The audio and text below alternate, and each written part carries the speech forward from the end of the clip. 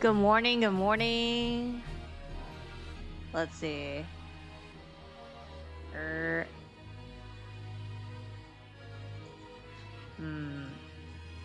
Oh, okay. YouTube chat is good today. Okay. I saw somebody saying that this is a bad case. This is like a bad case in GAA. Good morning. 是 morning 啊，是 morning 啊。Morning, afternoon, night. Well, konnichiwa, konbanwa. Every day. Well, I'm hitting every time zone. Well, anyways, this should be maybe like a 7-hour case. Walkthrough's close to 6 hours, so we acing the bar exam. I don't know, man. We'll see. Okay, don't lag. But yeah. Dang it, I could just select.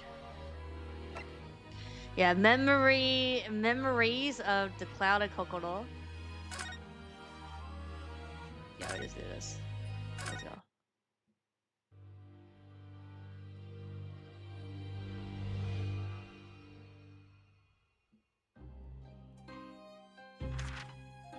It was a ghastly tale of a winter's night.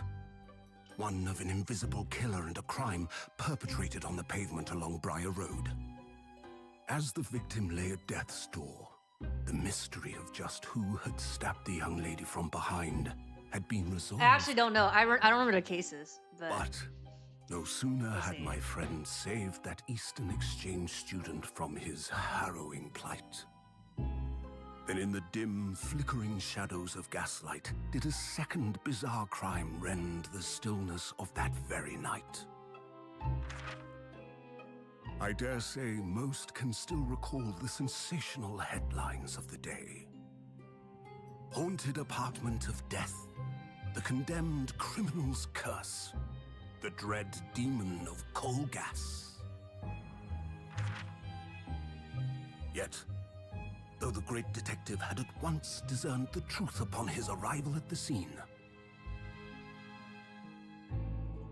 it only proved to be the overture that announced the rising of the curtain on a most tragic play. Okay. My name is Unosuke Naruhodo. I'm a fledgling lawyer just starting out on my journey. 6 months ago, I arrived as a visiting student of law, having made the long voyage across the sea from the Empire of Japan to here London, England. And on the way, in quite extraordinary circumstances, I made the acquaintance of a world-famous detective. Currently at a site in the attic of the detective's own lodging, from where I run my legal consultancy of sorts. Successfully defended a number of clients in Britain's highest court, the Old Bailey. But since a particularly grueling and unforgettable legal battle 4 months ago now, I haven't really returned to the courtroom. In truth, I lost my right to return. But that epic trial was just a small part of an epic tale, a tale which was now about to awaken from slumber. Thanks to a letter that arrived this morning from my homeland. Susato? Susato?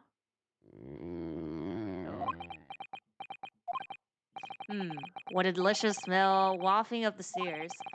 Must be nearly time for breakfast. Better go down to Mr. Sholmes' suit. Say good morning to the great detective and his flatmate.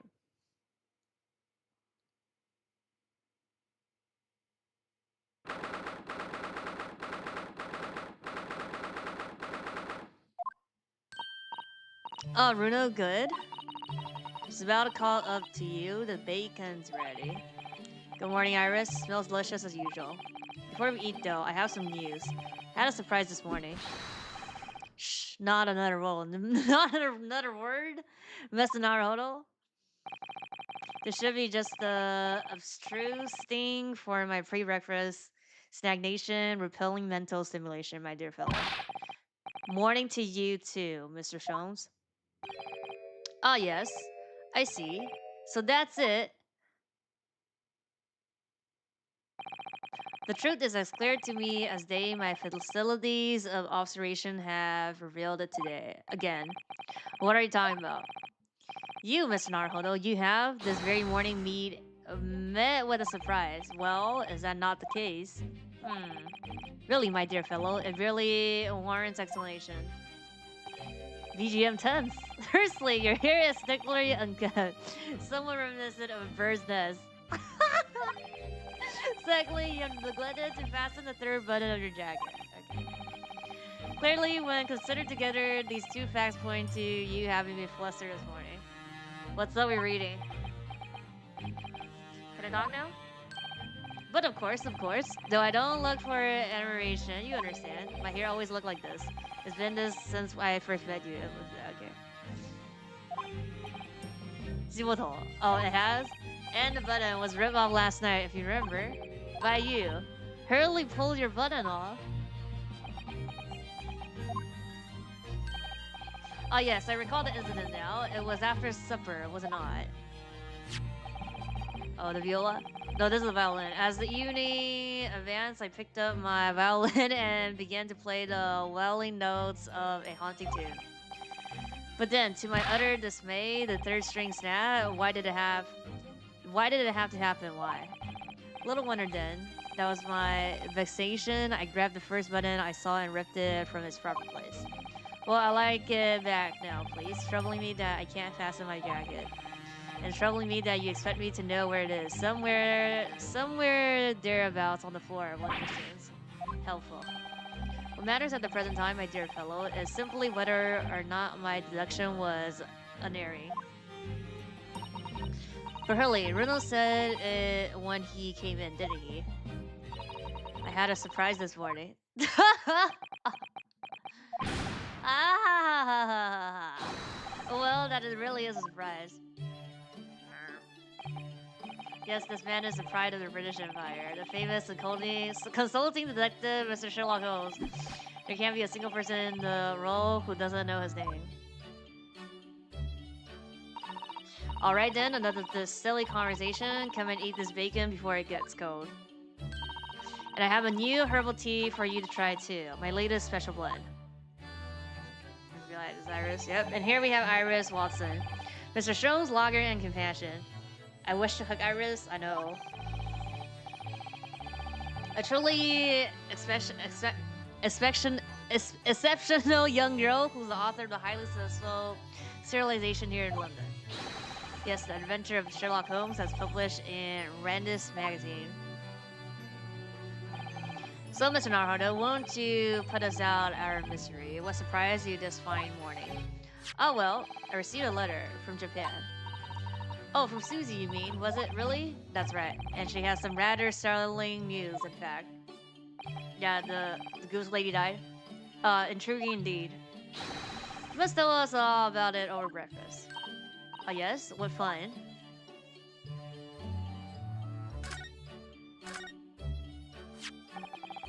There's a letter that arrived from Japan this morning by International Post. Oh, how lovely. Look at Susie's beautiful writing. Wish I could read it. And how is your jurisdictional assistant faring, may I say? She's very well, thank you. In fact, according to what she's read it, she actually appeared as a lawyer at the JP Supreme Court and won a case. Oh, really? Oh, isn't she wonderful? A cut above your good self, my dear fellow. You wish to hug Sholmes? I've won cases too, you know.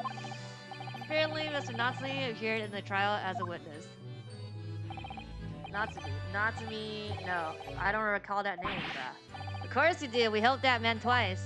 You know, in those two cases that took place on Burial Road 6 months ago. The mustache, twitchy man with the somewhat feline eyes and the mustache? He didn't have two mustaches, Hurley. Yes, who could forget those two cases? They made a very deep impression on me. Although I must confess, the details are a little hazy now.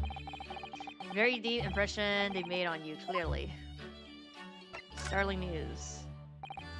So, what was this pen by Sasato? Do you remember the case of the haunted loggings? Oh yes, very interesting, you know. Don't feel entirely uncertain that a case of that nature did not occur. Totally forgotten then. Anyway, in her letter, Mrs. Sato asked that we read over her case notes again and investigate further. Though it took place half a year ago, for what purposes? Because something that Natsumi said to her, apparently. He suggested that the real person why she was called back to JP suddenly might have something to do with that case of the haunted loggings. Oh, Natsumi's return to JP, Masato's father questioned him about the case, she says. And something Natsumi said appeared to trouble Professor Mikotoba, prompting him to send that telegram. Oh, that case, yes. It was very strange, wasn't it? Yes. And I had complied the whole story into a nice, neat manuscript ready for publication too. But then Hurley Hero was all funny about it. Remember, he was very mean. The story must not be published, he said, very mysteriously as well. Really? I said that? Bruh. Are you sure? Do you perhaps know something about it as well, Mr. Shows? About why Sato was suddenly told 4 months ago that she had returned to JP?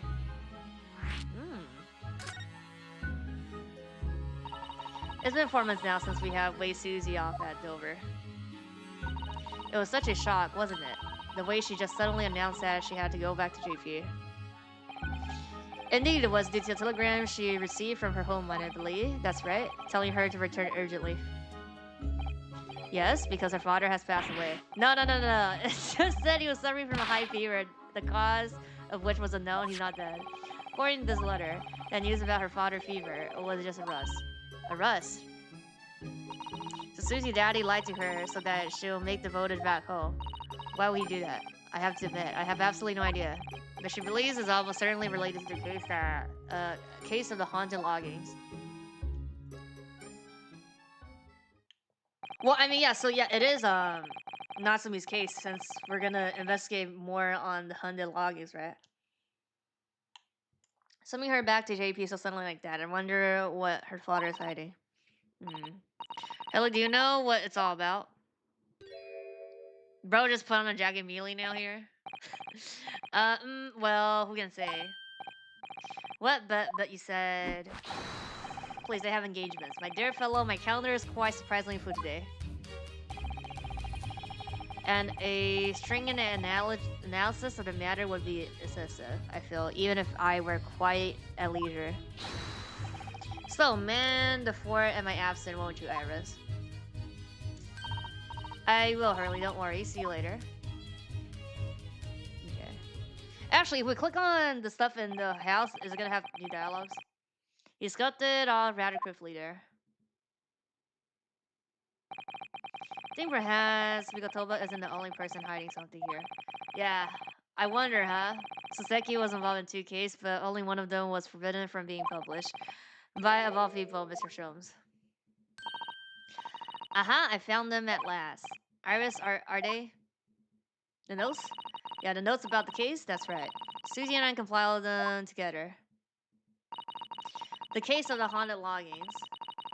The case of the haunted loggings. Do you want to read them, Bruno? Lolo? Absolutely, thank you, Iris. I have no idea what secrets could still be hiding in the shadows of this case. Perhaps if we read over the notes again, something might come to light. That's the spirit.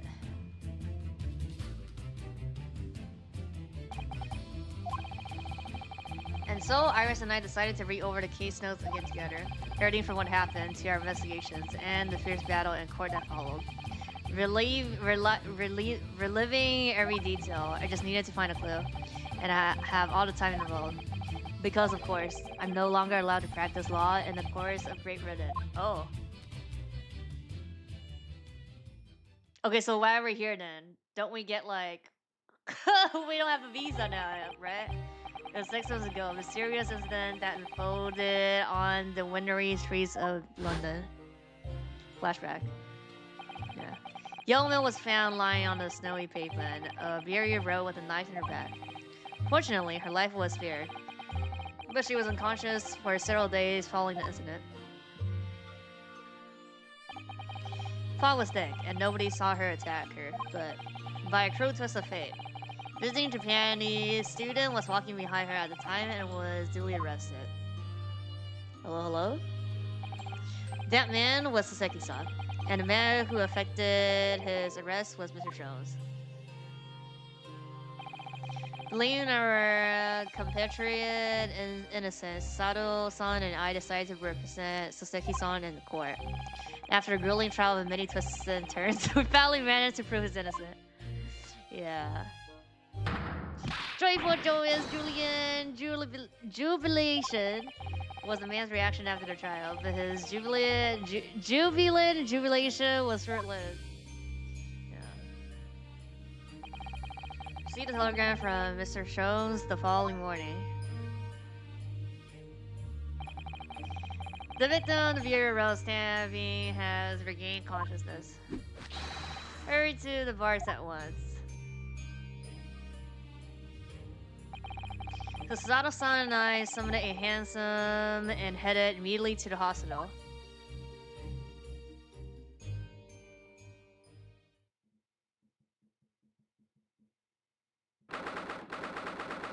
Wait, this is still a flashback, no?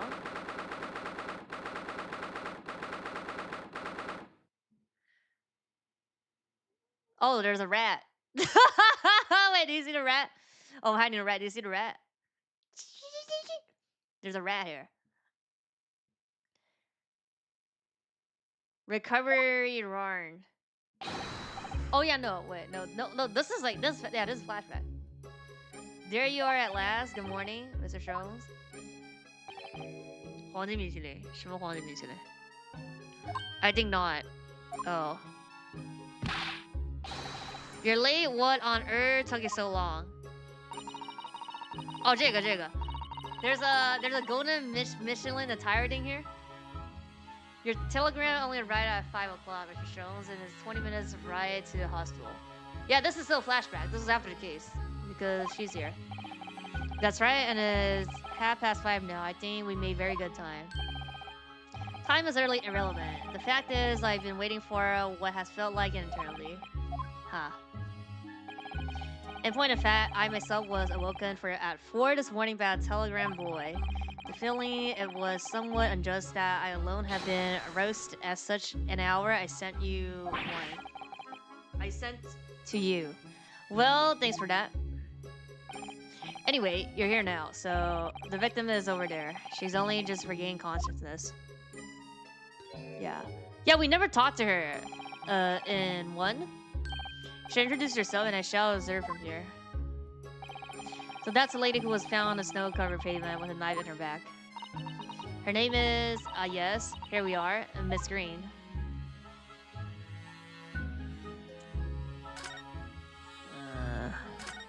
Oh wait, good morning. I want to click on her stuff first, wait, that's fine. Hello, I'm Runosuke Naruhodo from the Empire of Japan. Oh no, well, was it your knife that, are you the man who? No, I'm a lawyer, bruh. I'm Sasato Migotova, pleased to meet you. Oh no, was it your knife then? Are you the one? No, I assure you. I'm Mr. Naruhodo's judicial assistant.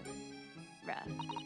We heard that you regained consciousness and wanted to come to give you your best wishes. Best wishes? For me? Thank you. I'm Olive Green.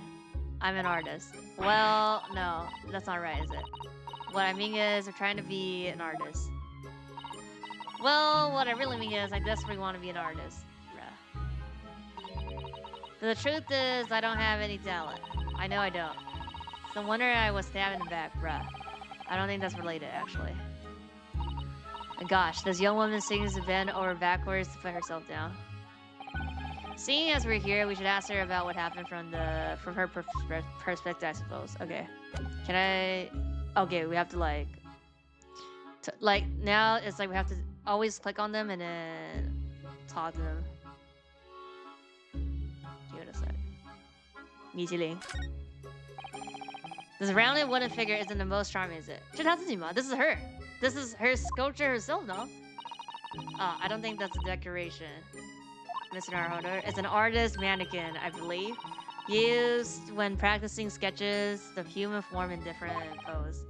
Really, it's not exactly what you call a typical figure for that purpose, though, is it? No, I suppose not. I confess I've never seen one quite so full-figured before. Well, if you want to draw a full-figured person, it's the right tool for the job. Look, there's a photograph in this frame here. Oh. Oh yes, it's a picture of a young gentleman. Looks to be about the same age as Miss Green, I would say. Perhaps the young woman's special someone, do you think? My. 因为我们在伦敦，我们不在日本。Miss Naruhodo, I didn't know you had a sense for matters of the heart.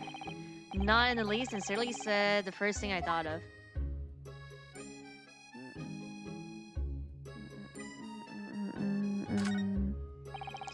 There are lots of bottle in that cabin, aren't there? Do you think it's safe to keep them like that? If you were a patient, I feel sure you've taken some medicine by mistake when you were half asleep. That's a worry, but at least the cabinet has a lock, even if it's only a flimsy-looking one.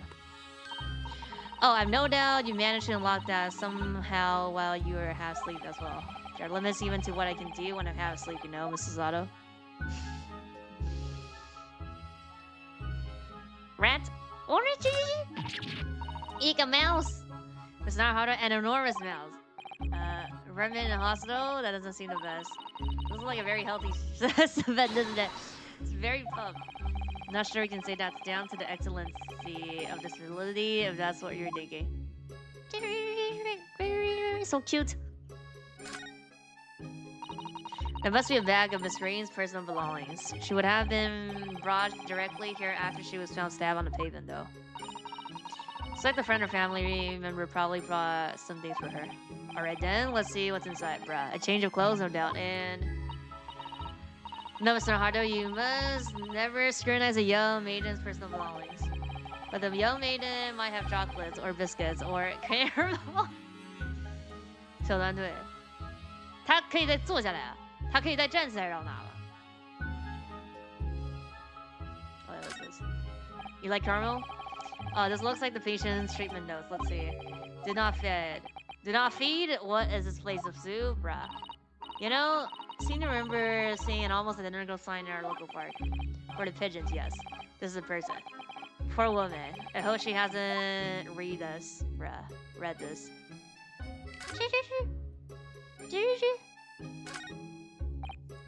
Oh, this looks like the treatment notes from whoever's occupying this bed. Let's see. Do not permit to run around the hospital. The patient doesn't seem to be here at the moment, so he or she probably running around the hospital then. Oh dear, how worrying. What's worrying is why they haven't discharged the patient yet. Yeah, I remember this person was like, their bone got crushed or something, right? Also, her medicine is gabbing look. Not sure if it's safe leaving them in reach for everyone like this.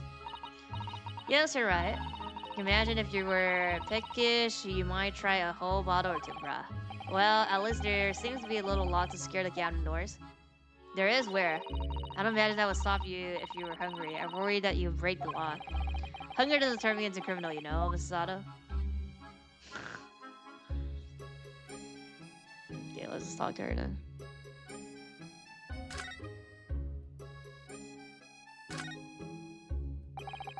To suddenly be struck in the back by a blade as you were walking along the pavement. What a terrible experience you had, Miss Green. So cold that day, and the fog was so thick. I couldn't see a thing. That's 4 days ago now, I think. Is that right? 好像我记得1的时候他说这个是骨折吧，好像这个人是。Yes, that's right. I'm afraid you've been comatose at all time. Yeah, it's a really cute rat. Pet rat. But the case has been solved, hasn't it? While I've been here in the hospital, I mean. Indeed it has, my dear ma'am. Substantially by none other than I, Sherlock Holmes. Which shows that you will know it was Mr. Naruhodo's hard work in court that solved the case. Are you yet to hear what happened, Miss Green? Yes, I'm afraid so. Oh, it's just been coma, I see. 这不挺正常二次元眼睛吗? I'm afraid so. A gentleman from the police force is supposed to be coming to fill me in shortly. Oh, I see.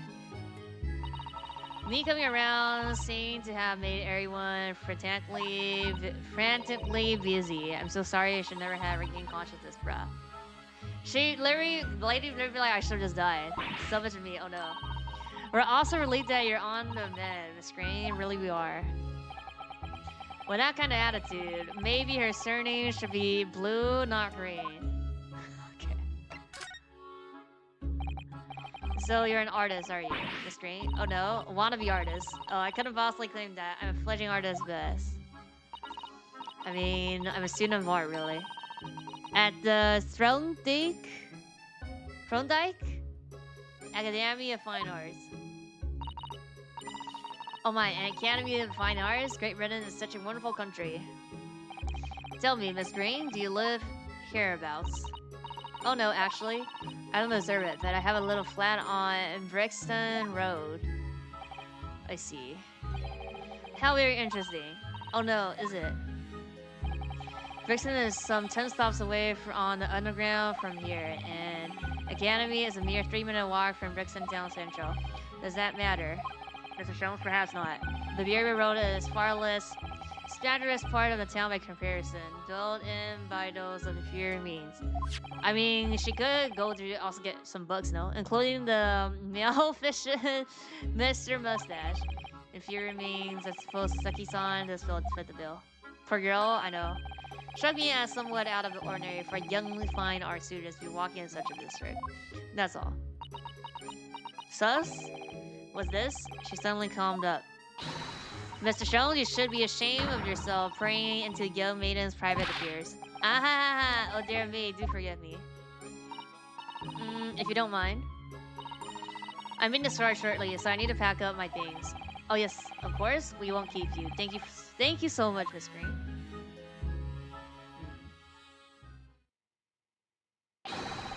Is there a Mr. Nera folder here? Mr. Nera folder.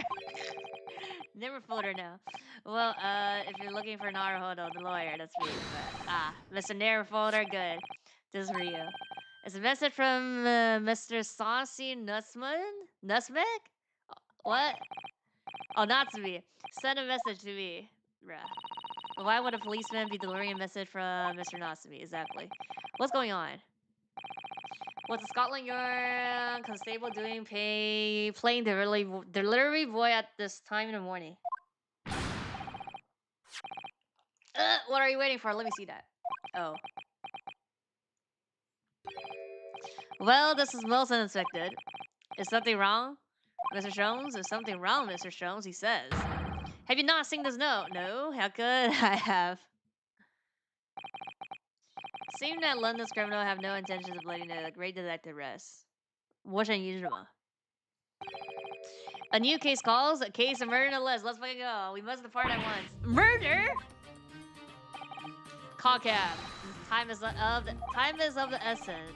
But the trouble is, we've yet to raid Mr. Natsumi's, so I was thinking we ought to pay him a visit and his logging once we did. Priorities, man. That would be entirely convenient. Oh, it's at the place. Convenient? What do you mean? Does it know? It's all here in the know, my dear fellows. Murder we must investigate.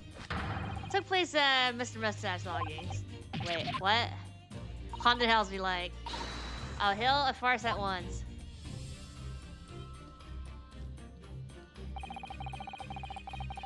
It was only yesterday that Sasaki-san was in court and we were dispelling doubts about his innocence.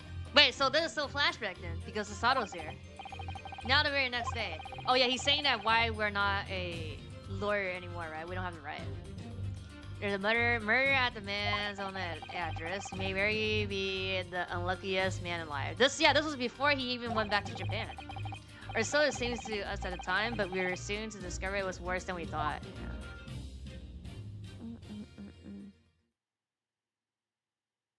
这个应该是倒叙吧，他应该在解释为什么现在他没有那个律师资格证了，应该是。对啊，这个是夏目漱石也是夏目漱石回国前，这是他们破了这个案的第2天。The latest case was a flashback. Yeah, this is all flashback. Because like Sasato and Natsumi is still here. and they're saying that yesterday they solved the case. So, and in the beginning, Yunosuke was like, "Oh, I don't have like, I can't practice law anymore." 4 months ago. So this is all flashback. Yeah. What on earth? Oh my, the gentleman is deceived without a question. He's dead. Low Kapsuda, Mr. Naruhodo, that's good. Mr. Nasumi. Oh, why? Why is this happening? Why to me? I've only just gone out of court yesterday. I was finally home after 2 days of mystery. And then I wake up the next day to this? No early bird should catch a worm like this. Woeful worm, without a go. Siren, hi Siren again this morning. Mr. Mustache. Not the horrible hairlock shows. The shoo over sure something the door. I never invited you. Mr. Shows came here with us. Bruh. Quite sure he'll be able to help you. Are you sure? Oh, we're gonna do the, what's it called, deduction? Mr. Nasumi. A foot? I'm entirely at your disposal. Mr. Mustache, what can I do for you? Drew?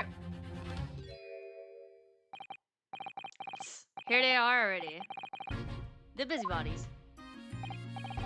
Inspector Gresson, what a pleasant surprise. Pleasant, is it? It gives me heartburn every time I see your face at a crime scene shows. Yeah, fish and chip, yeah. Unlimited fish and chip. Huh. I deduce, Inspector, that your heartburn is a result of your excessive consumption of fried food, bruh. Good morning, Inspector. This is a crime scene, don't you go touching anything. Or good morning to you, Sunshine. Oh. I can't. Oh, okay, wait, I could. Oh. Oh, I see hands out. You're gonna mess up my crime scene. Oh, okay, we can't. No, I just wanted to look. That's all. No chance. I know you're kind. You'll mess it up just by looking at it. Someone's in a bad mood. There's certainly some bad air in here, isn't there? Ha ha ha ha ha. Alright, it sounds like I'll be better talk to the inspector first and try to curry some flavor. Curry some flavor? Okay, gotta talk to him then. So, Inspector, what was the victim's name? Who was he? William Shane. Ooh. Oh wait, we saw him before. He was talking to the two. Yeah, remember the two outside the flat? He was talking to Apple and Pierre on the streets. But yeah, we saw him before. He was a lawyer here. As you probably tell, he was an actor. A bit of a dead loss, as it happens. Or just dead. Mr. Shakespeare. It was a landlord, old Mr. Gearvid, and other lawyer here, Mr. Nasumi, who found him. The fellow didn't rise at his usual hours, so Gearvid got worried and kicked the door down. Bad. But doesn't he have a bad leg? Oh yeah, you're right there. It was that jittery Japanese hunchback over there who actually kicked the kicking. Did the kicking? Who? Oh, Saseki-san. The victim was pretty hard up, it seems. Even done some time inside for pretty petty crimes. Yeah, no money, no place to go, and no friends. His only acquaintance here were the people in his house. Miserable life and a miserable end to it. So what exactly is he still doing here? He's not involved in investigations, so shouldn't you have sent him away from the crime scene? He's a prime suspect now. Well, I'm not saying it's because of the fella's looks odd or anything. Or that he acts suspicious. But I thought it would be prudent to take the statement from the carpet. I mean, cohabiter. You nearly said carpet there, didn't you? He did.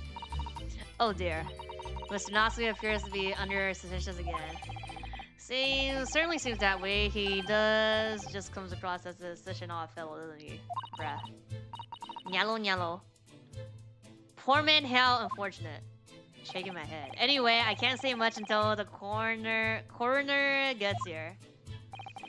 But I do think the fella's been a goner. That long? Body's still warm. Even if the inspector would allow it, I don't think I could bring myself to the dead body.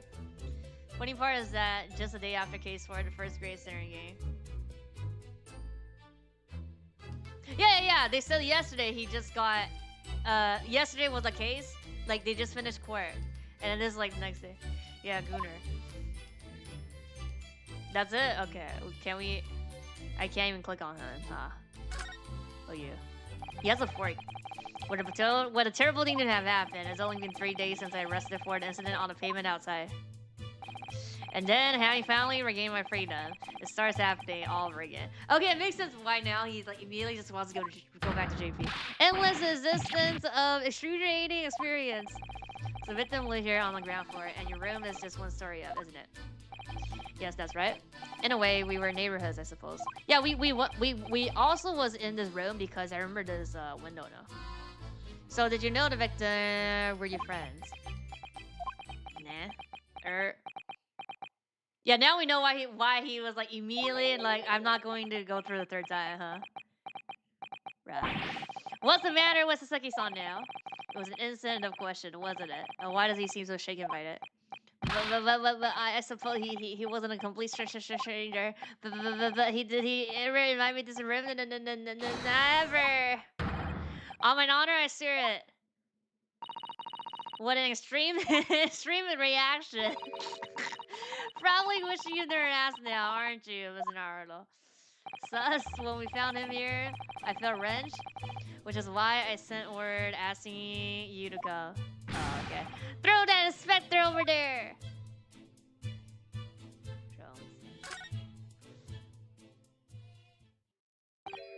Mr. Jones, what are you doing? Ha, you need only a observation to know, my dear fellow investigating naturally. There's nothing natural about that pose.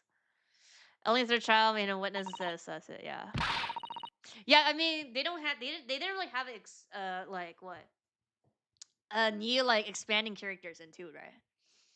Have you made some miraculous discovery? Are we doing that thing now already? Patient, my dear man, patient. We've not been here in this room 5 minutes.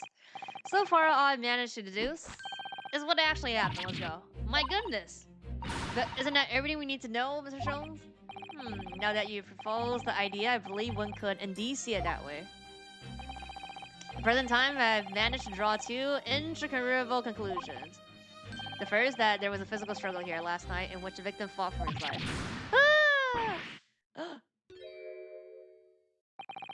Mr. Natsumi, what's wrong? Is something that Mr. Jones says significant somehow? No, don't mind me. Forget I was here.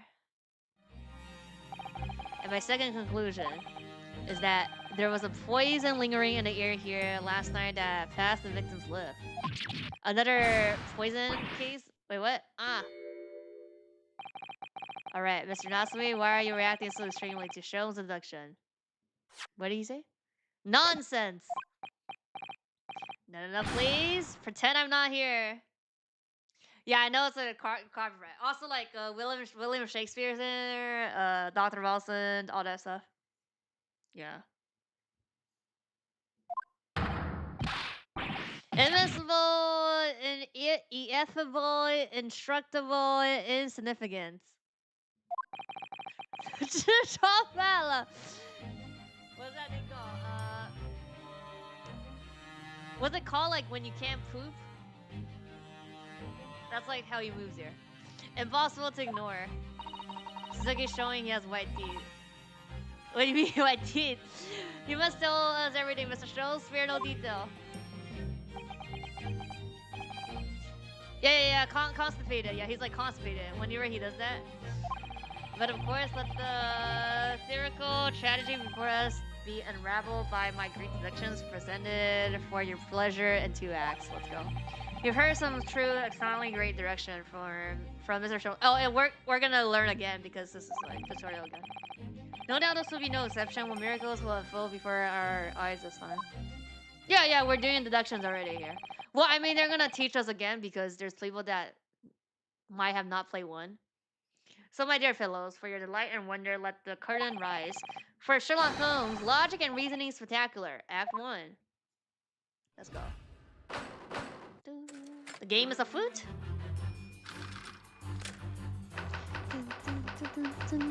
Cause of death.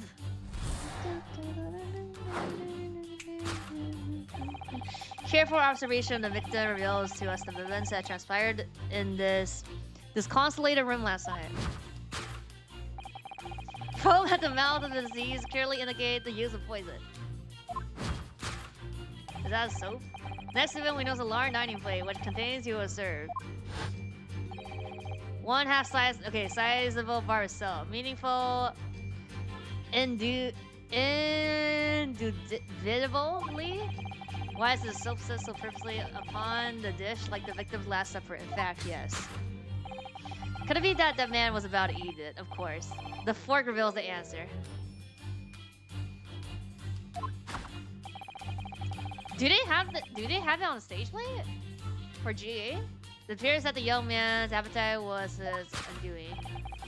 Tangled up arms in the form of the clutterly, the victim engaged in a deadly battle for his life. Yet the struggle against his hunger was in vain, for in the end he couldn't resist devouring the slippery feast. But London's foul self is besmirched by foul poison. Yes, the victim's life was claimed by poison that tainted the contents of the plate. Probably it's just the tea here, no? The soap and the laughter about the young man's vow are too perfectly matched to ignore. The cause of death was clearly intoxication due to excessive ignition of foul loaf. Though personally I have a greater interest in the taste of the foul candle wax. Oh, so they do have it then. Yeah, it's always like, they have it in JP. It's like poisoning for stolen session. It's like, that's like its like own thing. Suicide or murder? Murder? They're gonna say suicide? Cause of death identified, we proceed to Act 2, where we ponder the next question. Was it suicide or murder? Audience will recall that the death occurred during the victim's last supper. Did the man die and died alone? The single teacup suggests the answer. To draw a conclusion to such mere evidence would be foolish, however, certainly. The careful criminal could have absconded with his own cup to cover his tracks. Will allow me to lift the veil of doubt, my dear fellow. Indeed, what reveals the answer, of course, is the broken lock. The first open nail at the time of the incident, the door was locked. And the sole key was in the victim's pocket. In other words, when the victim consumed the poison, he must have been alone. So yeah, he's gonna say suicide. Alone with his inferior soul from whence walked an inferior sin.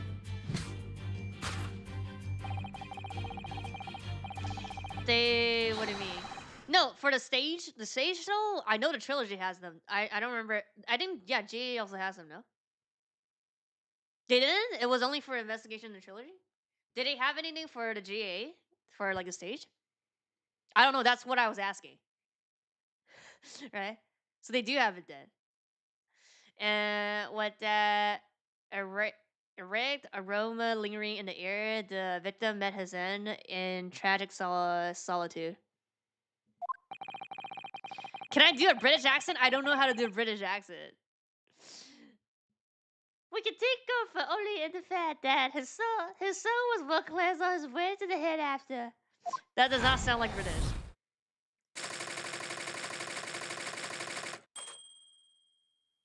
No possible perpetrator presented. Thus concludes the final. Thus concludes the final of Sherlock Holmes' reincarnation. 别生起来了，我不会音腔啊。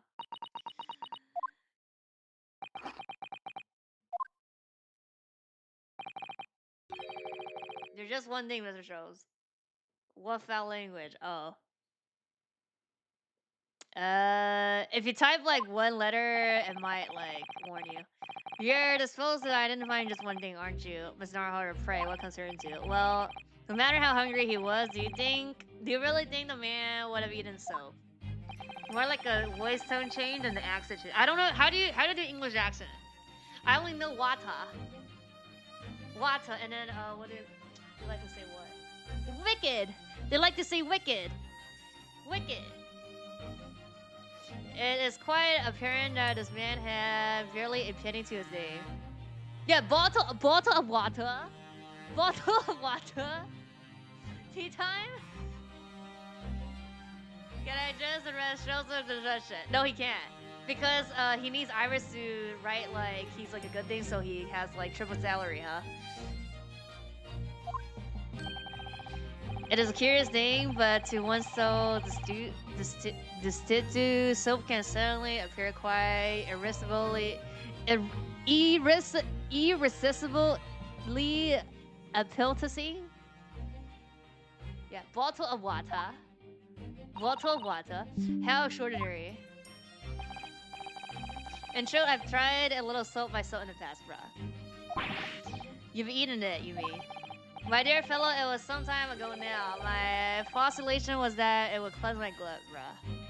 Poison, chemical, what's it called? Food poisoning? Not even like chemical poisoning. And did it.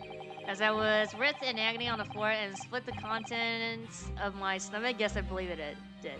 I think the only accent that I successfully did in Ace Attorney was the... Wait, was he Italian or French? I forgot. The case where they were in the bonjour. Yeah, it's French, right? It was French though. The experience taught me a valuable lesson. Soap is quite poisonous. Yeah, the chef was French, right? Yeah, you're French. It has an unpleasant taste and leads to great discomfort. In summary, I cannot recommend it. La France?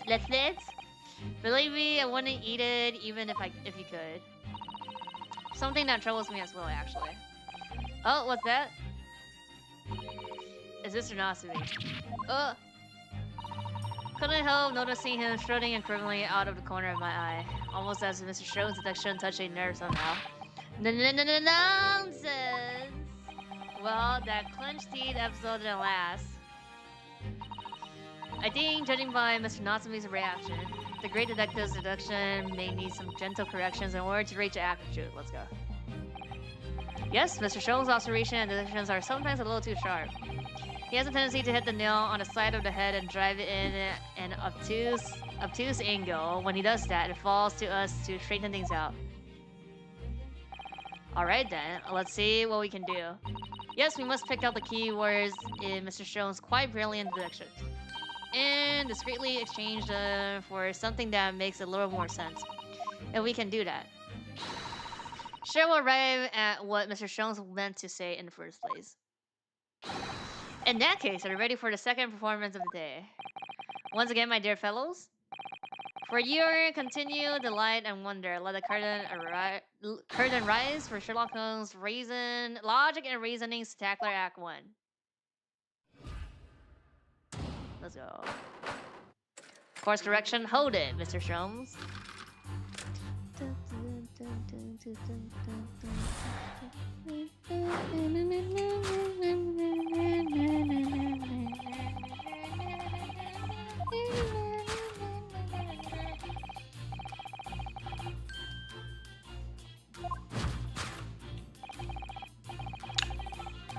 Yeah, right here.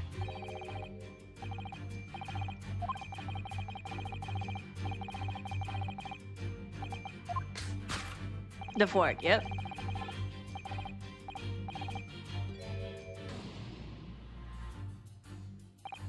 Well, you can't deny that a fork implies the man was eating something or about to eat something. Yes, that's true. If I were to decide to eat some salt, I would sure prefer to use a fork than to attempt it with chopsticks. And of course, only half of the bar of salt is left on the plate. Do they even have chopsticks in London at that time?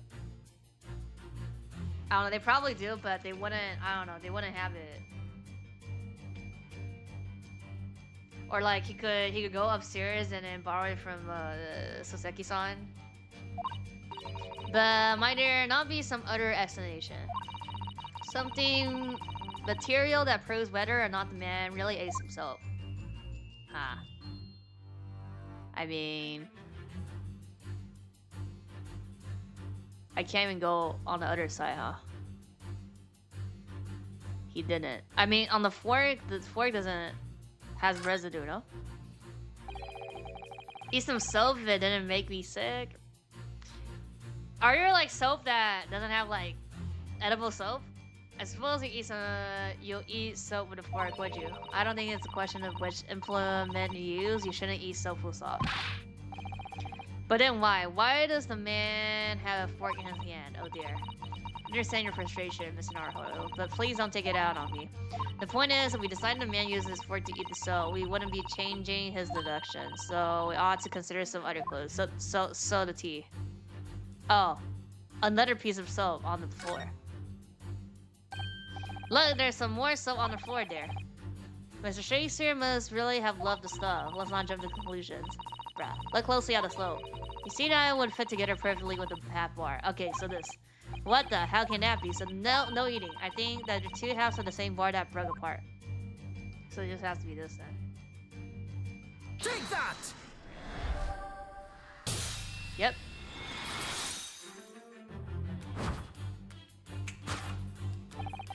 Could it be that the man was about to eat it? Or of course, the other piece of soap reveals the answer. It being the other half of soap on the table. In short, the victim was not eating the soap at all. But it's obvious, really, for no deaths of hunger could drive any man to attempt to eat soap, bruh. Even I, with unquenchable thirst for practical knowledge, took only a single bite. But that begs the question of how the man was poisoned, because there's no sign of any food on the table. The drink? An excellent observation, Mr. Naruhodo, and one that furnished us with the answer we seek. For London's post of... Oh yeah, that's the same. Right here. Yeah, right here. Yep, claimed by... Right here. The show is still pushing the soap argument there. Yeah. He is a guy. He is. He's a clown. Perhaps he's suggesting that the man licked the soap rather than ate it. If soap and linen is that poisonous, I don't think I want to be washing my hands with it. But there are no signs of any food in his room at all. Of course, food isn't the only thing that passes people's lips, is it? I mean... I'm pretty sure it just has to be this then, though. That's no food. Or drink? A western vessel for the serving of infused of dry tea leaves. In a teacup, Mr. Naruhodo, as you will well know, stop puddings on here, and it's empty. So we already established that the victim wasn't eating soap when he died. However, there's a significant evidence that says that he was drinking tea. My thoughts exactly. So just the tea then. Take that! Yep.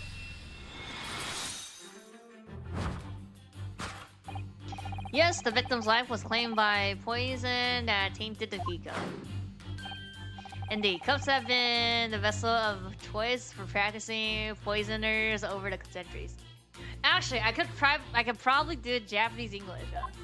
It would appear that the victims drank every last drop. Dismissed that at the food door, anywhere at the room. In the lab, which leads us to the amicable conclusion.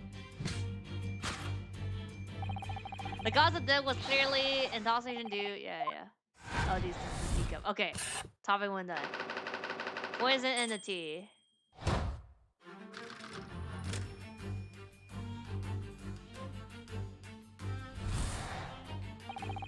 Yep. Okay. The cause of death identified. We proceed to Act 2, where we ponder the next question. Japanese English. 是的呀. Was it murder or suicide? Audience will recall that the death occurred victim last supper. Yep. Did a man dine and die alone? A single teacup suggests the answer. Oh, the western vessel for infused hot drink again. It's already fit featured heavily in our deduction so far. Yes, so we can imagine shortly before his death, Mr. Shakespeare was a heavily drinker tea.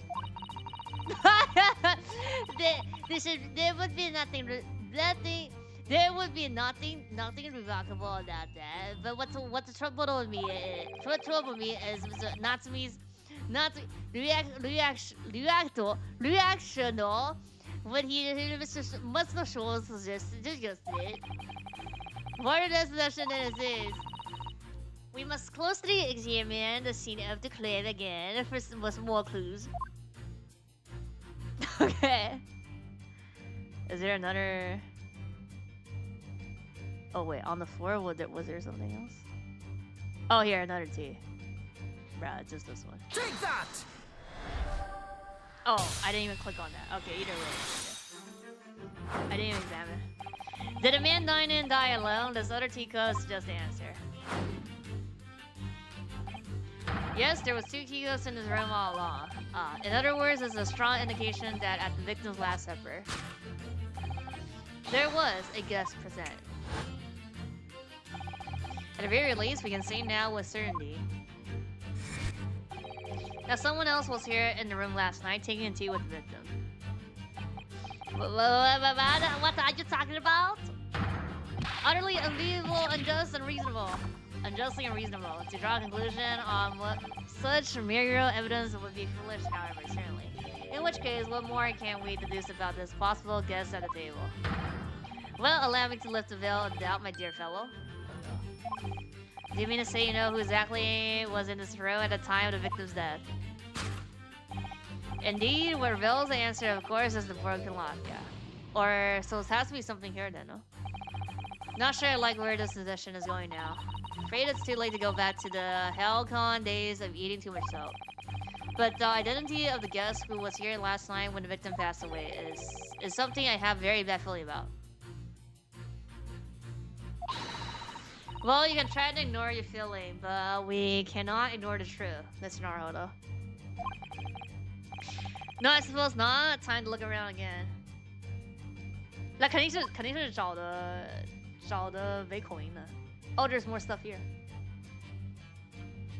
Oh, the candle, no. Candle bear. Oh, the book. Empty bottle. Piles of book. That was a book? Let's see. At first glance, it seems that the only thing in this room are the makeshift stage and the costume. I overlooked these 3 books initially. Wonder what they are. Let's see. Yeah, I love this track. Let's see. The title reads: the picture of Moscow, liquor, Canterbury, earnings, and a meal for Garibaldi. Did they change the titles? Wait. Sure, I've heard those titles before. Could be just an incredible coincidence, but yeah, these are the exact same 3 books that Natsume purchased the other day. What? Yeah, this is just then. The day of the unfortunate incident when Miss Rain was stabbed. Saki-san had just been to the bookshop and bought them, that's right, yeah. Now those 3 titles are here in the room of the victim. Yeah, Mr. Natsume claimed never have been here before. So just the books. What does this mean, do you think? I really don't know what to make of it. Piles of familiar book. Okay, let me click on everything. Empty bottle. It's empty. Empty of liquor, but full of air. That makes you think, doesn't it? Makes me think that you're full of hot air. We should be thinking about who else was in the room at the time. Father Zato-san's quip in response was cleverer than my original riddle. Rah. Oh, look at the candle. Even Mr. Shakespeare didn't eat candles, it seems. Very established that he didn't eat soap either. Do you think perhaps the guest brought the candle here last night? Even if he or she did, does it reveal anything about the guest's identity? Good point. There goes my idea. Stuffed out like a candle will be. If you slice so deeply, Mr. Naruto, you're in danger of blowing out the flames. Take that!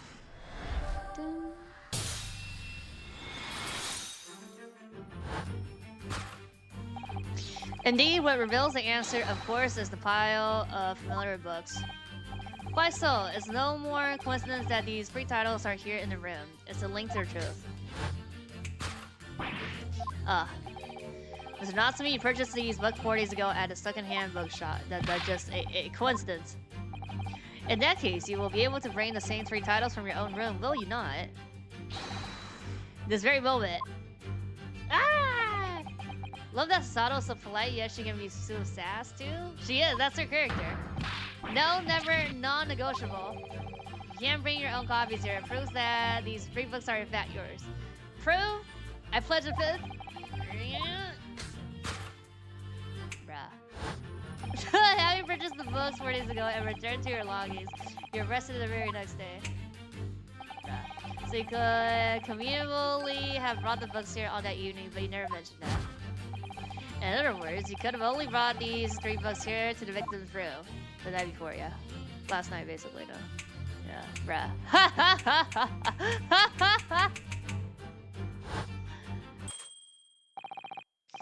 Last night, having returned to your longing after the trial concluded at the Old Bailey.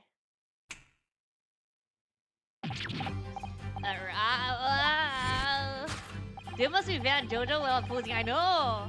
In short, there's only one possible conclusion. The victim died here in the room last night as a result of poisoning. At the same night, the victim had a visitor. And that visitor... Let's go. Is you. Was you, Mr. Sasaki Natsumi. Thus concludes the final act of Sherlock Holmes' great deduction. Let's go. Sasaki Natsumi at the scene.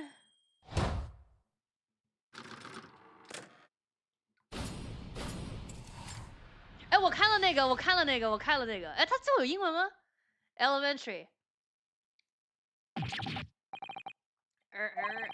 Not again.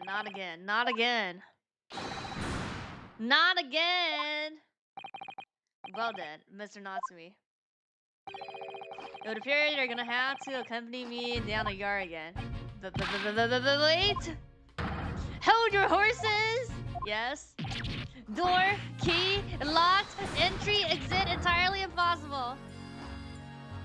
我基本上不看结尾啊，因为结尾一般没有花絮啊。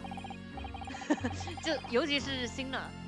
He's so flustered, he's being even stranger than normal. What? You think that's the alibi? You could have just made a coffee. What? You live in the same building after all. You've had plenty of opportunity, I'm sure. Mystery me! Sorry, sir, you get a chance. Your chance to give your side of the story later. The facts speaks for themselves, Mr. Mustache. You horrible Harlock shows! Really has found himself an arch viral now, hasn't he? Come on now, no dilly-dally. Outsiders are carried waiting, bruh. Local student, Mr. Naruto Esquit. I never imagined I'd be in this position again, but yeah, we don't have a choice. You had to help me, please. I'm innocent! Alright, I understand. We'll come to your cell later and talk about it. 等一下去看看结尾是吧? And one more thing. Oh, yes? My poor little kitty cat. Please give him breakfast for me. There's a rat in the hospital that they can eat. And so, has evil curse still apparently unbroken. Sasaki found himself once again the prime suspect in a case of murder. Radish, the cute rat. They say mice, not rat, for some reason. Thanks to the incriminating deduction of the great detective. I mean, we also helped though. My dear fellow, that honor belongs to you. Yeah, it was us. Well, at least that means Inspector Gregson is no longer here. Oh, we can finally examine. We can examine the crime scene in more detail now. Let's go. Yes, that's right. And of course, what? I'd forgotten what the inspector mentioned before. It was a landlord who discovered him. Oh, yeah. John, yes. I expect we can find him in his sitting room on the top floor as usual. Right. Let's remember to go and talk to him later then. Okay, examine first.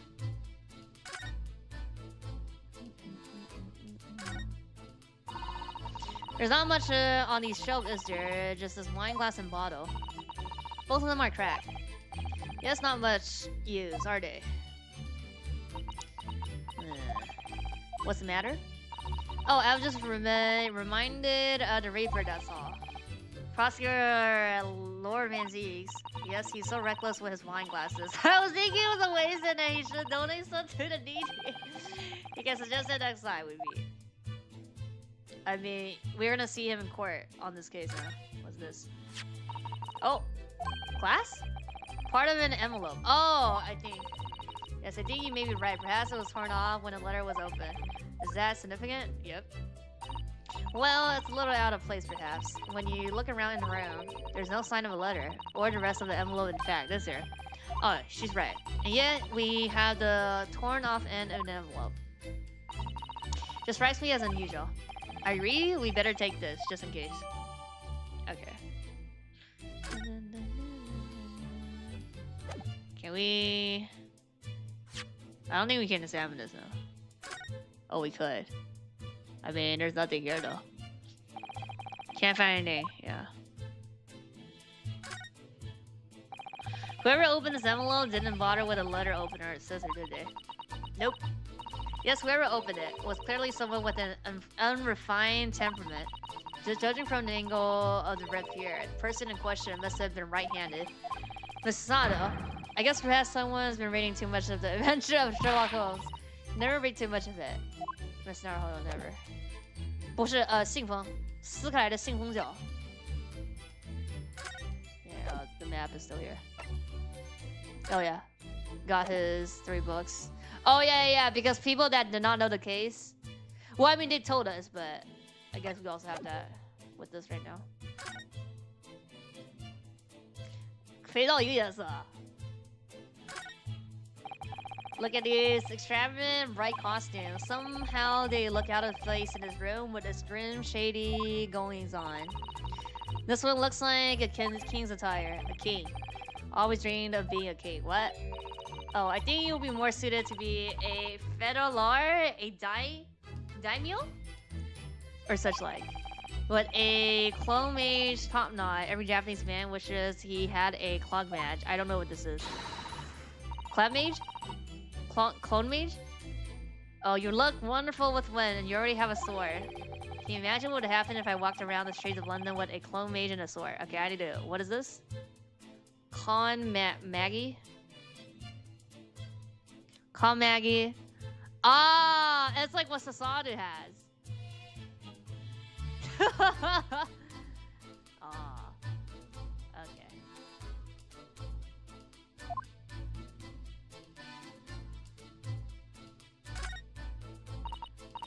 One of the teacup that Shakespeare and his guests drank from last night. But don't go drinking from them, Mr. Naruto. There's bitter poison inside. Not planning on drinking any, don't worry. Anyway, the cups are both empty. There's still residue on it then. That's true, so one was his and the other one must be the cup that Natsumi was drinking from. But Suzuki-san wasn't poisoned, of course. Perhaps we should take these so we can examine them in more detail later. Let's go. Pure cup tea. Oh, there's a green and a red one. Green line around the rim. Oh, the green one is his. Okay. And the teacup is still here, bruh. 杯子拿走了，杯子还在上面。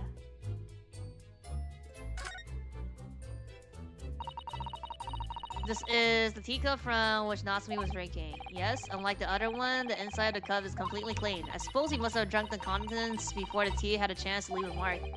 Oh, I scooped it down too. Sorry, Mr. Naruto. Well, if you just slip it little by little, it gets cold. Clearly, I shall have to instruct you the proper way to take tea. Oh, there's no tea ring. Okay, so on his... But there's no ring on this one as well. Huh? See, man. This was the tea that Shakespeare was drinking from. Stain on the inside. Oh, this is the stain I see. Yeah, tea does that, I'm afraid. Even green tea. Oh, really? I've never even noticed before. You never noticed? Well, I never leave it in a tea long enough to leave a mark. I like to double down. Yep. Drink tea while it's hot. That's a Japanese way, isn't it? Oh, there's so many people seem to have the wrong idea about culture, and most of them are Japanese. Can you put down the cup? What do you mean put down the cup? There's nothing here now. Okay, so it was just like there's no rim or like that thing inside here. No, I'm saying I took the cup, but the cup is still here on the in the background here. Feet. Oh, the poor man. So young to die. Do you suppose it was a very painful death being poisoned as he was? I don't know. All we can do now is hope that he'll be reborn to a better life. I suppose you're right. Are they gonna have like Shakespeare reference? Because I don't know. Shakespeare reference. I wonder. Do you think that putting our hands together in a Japanese prayer will help a British soul? Yeah? Sorry? Make sure I had a reference at the ready for just such an occasion as this, actually. What? This book is entitled The Beginning Guide to Pray for the Departed the British Way. What? We're learning. I'll just read it now. One moment. What? There's quite a spine on that book, isn't there? So, okay, they just lazy and didn't say what the actual proper way it is, huh? Okay, break outside the window. I'll be seen on the outside, the window's completely bricked up. A vestige of the former window tax that, yep, Brett knows how to play. What strange things they used to tax in Great Britain. I mean, making people pay for the number of windows they had in their property. It's extraordinary. It's heartbreaking to think of poor having to lock up their window just to avoid an affordable tax. Oh, what is it? Masato? If you look closely, a number of bricks are loose. Oh, fuck. Oh. Oh, yes. Look, as though an amateur has broken down a few of them just there. Was it Shakespeare who did it? I wonder, being the lodger renting his room. Need some breeze here, huh? Oh, look at this. On the outside, there's a little ledge, and there's something on it. What? Outside? Nah?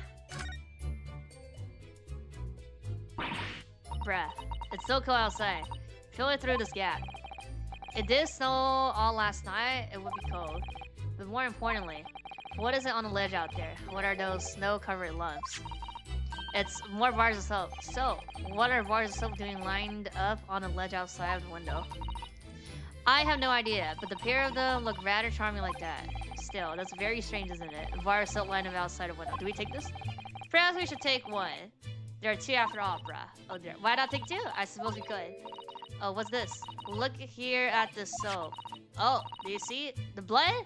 In the middle here. There's a pad that's different color. It's sort of transparent, but some sort of fancy design, I suppose. Only in Great Britain. Looks like the Hino flag of Japan, doesn't it? How wonderful. Probably very expensive brand. Expensive. Then what is it doing in this ramshackle old room? Okay. It's one of the two that were found here. Does the other one also have that design? I think that's just it then, though. Yeah, okay.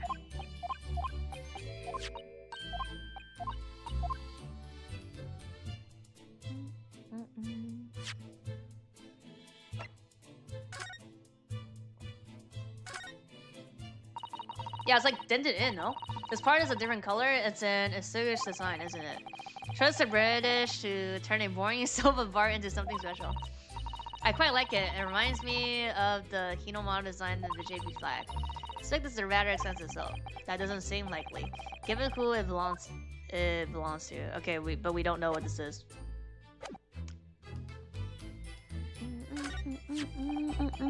And here we have another disproportionately large machine.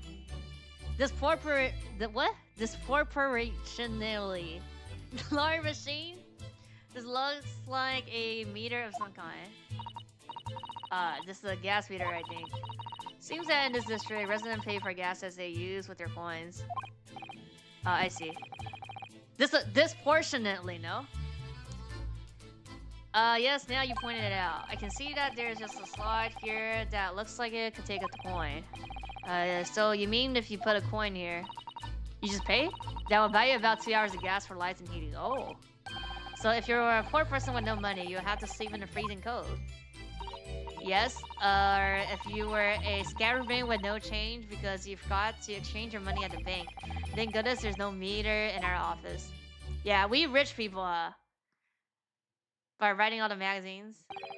Looks like you're having a good snoop around it. Ooh. Okay, I still haven't clicked on the left side here. Back so soon. After I threw that little Japanese fellow in the clink, I went to report this to the investigation division. 5 minutes time, this place will be cornered off by the yard. Oh, I see. Well, we'll better be leaving then. Bruh. Poor Natsume must be feeling very low, being back in the cell again so soon. So do we go to him or do we go upstairs? I'm sure. Oh, he's alive! Should probably go in. What's wrong? Mr. Naruto.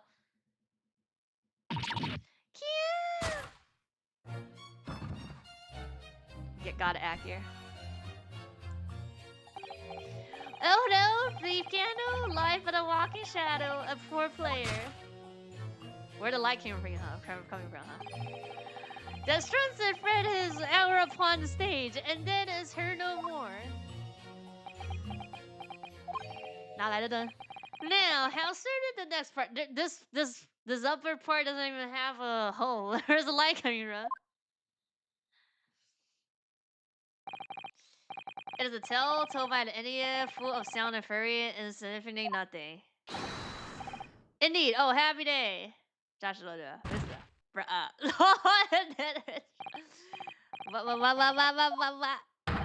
Walking Dead.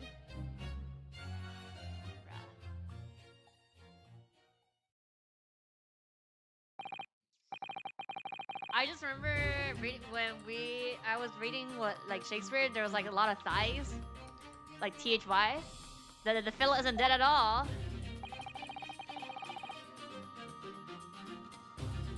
The thighs, yeah, the thigh, just like thigh. I'm like, okay. What was that nonsense he was saying though? I think, yes, it was from William Shakespeare's Macbeth.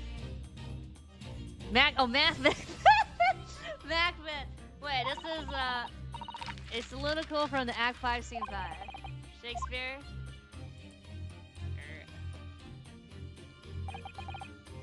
So it was that the victim, Mr. William Shakespeare, came back to life. The man had indeed been poisoned. It transpired that it hadn't killed him. He was taken by emergency carriage to a nearby hospital for treatment. Is it gonna be the same hospital? There's only one hospital, right? Local performer turns to dead, recites passage, doesn't elaborate further, is dead again. Is he actually dead? Spectre Grisson evicted us from the scene of the crime, whatever that now was. Okay.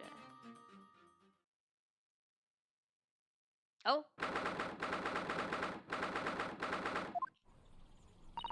Whatever do you think will happen now? Good question. What a strange situation for Mr. Natsumi. Arrested for murder, but then the victim came back to life. I think perhaps the victim was never dead in the first place. Seems very likely that Shakespeare did consume poison as we deducted, but it was an accident, attempt suicide, or attempt murder. Until the truth can be established, I imagine the police will keep Mr. Natsumi in custody. I suppose so. Let's hope it doesn't come to anything more than a night in the cells. Oh, what's this? Yep. All this bicycle get fucked here. What's the man doing over there? Looks like he's trying to see into Sasaki-san's loggings. Oh yeah, we saw this person last time, no? Is something wrong? Excuse me, could we have a word?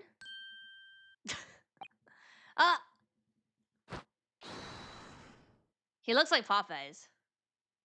Oh, he left. He just ran off. Feel sure that I've seen that man somewhere before. Where was it? Yeah, in the store note. I do too, but I don't remember.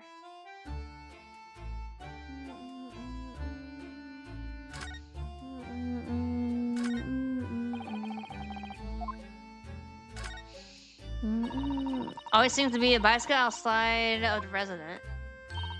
I read that bicycles are extremely popular all over Great Britain at the moment, in fact. That one seems very warped, though, especially the front wheel. Is that to make it more of a challenge to ride, do you think? No, I'm afraid that may be a result of the rider's incompetence. For the front wheel to be so badly warped, I'm afraid the rider may have been similarly afflicted. Then there's a good chance that Natsumi has been practicing on his bicycle. I think, what?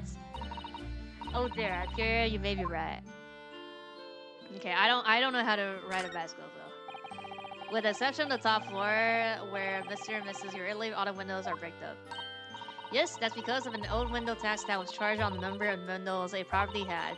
Or the playlist tax, the poor member society filled in many of your windows. But the tax has since been abolished, hasn't it? So the windows could be all opened up again, surely. Fortunately, it would appear that the residents of this district cannot afford to pay to have the work done. Yes, that's that state of affairs. Oh. Especially for people like Poor Mr. Natsumi who have to live all cooped up in a windowless room. Suppose that's the price you pay for living in a very cheap accommodation. It all seems rather pointless when you put it like that. Household Natsuri logging are in a prominent position here on the corner. Sometimes when I look at the building, I can't help feeling that it's a bit of a slant. It is, huh? It does rather look as though that it would collapse in even the smallest earthquake, doesn't it? And isn't it supposed to be haunted as well? I think I might have a hunch as to why Sasaki-san has such a hunchback. Bruh. I don't think that's related. Okay, yeah. London blanket and fog again today, and the sky is covered in clouds. Memories of Kokoro, clouded Kokoro. But if you look carefully in the distance, you can just make out the crystal tower being built. Yeah, this one. The crystal tower, yes, the centerpiece of the great exhibition that's to open in 6 months' time. That's gonna be the finale, though, basically. It's gonna tie into this. Everyone's talking about the great exhibition of London at the moment, it seems. Well, it's to be the largest event of its kind anywhere in the world, with technology and scientists from all over. Can't wait it for myself. Do you think visiting students from the Far East like us will be granted entry? Yep. The last great exhibition was held in London had more than 6 million visitors. 6 million visitors? That's a lot of people, it seems. And this time, the British are determined to make it an even bigger success to outdo the Paris exposition. I see that's an incredible number of people. And with so many people expected to attend, we should easily be able to slip in unnoticed, bruh. There's always the honest approach of buying tickets at the main entrance. We broke. We cannot afford tickets. Why has somebody built the snowman on some sort of pedestal, do you think? That's not a pedestal. That's part of the snowman's body. Really? But it already had a perfectly good body. Well, it's true that British snowmen are usually made with 2 balls of snow. Perhaps it's a foreigner. And now we're looking at him as if he's strange. Poor man, I know how he feels. If anything, it's Japanese and British 2-ball snowmen are the strange ones, isn't it? After all, real people do have 3 sections: head, torso, and leg. Do you ever think about that? Perhaps you think about things too much. No? I mean, no, isn't? Yeah, no, 3. Yeah, 3 is the usual one. I mean, nothing wrong with 2. We can't. That's the only thing we can click is snowman here. Okay. So we either go up or. Oh no, we can't go up because they're investigating, right? Oh, we could. Okay. Yeah. Okay. We'll just go in order then. Yeah. Yeah. His wife.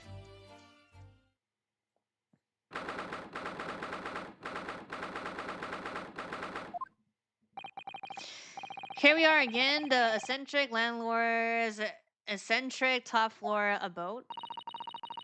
We're here because he is the one who discovered the incident this morning, don't forget. Yeah. You chaps, eh? Yes, good morning, sir. Thank you for your cooperation in court yesterday. It was quite a trial. As much for him as anyone, really. Came straight back here after all that business at the Bailey yesterday. Didn't expect to wake up to more bawling nonsense this morning. I wonder if you wouldn't mind telling exactly what happened. Yes, I suppose you'd like to know all about that. Dead loss of an actor, chap in the ground floor room. Those were exactly his words, weren't they?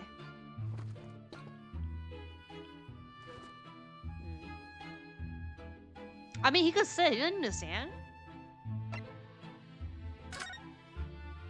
Can I examine everything again? Oh, right. Oh, this still, yeah, still like this, yeah. Shells look like they've been completely torn apart by a wild beast, yeah. Lion? Lionhead reminds me of the Battle of the May one, don't you know? The experience of a seasoned veteran. Enemy had us around on all sides. We really thought we were done for, the whole Valley Company. We were taking a rail pounding from their cannons, so all we could do was run for our lives. Oh, I thought that story was going in a different direction, actually. Well, the whole experience taught me one thing, I can tell you. When you're done for, you're really done for. That's not what a lawyer who often finds himself under fire wants to hear. Food. There's an impressive collection of cakes on that fancy server cake stand there. Still sure that it was full of cakes when we first investigated in here as well. Yes, quite right. You haven't touched it since. Haven't done much at all really since it all happened. Time's rather stood still for me, you know? Oh, time has stood still. Now that's an interesting phrase. Might be able to use that excuse when I'm next supposed to be tidying the office. You could just tidy up. How do you know what I'm thinking, huh? Window. Good view over the windy east end from up here. It's an oppressively gray scene. There's really nothing comparable in Japan. And down below, barrier road, partly blanket and snow. And the pavement where poor Miss Ring was struck in the back by that knife. Thinking about it, this is the only room in this building that actually has a window to the outside world. Sometimes Great Britain really does seem like a strange land, doesn't it? I suppose all foreigner cultures seem strange at first. Imagine how the Englishman would feel on arriving in Japan and seeing people with the calm maggish top knot. Well, that's a good point. We know what the string is hiding now. The aftermath of the Fury altercation the other day. Don't suppose I'll be able to clear that mess up for some time now. Oh dear, this must be a very difficult situation for you. I'll say people talk about twists of fate and whatnot. But this is a twist and a half, a rotten show all around. It's clearly struggling with everything that's happened. Lion. You look very dashing in your uniform there. Oh, that old portrait, drawn by an art student who used to rent the room downstairs. Oh, you look so wonderfully young, and courage, and strong. Yes, well, the chap presented it to me one day and asked if I liked him off the month's rent in return. Oh, I see. So you did, presumably. I volley well did not. Oh. A portrait is a portrait. The rent is rent. Bruh. Eh? And yeah, it's still here proudly on the wall. Shaking my head. Good to see his Medal of Honor still proudly displayed on the wall. And description reads for distinguished participant, if you remember. Yes, I remember. Because I remember thinking even I might stand a chance of picking up honors like that. What a know to look at me now perhaps, but I had my devil may care days, you know? Devil may care. Devil may cry. Oops. What did you get up to? Well, all in the past now, of course. And best left there. Best not. I want to know now. Ah, yes, those enormous mortar shells is quite something, seeing them up close, isn't it? Didn't you say something about firing them into the barrack? Yeah. Barrack? Oh, you remember, do you? Just a little mischief that occurred during training one day. What are you doing firing on your own men? The captain bellowed at me. I'm not surprised. A little mishap doesn't really do it justice, does it? Well, one has these little incidents when one's hot-headed young private. Perhaps I should put some evidence that resulted from one of my little mishaps on display. Oh, does the great lawyer, like the great detective, want to exhibit some tropes of his finest moments? Okay, this way. That's a military uniform, isn't it? Well, ceremonial garb, yes. Been painting on the wall ever since my retirement bash. Not in active service now, you know? Doesn't mean much to me anymore. You could have the old thing if you want it. What? Well, am I still Lord Van Zigbrats? I think this is too tiny for him. An overly obsequious outfit like this could be just what he needs. Very tactful. Mrs. Otto, very tactful indeed. There's a single apron drying on that enormous cannon-shaped closed horse, look. No, Mr. Naruto, that's a real cannon. I knew that. I was just testing you. Bruh. Piece of history, that is. Seen plenty of action on the battlefield, I can tell you. Now the ogre and I are just enjoying the peace and quiet of retirement together. And of course, she'll come in handy if the enemy decides to launch an attack again. Is there a war going on that I don't know about, bruh? Yeah, the Moon Man. Oh, a copy of Randus magazine. The Adventure of Sherlock Holmes is being read all over London. Isn't it wonderful? Naturally, one asks oneself if such a singular detective could really exist. But having met the chap, it's undeniable. He's most certainly singularly dangerous. That's generally public opinion for you, Mrs. Otto. Perhaps it should be reflected in the stories. Make no mistake, Mr. Naruto, I intend to snuff out the sort of public opinion we just heard personally. Starting to see where Shone's untainted reputation comes from now. There's like toxic stains, crazy fans. Okay, that's everything. Morning incident. Must have been a real shock for you this morning. I heard that you discovered what had happened. Well, that hopeless actor chap rises at 5 o'clock sharp every morning without fail, but at 5:30 this morning, he still hasn't lit the glass. Maybe he was just broke? So I went down and knocked on his door, but no volley answer. And that's when you broke into his room by kicking down the door? Well, I called on that rum-looking Japanese chap to do the grunt works, I suppose. Wasn't it a little premature to kick the door down? That man could have just overslept by half an hour. That's very true, Mr. Naruto. A 30 minutes oversleeping warrants such behavior. I'll have to kick your door down every morning. Well, you know, sus. Better to be safe than sorry and all that. Is it just me, or he's avoiding our gaze now all of a sudden? Sus. This is gonna be, what's it called? The Tama lock? The heart locks? Except that it was a sorry situation indeed that you found on the far side of the door. Shakespeare? Victim's name is Shakespeare, I believe. Is that right? Yes, William Shakespeare. Took the ground floor room 3 months ago now. And how would you describe him? In a role disputed?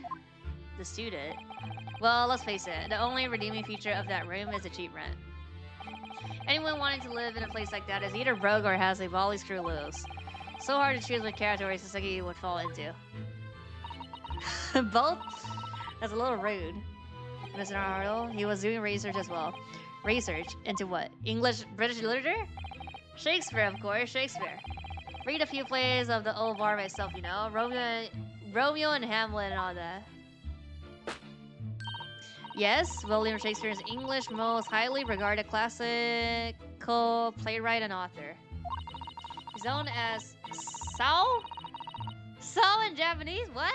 As you know, and many his work have already been translated. It's incredible that Shakespeare was shortened to Sao though. Someone was too heavy-handed there. There's a lot of costume in the victims actually, weren't they? Of course, Mr. Nasumi is a scholar of English literature as well. Imagine he and Shakespeare would have had much in common. Shakespeare interpretation disagreement leads to shocking murder. Let's hope it's not that. Mr. Naruto, really? How rude. Okay. After his trial yesterday, you came straight back here, I believe, didn't you? Did you notice anything strange between then and this morning? Well, now must have been about 6 in the evening by the time I got home.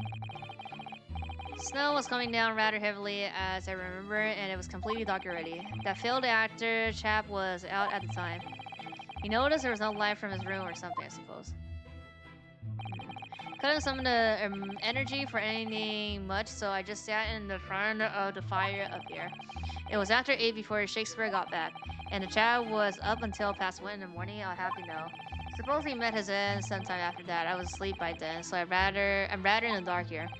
Well, thank you. That was very illuminating. Is everything alright, Mrs. Otto? Well, I was just thinking, it's a little strange, that's all. Yeah. You were up here in your room all evening, if I've understood correctly. Not a big fan of stairs. Not with this lasted leg. Then, how do you know? Yeah, how does that you seem to know the precise movements of your attendant on the ground floor, I mean? That's a very good point. Can't imagine that you could hear noises from the ground floor all the way up here. Does this old man like to spy on his tenant? Is that it? I say I know what you're thinking, and it's a bodily outrage. I'm ex-military, don't you know? I don't go around spying on my tenant. Why should I? Why would I? Then how do you know? It's the gas woman. The gas tells me everything. The gas? Yeah, the... Speaking gas, the coin ding? What on earth do you mean, sir? How can a gas tell you anything, let alone everything? Well, as you're probably aware, the gas is supplied to the building by pipes. Yes? I'll more or less work that out.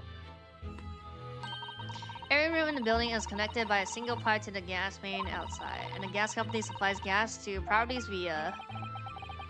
Yes, I understand that too. Via the main. Let me see if I can explain. Let's say I was to light the gas lamps up here. What do you suppose would happen? Well, obviously the room would get brighter. Exactly, but at the same time, the lights in all the other rooms in the house would dim for a moment. What? They dim? Why? Perhaps it's because when you light a gas lamp, it briefly uses more gas than usual. And that reduces the amount of gas in the pipe for the other lamps that were connected to it. That might explain why the other amps didn't momentarily, didn't it? Mightn't it? Yes, of course, because everything's connected to a single supply pipe. Is that supposed to happen, though? Sounds rather undesirable. Jolly good point. Fact is, the gas company's pipes in these parts are pretty hopeless. Long worn out, and barely got any gas in to start with. Opposite is also true, of course. Extinguish the lamps up here, and they glow brighter in the rest of the house. Alright, let's see. I see. So, by watching the flickering of the lamp in one room, you can determine what's happening elsewhere. You got it. Oh, of course, because when people come back home in the evening and before they go to sleep at night, what they're guaranteed to do is to either light or put out their lamps and fires. Clever. In point of fact, the room on the ground floor and the one above use slightly different amounts of gas. By watching the lights and hear closely, I can work out almost exactly what's going on in the whole house. Gosh, that's fascinating. Absolutely fascinating. Oh well, nothing to it really. And I can't really see that as going to help us with the case either. What I'd like to know is why he's so interested in what his tenants are up to in the first place. I feel like there's more to it than all curiosity. Well, we've done as much investigation here as we can, I think. Perhaps we ought to go to the president and speak with Natsume again, yep. Good idea.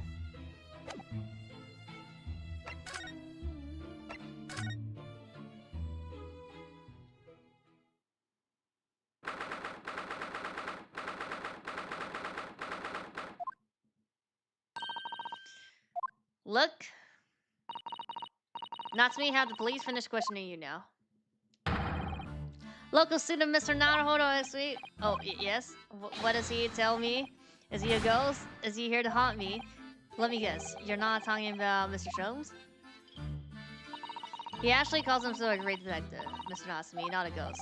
But his diabolical deduction, they're not of this world. They left me. Curse, of course, I tell you. Well, that sort of hurts. But usually not all. Credit where credit is due. Yeah, I did it. You were heavily involved in deduction too. I was actually the one that did it. Moving on, we have some wonderful news. Oh? The victim that we thought was dead has come back to life again. Now, in absolutely worst case, you would only be tried for attempt murder. That's great, isn't it? Mr. Natsume, it's terrible! Oh.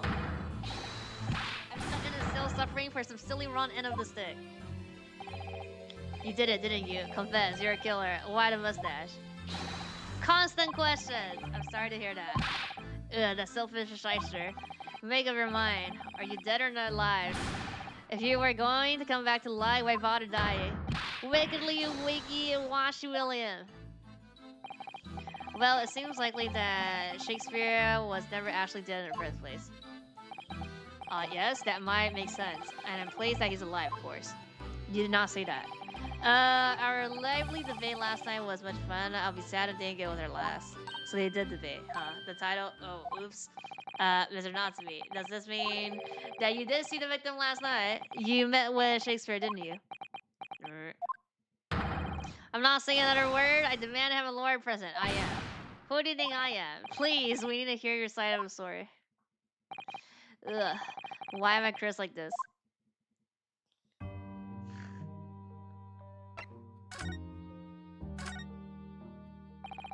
Can't tell exactly what happened last night then.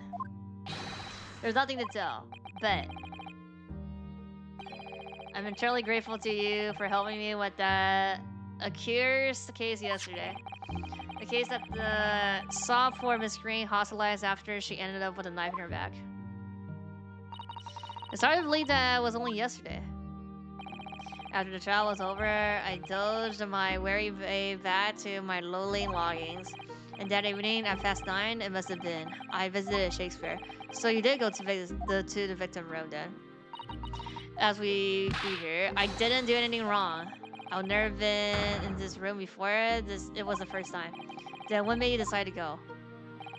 I bumped into him when I arrived back at the house. We got chatty and then delved into a discussion. But he had to go out, so I played him farewell. That ties in what he said, that the victim went out and came back after 8. We met again later that evening, around 9 or just after, when I took him some nice tea I had brewed as gift. So it was you who bought the tea that had clearly been drunk at the scene then. And I suppose you were discussing the voice of Shakespeare, were you? Yes, that's right, that's exactly right. Romeo and Juliet, who was the stronger? It was a delightful debate, I'm sure. Such a stimulating subject, Shakespeare. And the debate became very heated, so you slipped poison into his tea. No, never, not at all. Team Juliet won, that was me, and then I left his girl.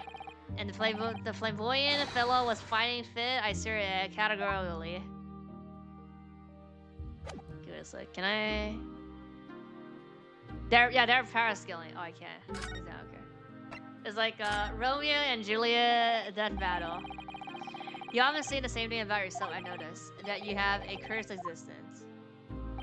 I'm sure I've mentioned this to you before, but I've been here in Great Britain for a year now, and in that time I've learned that it's no place for me. It can be very tiring to live in a foreign land and adapt to the ways of another culture. There are foreigners everywhere I look and they all stare at me, they all laugh. That's the impression I get whenever I go out. It makes me scared to leave my room. Which is why I've become a recluse. But even in my room, I find no respite from my fears. I've moved more times than I can remember, and then when we go, I move into Barrier Road. But why, I mean? Why did you choose that place? It doesn't seem very comfortable. Because I'm broke. Because the rent is cheap. Yep, I have so little money, it spoke to me. The rent? Obviously, there's a reason why it's cheap. Because the room is cursed. Cursed out. The previous occupant, the man who lived here before I took the room, died there. Oh no, he was only a young man, but one morning he was found dead and no one can explain why. Surely no one would want to leave a room with a history like that. I didn't. When the letting agent recommended a place, I wavered. But I want books, and books cost money. A horrible history is a small price to pay. When I realized it could mean I could buy more books, I signed the lease like lightning. Brave or blinkered. But after I moved in, I soon came to realize what I've done. I realized how horrible that room is. History really was. Gosh, was it really so awful? Okay. Is it like important then for the horrible history? How did the room's horrible history affected you? What happened? At first, it was just a feeling. The feeling of breathing eyes boring into my back watching me. Do you think that might have just been your mind playing tricks on you? No. My mind doesn't know any tricks. It was someone else. It's been one long nightmare ever since I was given the keys to the place. A nightmare? You've been having bad dreams, you mean? All the souls who've died in that room. I leaned over me in my sleep and tried to strangle me. That really is horrible. And now I come to think of it. It happened again last night too. Was it like actually somebody? The very same night that Shakespeare was writhing in agony from the poison in his body. I was on the verge of being suffocated silently by those miserable spirits in my room. You simply must move out of that room as soon as possible. Yes, you're right. I knew it. Yeah, he's just gonna leave the country. And that's why I'm already searching for a next room with a history to call home. I think perhaps you should try to avoid accommodations with any kind of history at all. Otherwise, I'm scared that you yourself may become history, bruh. Phew, Sasato-san knows how to make the man listen. That's it? Of course. Mr. Lord of the Manor is worried about the curse on my room as well. You mean Mr. Garber? Yes, he knows that if people keep dying there, he'll never be able to rent it out again. Well, that's true. I, for one, wouldn't go near the place. Ah, perhaps. That may explain why the landlord pays so much attention to the gas lamps and his tenants' movements. You mean, because he's worried about their well-beings? No. He does seem to have an unusually keen interest in the amount of gas in the pipes. There must be a reason why he keeps such close tabs on the occupants of his let rooms. What do you mean he pays so much attention to the gas lamps? Oh dear, no. It's nothing to do with you. Please forget I said anything.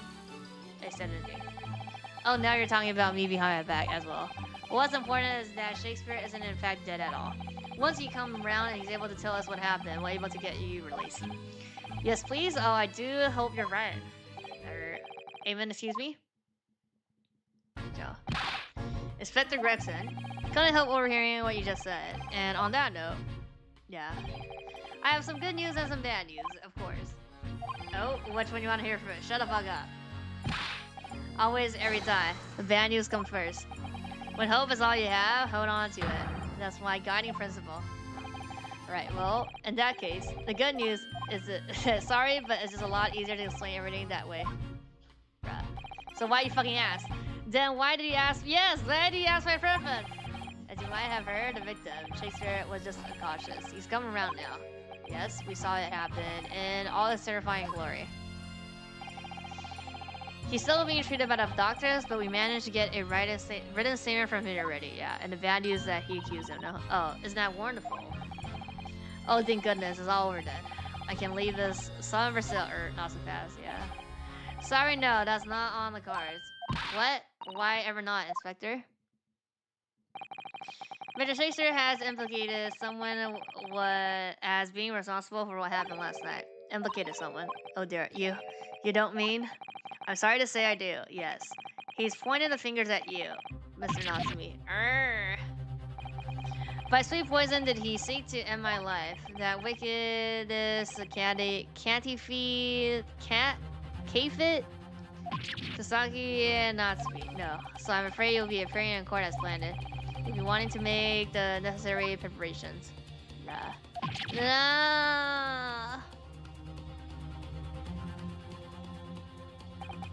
And so, once again, Sasaki-san found himself having to take the dog and Old Bailey.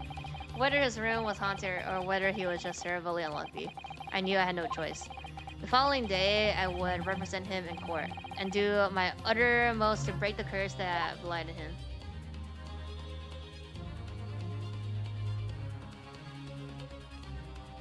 Okay.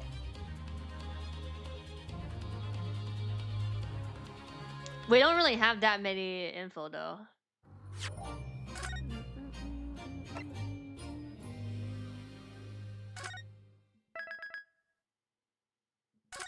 Trial part 1 already?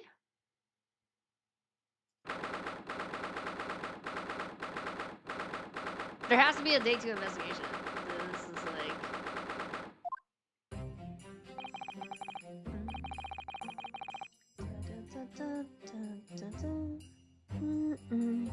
The Old Bailey, this place always make me feel strange. I seem to get chills down my spine and break out in the nervous sweat all at the same time. Well, I didn't think I'll be back here so soon. That's my line. Good morning! Good morning, Mr. Natsumi. It was only 2 days ago that I declared not guilty here. Yes, we somehow managed to prove you didn't stab Miss Green in the back. But now this, another morning, another murder, and here I am again in the cell hole. Can't keep coming to court. I'm beginning to think he's right. It really does seem as though he's cursed. Ms. Naruhodo, I'm afraid I have bad news. Oh. Mr. Natsumi, good morning. Yes, morning. So here we are again. Yes, again. What's bad news? Jurisdictional system, Miss Mikotoba Esque. What's the bad news? Oh dear, you heard, did you? Yeah.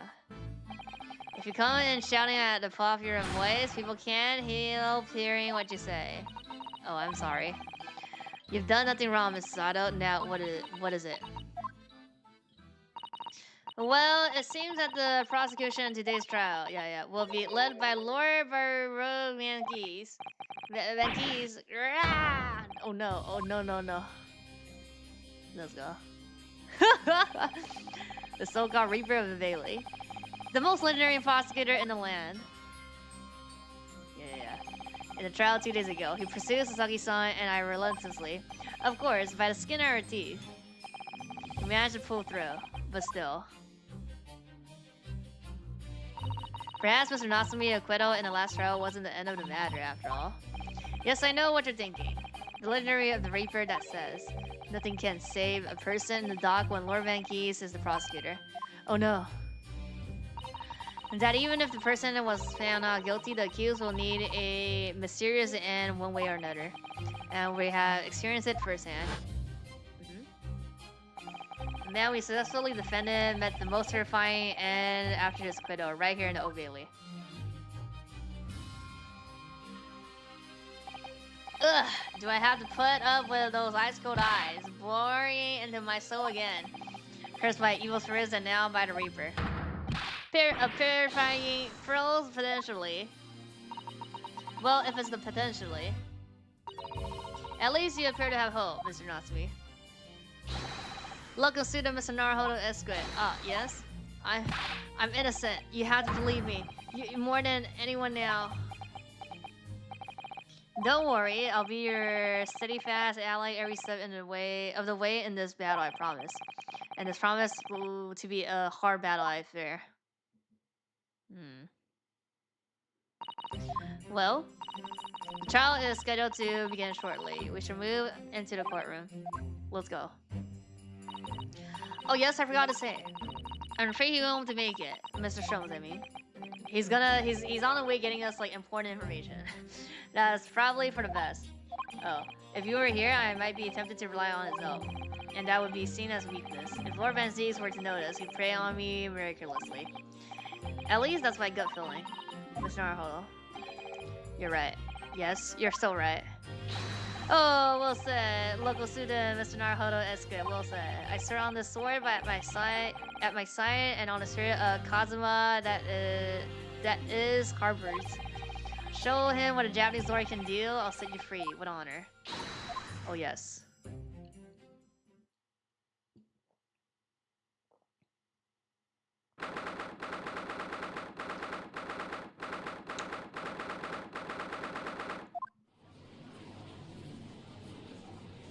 Oh, this is a new lady. In the center? In the name of Her Majesty the Queen, I hereby declare this court to be in session. I now call upon the consuls for the prosecution and defense to declare their willingness to proceed. Prosecution is ready. The defense is ready, my lord. Readiness for the trial of my learned Ibanese friend is not what the defense needs. What you need is readiness for your inevitable defeat. Not just in my imagination, it's really there. Lord Vankees has such an animosity towards us Japanese for a reason. Yeah, he's racist. It was some time ago now that he first became known as the Reaper of Valley, I believe. These past few years, he hasn't appeared in court at all. Yeah. Gotta introduce it again. Yeah, now he's back in courtroom, though for some reason, only when I'm defending. This Reaper. What his curious is the same for us Japanese. A prosecutor shrouded in mystery. Still, this isn't a time to be pondering that. I have to concentrate on Sasaki-san's trial. Furthermore, I now call upon the 6 ladies and gentlemen of the jury. You have been chosen at random to present the will of the people in this trial. Are you ready to fulfill your duty? Actually, I have a feeling this larking was innocent before. This is literally the same people.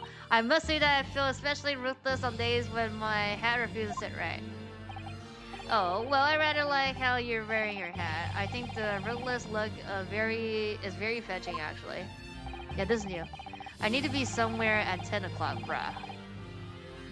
All these, like, I got at work and have paycheck, bruh. I have a very important meeting. Let's make this quick.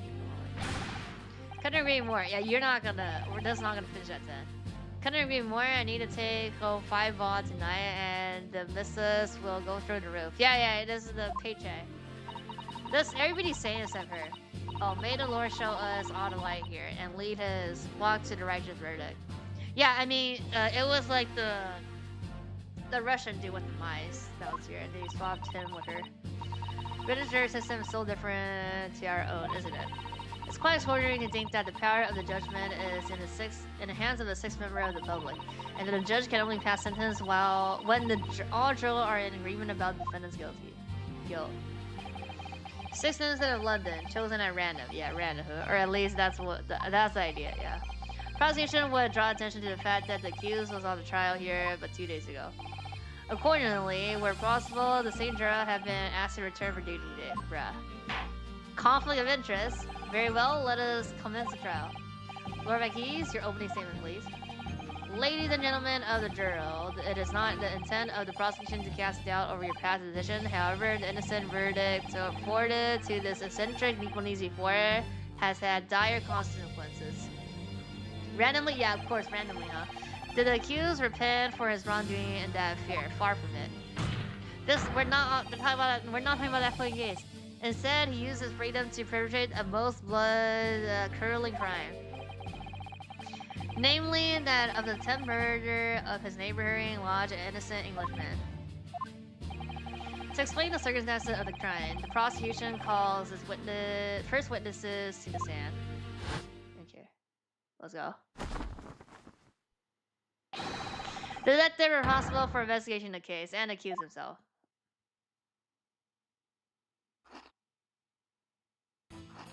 We're doing this like now first?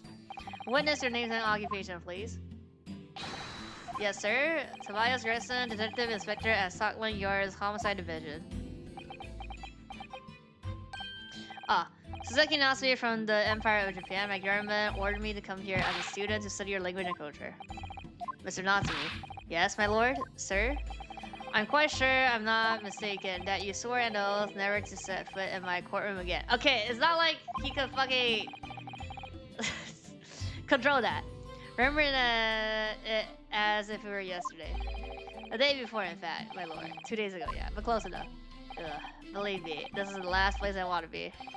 Inspector, let's hear it from you first. Explain the case for the court. Okay, right you are, sir.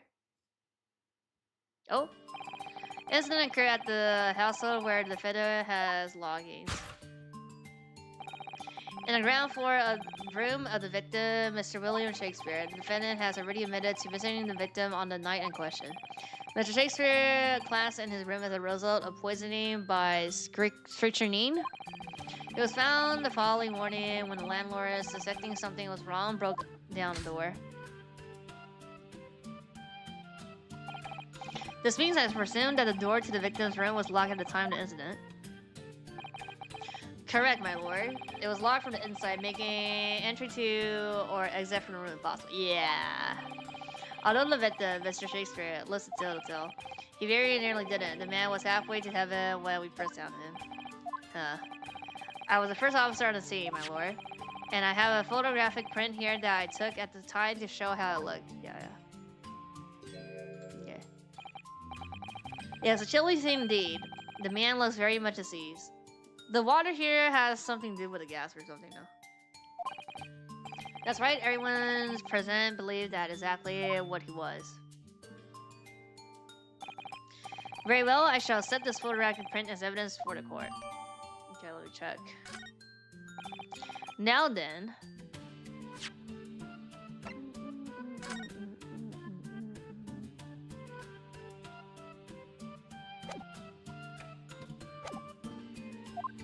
Mr. Natsumi? Yes? Yes? As a defendant, do you have anything to say at this conjecture? They're haunted. Haunted by evil spirits. Good gracious, what's haunted? My logging. There's been a whole series of strange happening in my loggings. The tenant before me died in mysterious circumstances. A woman was stabbed by no one on the street outside. My neighborhood was poisoned. And me? What about me? I've nearly been killed countless times. Killed? How? Even on that fateful night, it happened. When I returned from Shakespeare's room, I lit my gas stove and climbed into bed before long. The sub went out, and someone tried to kill me. What? Oh, he's talking about those evil spirits, like, trying to strangle him. You must always extinguish all fires before retiring from the night. But it's cold. My runny nose would freeze. The point is, I didn't poison my neighborhood. Oh, why am I being accused of this? Why is my existence so cursed? Thank you, witness. I believe I have a reasonably clear picture of events. If I could raise one more point, my lord, one more. Conclusive point. Conclusive. Going on. Fortunately, the victim has regained consciousness after his ordeal, and he has named the true culprit. Yeah. The poison consumed by the victim was administered in a cup of tea that he drank on the night in question. Tea, my lord, that was brought to the victim's room by the accused. The accused? Good grief.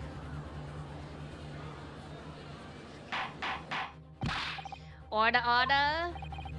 Yes, that's the crux of this whole case. If Sasaki-san is innocent, then why has the victim accused him? Well, Mr. Natsumi, what have you to say to this accusation? That evening, yes, I did take some freshly brewed tea with me when I visited his room as a gift. The public water pump outside always freezes at night, so I bought bottled water especially to make them. And this is the result. Never will I touch tea again. Never. Public pump was frozen, you said? You say? Yeah, no? That's not information we've heard before. I mean, there was water on the picture, no? On the floor? That will do, thank you. Now, according to our laws, the defense must have the opportunity to cross-examine the witnesses at least once. Therefore, I call upon these witnesses now for a formal testimony. I presume the prosecution has no objection. None whatsoever, my lord.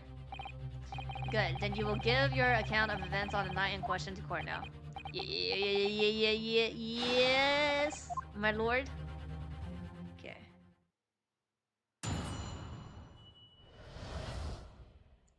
Catastrophic night. It was around 9 o'clock that evening when I visited my neighborhood, and I took some tea with me as a gift. We had a heated literature debate over a nice hot drink, after which I went back to my room at around 11. My tea was completely harmless. He couldn't have locked the door behind me otherwise, could he? Stranger 9 takes some time to have an effect on a body. People don't kneel over immediately after taking it, bruh. The victim would have been perfectly able to lock the door after his guest left. The argument still stands.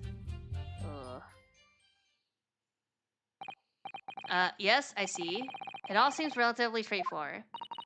Excuse me, but that testimony does raise one rather crucial point, I think. Mr. Dawson claimed his tea had been harmless, presumably though. The key tips have been examined for traces of the poison, haven't they? Why didn't I think of that? Yeah. Well, as it happens, no, bruh. We haven't been able to. Obviously we haven't, no? Did I hear correctly, Inspector? Scotland Yard has failed to examine the suspect's husband. How could you have overlooked something so important? Isn't that the first thing you should have done? My learned Japanese friend is falsely insane? The inspector says Scotland Yard wasn't able to examine the tea. Not that it was overlooked.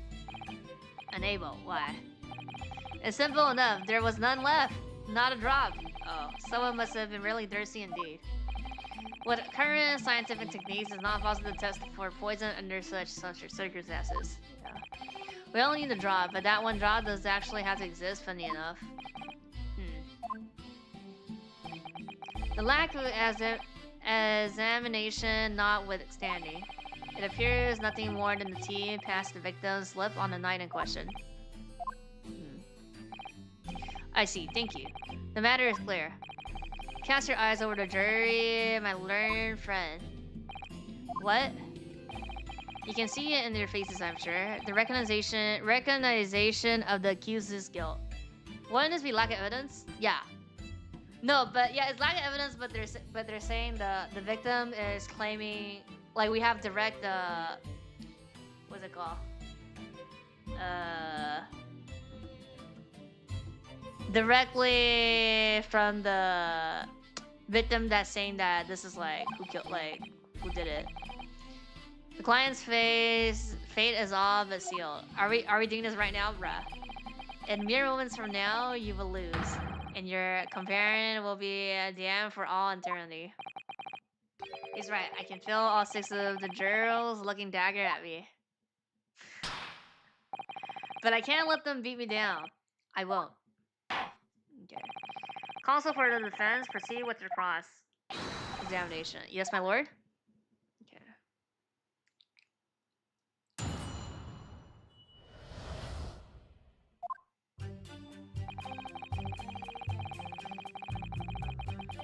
Hold it! Is it a T because it is his on the rim that Shakespeare had like sat? Were you and your neighborhood good friends then? No, we weren't friends. Not at all, not at all. Never ever. Simple no one has to fit it. Then why did you decide to pay him a visit? Mr. Shakespeare fancies himself as having great literary knowledge. As a fellow scholar of English literature, we find much to talk about together. Come on, no Japanese will understand the finer points of English literature, bruh. And on the night in question, that was the topic of the conversation as well, I presume. It was the day of my last trial when I was acquitted. I had just arrived back at my lodgings when I ran into Shakespeare outside the trees. That was around 6 o'clock. We exchanged 1 or 2 pleasantries, but it soon turned out into a heated discussion. He was on his way at the time, though, so I promised to visit his room that evening at 9 to continue our debate. But did I have ill intentions? No, not 1, not 2, not any, not at all. Never, ever. Simple no would have had to visit, I feel. Then tell Kokoro what did happen when you visited the victim's room.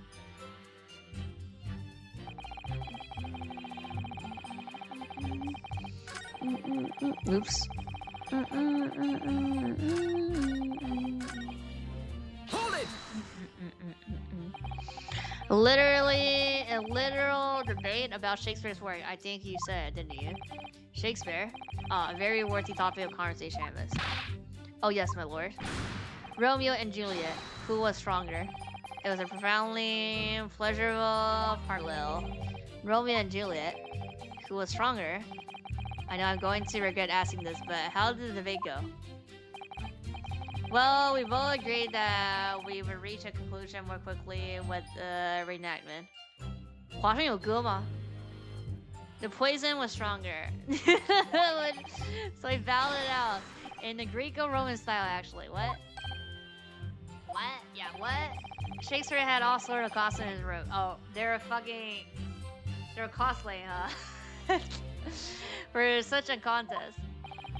So when you say a reenact, then you mean you were actually in costume. He has Romeo and Juliet, and a rigorous wild tussle. I as Juliet came out on top. A victory I'll cherish forever. Hold on.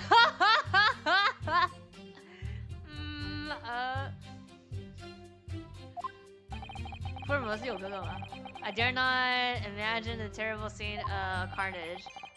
The fact remains that it was you who prepared the tea and took it to the victim, correct? They were naked? Oh, they were, I guess. I boiled the water in my room and made a pot. No, you don't need to. You could wear a costume outside. Like, you could still have your clothes inside. You don't need to, like, you know. Yeah, the costume. I think they wouldn't need to like change completely. Boiled the water in my room and made a pot to take it with me. Heard that he was poor to have the tea himself. You see, it's true. There was no sign of any tea leaves in the man's room. Wanted to do something nice to be friendly. So why is everyone looking at me with such suspicion?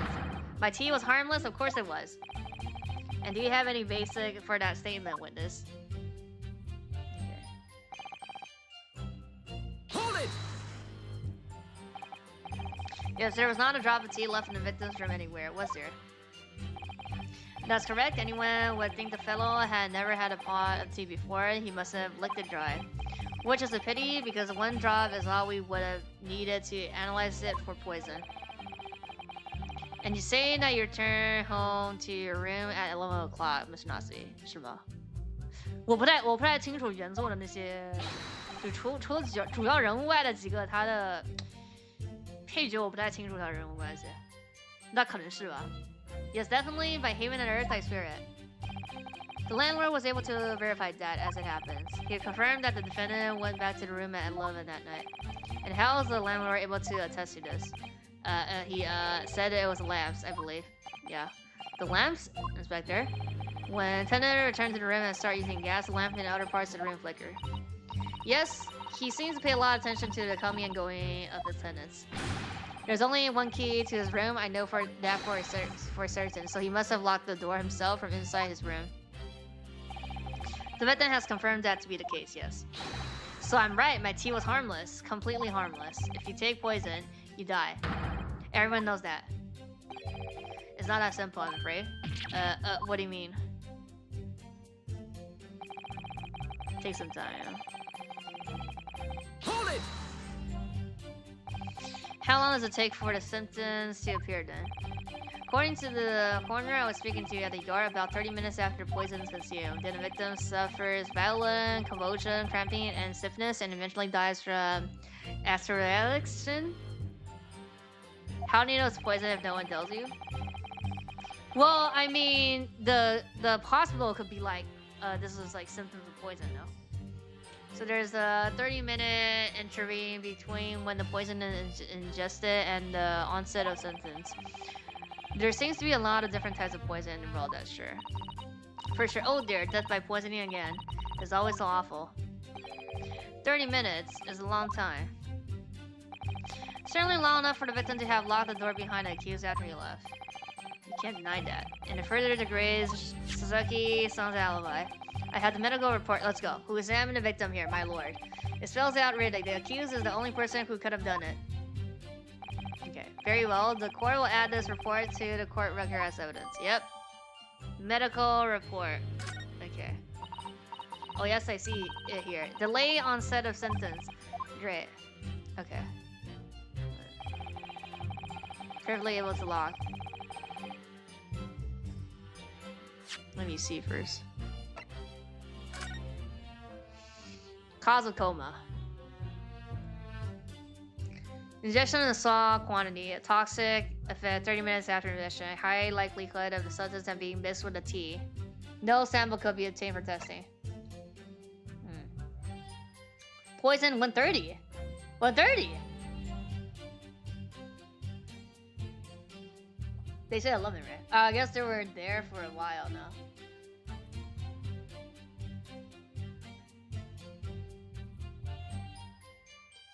Victim's pocket watch that appears to have broken when a man collapsed at O. No container for the poison was found at the scene. So it has to be this then, no? 130? Hold it! The argument still stands, you say? This is what Natsumi has been saying, isn't it? The pair of them drank tea together that night, so there was poison in it. The victim would have been able to lock the door after the accused left later on. Exactly. Me and my tea are innocent. Sweet and innocent, I tell you. I'm afraid, sir, that doesn't follow. You see, synchronous is a slow-acting poison. In other words, it takes time for symptoms to appear. So he could have left the room up to 30 minutes after the victim drank the tea. As long as he did that, he would have locked the door after you're gone. So I think it's the 130, no? But no, we drank the tea straight away. Yeah, the battle over whether Romeo and Juliet was stronger that came after the tea. Do you have any evidence to support that statement? No. In my great homeland, the Empire of JP, we have a saying. Drink tea while it's hot. Sure. Oh, but he didn't, he had a room though. Sure, a permit will satisfy the prosecution. So yeah, okay, I just showed the tea room then, no? I'm afraid there's no conclusive proof to support the defendant's assertion. Well, that proves that he didn't eat it, he didn't drink it immediately. On the contrary, there are significant grounds to interfere his guilt in this matter. No. It's either that or the time. That's the extent of their testimony, is it? If I would voice a personal opinion. What? Of course, go ahead. Natsu's arguing for his innocence so manly and so persistently, yet Inspector Gresson just brushes what he says aside. Really quite infuriating. I agree. So we need to find an inconsistency in what the inspector is saying, I think. Yeah, I'm afraid so. As things stand, and juror are sure to find him guilty. He only has 2 lines, though. As I see, what we need to focus is the poison in the tea. Let's see. Listen carefully to the testimony again, yeah. Yeah, this one. Take some time.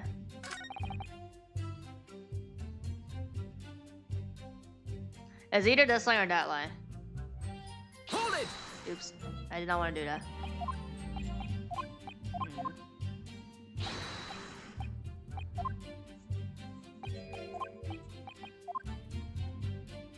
I think it's the time. We do the time first, I think.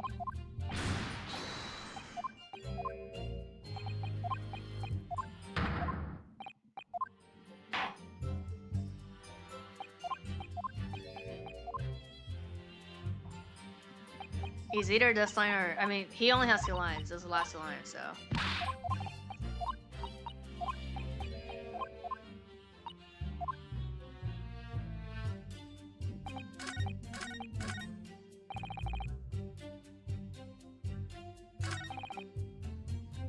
The locked door, no.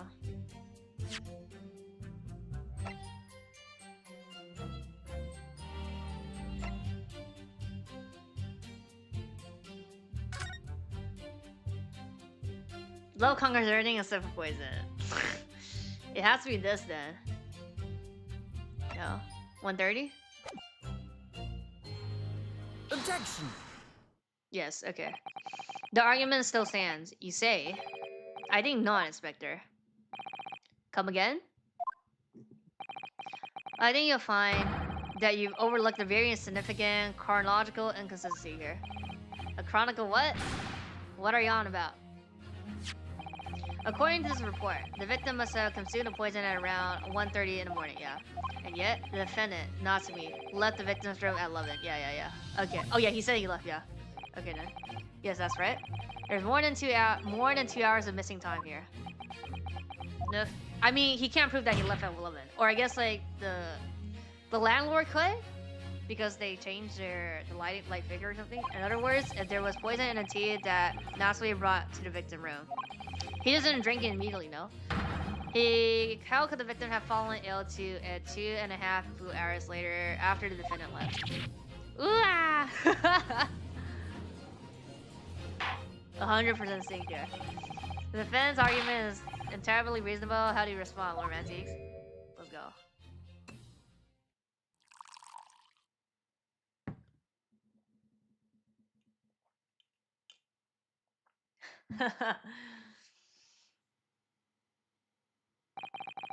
Pray forgive the discordancy of my mind has wandered. I was considering what cuisine would best complement the contents of my hollow shallows this lunch on. How could it have happened, you ask? Let's go.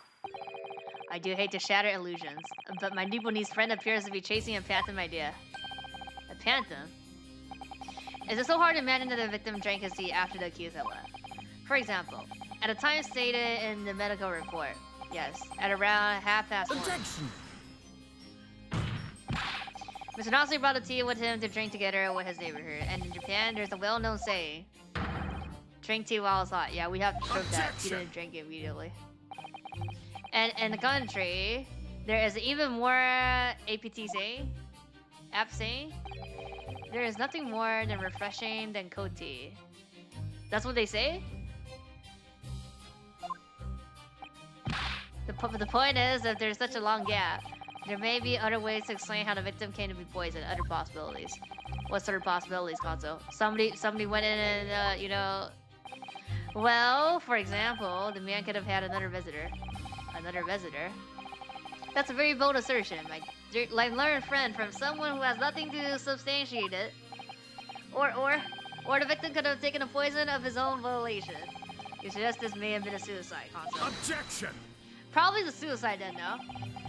Because, he's still doing the act.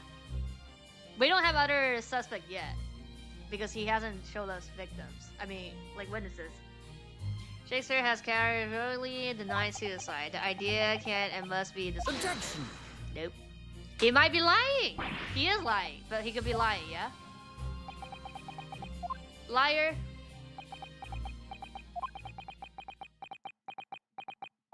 What? Something wrong, Lord Manzik. I was listening to the sound of the carrier pruning up outside the courtroom. Pray forgive the discourtesy. Carriage? What carriage? Oh, the same. Oh, he arrives. Shakespeare? That the key player in this case has just arrived. Let's go.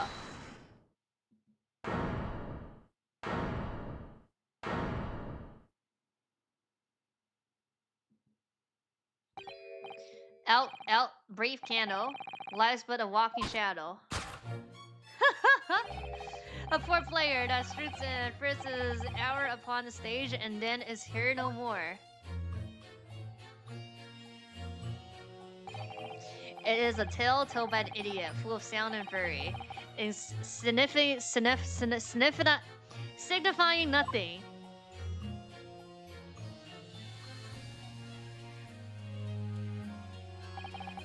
Who, sir, are you? William Shakespeare, my lord. At last, thus I, undone by these bitter events, I am the victim. What's he doing here?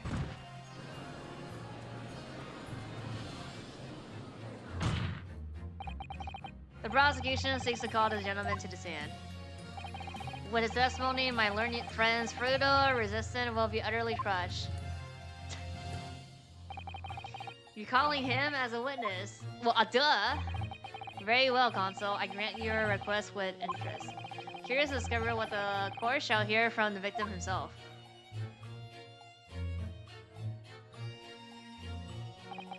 Happy am I, Shakespeare, to regale thee with my tale of woe, my lord. But I still have my own tale to tell, my own tale of worse woe. I can regale the court with the tale of my perfect innocent and perfect English.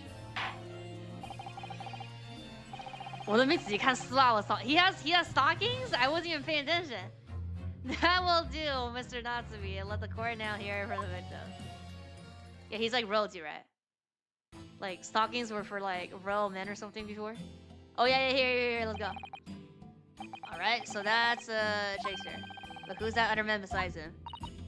Yes, I feel sure that we've caught a glimpse of that man before. State your names and occupation for the court, please. Witness? You mean witnesses? A writer of words so sweet they do send to praise. An inventor of ideas so profound they compose the earth. The unrivaled poet, the unmatched script, William Shakespeare, were the great word to be recalled to life anew. Lo, what a magnificent man. Good fellows, I am he who founded such a miracle, William Shakespeare. Oh, the name's Meterman. Adron B. Meterman? 对，像大力水手. He looks like Popeye. I look for the Altamont Gas Company East End branch office. Oh, he's part of the gas. Okay, yeah, I remember now. It was yesterday. Yeah, on the road. Oh yes, she's right. It's him. Yeah. What's this? What's the man doing over there? He looks like he's trying to see into Sasaki-san's loggings. Is something wrong, Mr. Naruto? Excuse me, what we haven't ordered? Ah.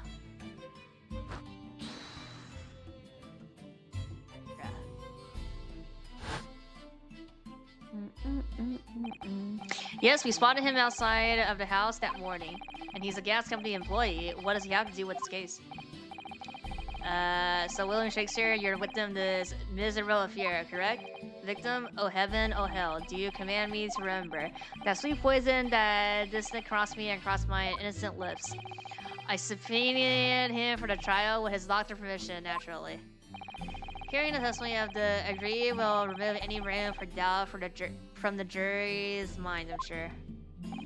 Behold, you have only to rearrange the letters of my name to see that Miss a Sephref, an angel indeed. Thus be I noble of mind, sweet of nature, and rarely honest of heart, as all heavenly angels be. Because there isn't a less contrived meaning in your name, no, not at all. Joe seems to be very moved by this man, I'm afraid. They're actually taking Sarah's anagram idea seriously. Thank you, witness, for your illuminating introductions. But my lord, what's the man next to the William Shakespeare doing here? The Gaston, I mean. What, me? Well now, allow me to enlighten my learned friend. You recall, I presume, your earlier impertinence. Oh, we're gonna be like, there's no alibi now or something. No. Yeah, when Susan said the victim had another visitor to his room on the night in question. Oh. And moreover, that the victim is a compulsive liar. What? No, I didn't quite say that. This young chin stroker is here to contravene your vile claims conclusively. So no liar, is that not so, Mr. Meterman? Hang on, no, I'm just here. You're here to what? I hereby call you for formal testimonies. You will tell the court as legally as possible what happened on the night in question. Let's go. One may smile and be a villain. Yes, it still pained me, but let the truth be spoken. The spirit of that windy night of my discontent.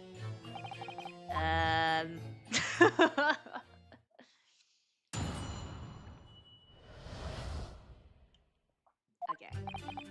The snow lay about. My neighborhood did come in the evening, very gifty, but merry. Bitter was his drink, and when he left, I did fall prostrate on my table. Swats, the tea alone did pass my lip that late hour, not the least. I was outside the bloke's window in the freezing cold all night, keeping an eye on his room. For what? No one else visited his room but that short little rounded, blind Eastern fella. Bruh. Wait, what did you say?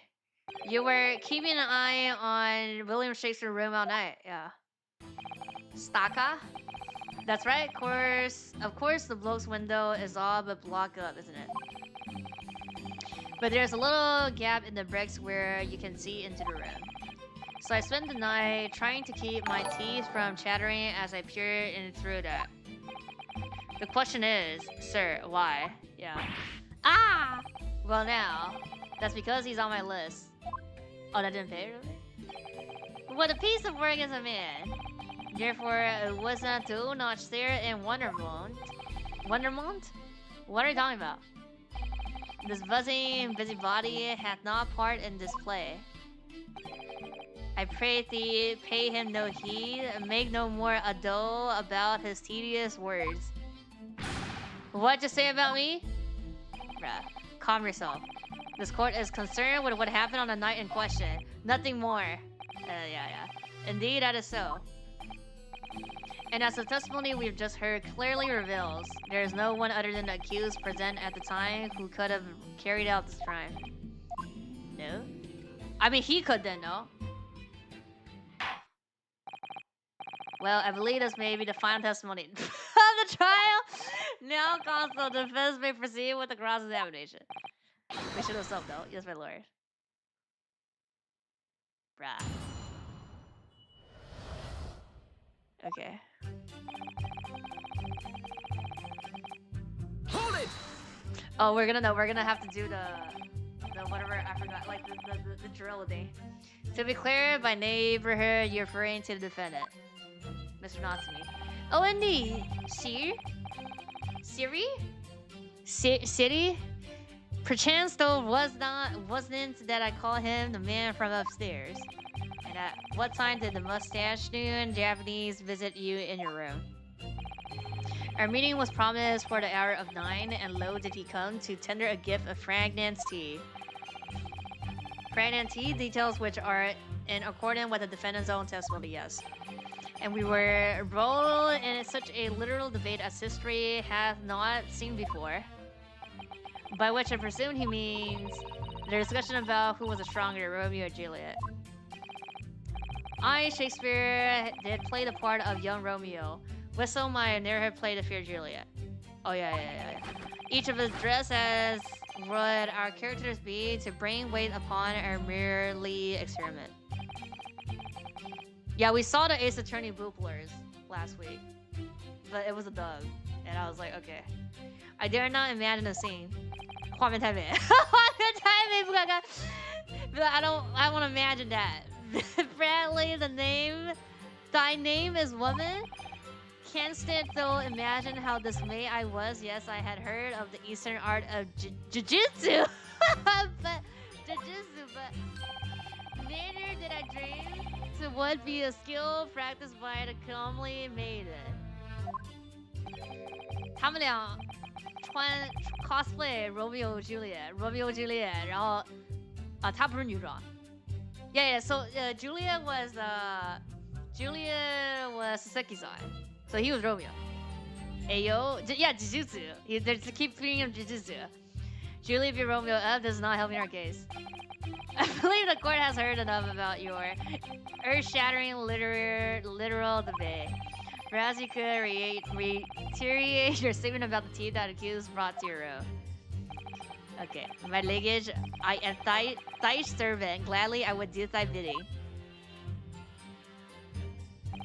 What Brazilian? Jujutsu, you mean? Hold it! Let me stop you there. Mr. Nassi left your room at 11 o'clock, but it wasn't until after 2 that the poison made you collapse. That amounts to more than 3 hours of missing time. Do we show him the tea? He's gonna lie here about the time? Really? If the defendant had really put the poison into your tea, that 3-hour window of time is something you're going to have to explain. Gladly, this is an easy task. What? I did drink of the tea, not while my guest this theory, but after he took leave of me. Okay, this line, huh? Fates is stone cold, but an hour post midnight really were my list fresh. Objection! Romeo, take me somewhere we can be alone? I don't even remember Romeo and Juliet. That doesn't sound normal. Nay, it's quite ordinary, Siri, after all. Though wasn't to recall our fairy debate amidst such argument, there'd be no time for fairy tea. Oh. Romeo and Juliet again, and who was stronger? Mr. Shakespeare and summary allow me to confirm. Did you not come here with the intention of naming your attacker? But of course, my liege, this was stupid lover of words, this attempt to shuffle me off this mortal coil. We all know what that means. What? No, I don't. Hold it! Low story, Go, Mima. So you didn't have any kind of evening meal, dinner, supper. You stand corrected as Japanese. Oh, the Jujutsu? Fight free on luxury, free on gloomy. To eat thrice daily is but a waste of time. Sorry? I would that my belly were food no more often the sun doth rise. Well, most heroic eating habits, I must say, bruh. Night and day do I fill my hours with learned study of the grave barn and playwright.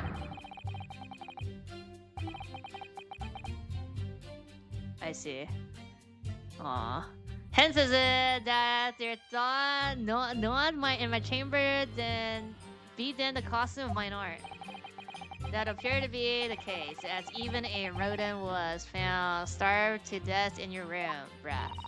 Now I think of it, it's just not just food that was conspicuous missing from that room visit. I don't recall seeing a single player script anywhere. For I had devoured them all. Yeah, remember everything, huh? You've eaten them.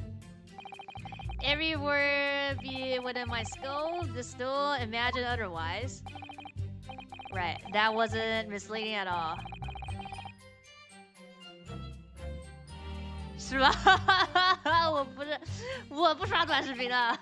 Which brings us to the conclusion that the only way the poison could have passed the victim's lip is in a tea. Ugh.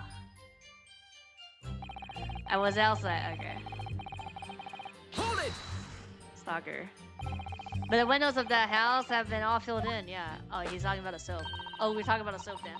Historical artifact of now defunct window tax. Yeah, you're right there. All bricked up horribly, but as it happens, there's a little part of the brickwork at the bottom corner that has been opened up. Okay, he's just gonna say it. I was looking through that gap. Okay. Yes, there were a few bricks loose, weren't they? And there was for some reason, a couple of soul bars lined up on the ledge outside as well. Don't like going around poking my chin into other people's business. Your chin is like massive, especially on freezing cold nights. Oh, thanks for the raid. What are you doing? Wait, were you climbing? But that was my order, so that's what I'll keep doing as long as there's breath in my body. That's Popeye. Yeah, that's Popeye. Yellow Popeye. He even has the what's it called? The scar. What's with all the theatricals today? Because we're Shakespeare. Out of interest, Mr. Readerman, after the accused had left and returned to his own logging.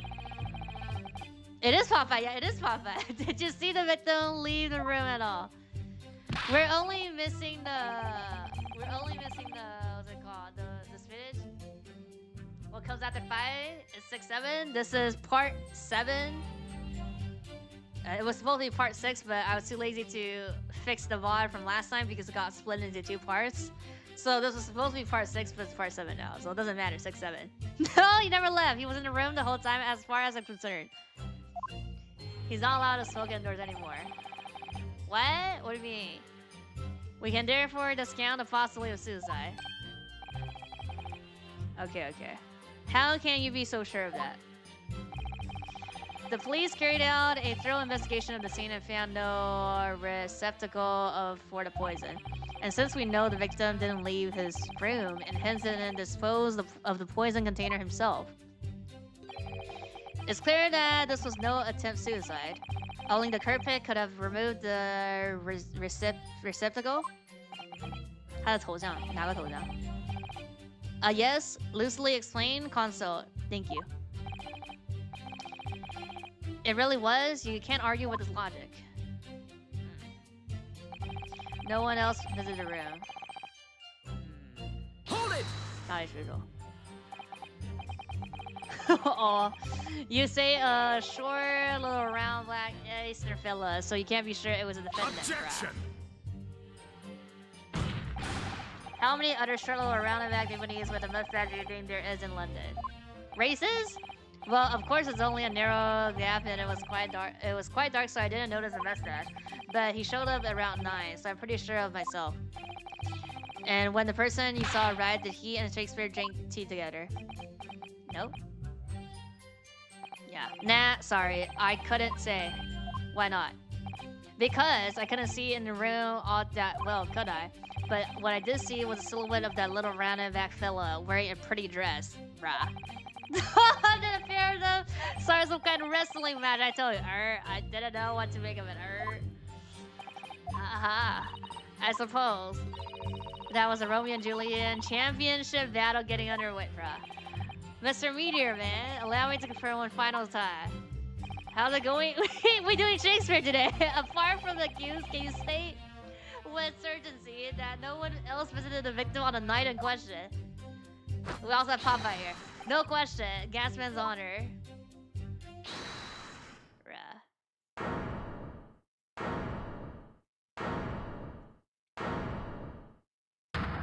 Oh my god. Oh, everybody's gonna go guilty now. My lord? Good as me? Yes, Mr. Foreman. I kept my mouth shut and listened up to now, but this has gone long enough. Yeah, Shakespeare. Or Shamespeare? What's his name? Are you all with me? Let's go. Yes? Are we to understand that you ladies and gentlemen of the jury are in agreement with one another? That you reached an unanimous decision? To right we have. Are you all with me? Yes. Wait, no. The defense is in the middle of a cross. To be honest, I was holding out a bit of hope for you, young man, especially after you identified those few hours that followed the accused leaving the victim's room. Yes, the 3 missing hours as you put it. Cognate accent was a cognate accent. But in the end, what difference do they make? None as far as I can see. And since that's now apparent, there's literally no reason to delay our decision any longer. Like I said before, if I don't take 5-ball home with me tonight, the business will blow her dog. Huh? What's that? Sorry, I didn't quite catch what you said.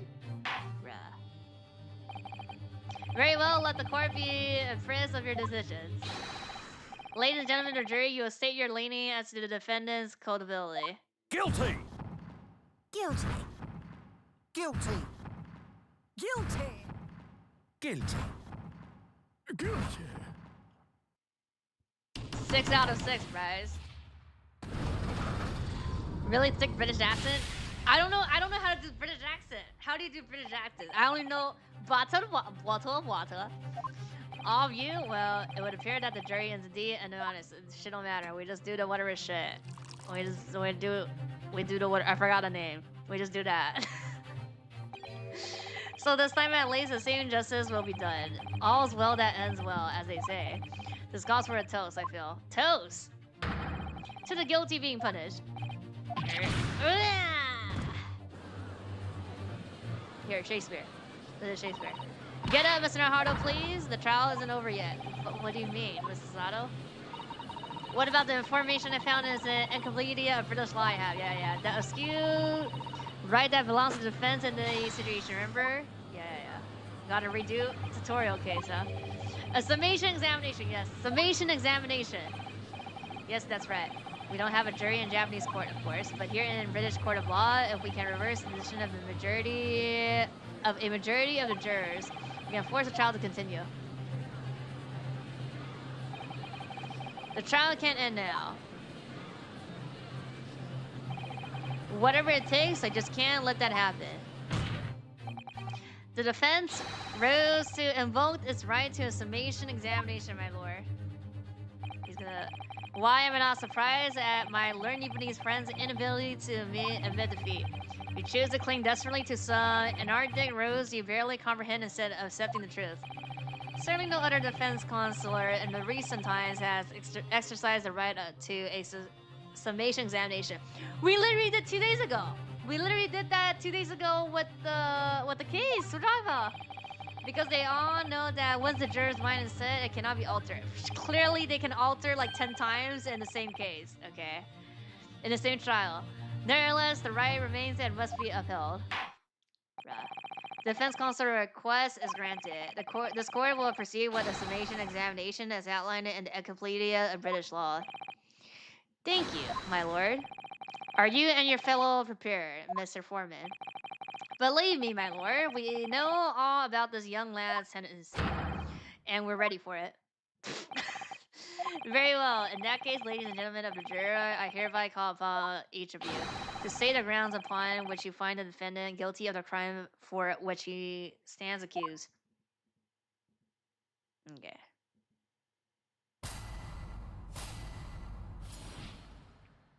Let's go. Victim may not be well off, but he's a noble man and straight up. There's no reason to doubt a man. How?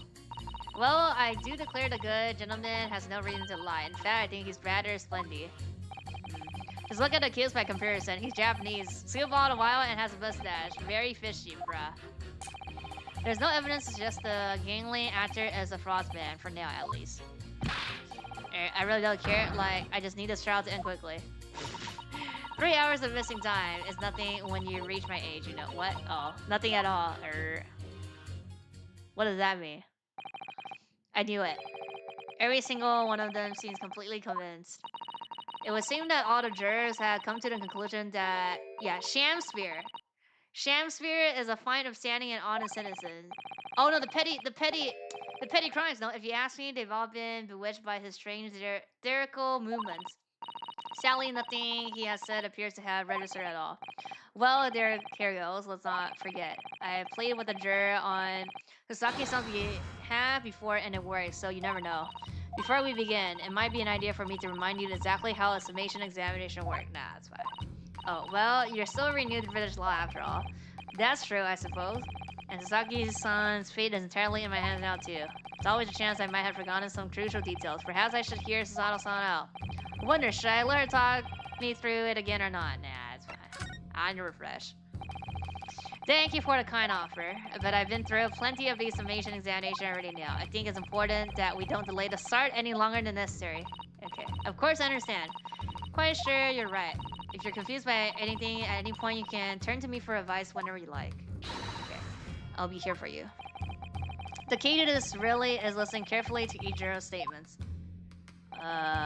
Finding two that are contradiction and pitting the corresponding juror against each other. cross irony. Without further ado, please. Console, proceed with the summation examination. BGM? Yes, my lord.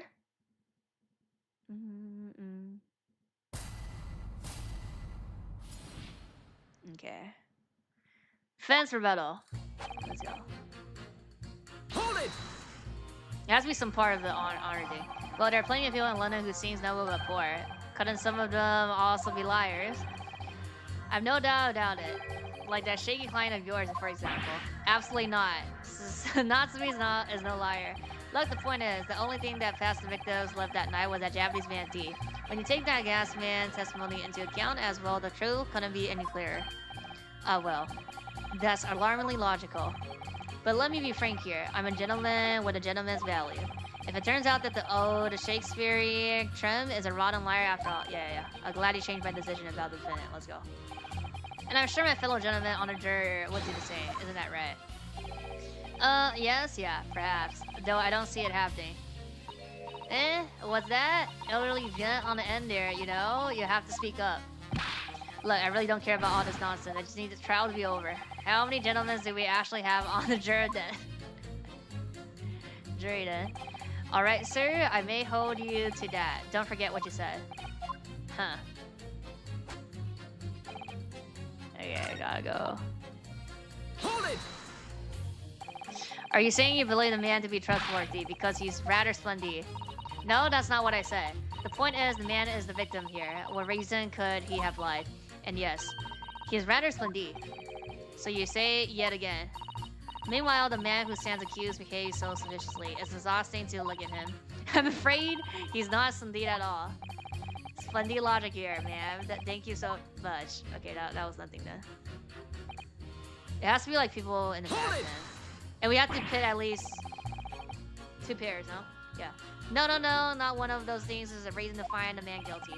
But he is fishy. There's no point dancing around the fat. He's Japanese, he has a mustache, and he stoops.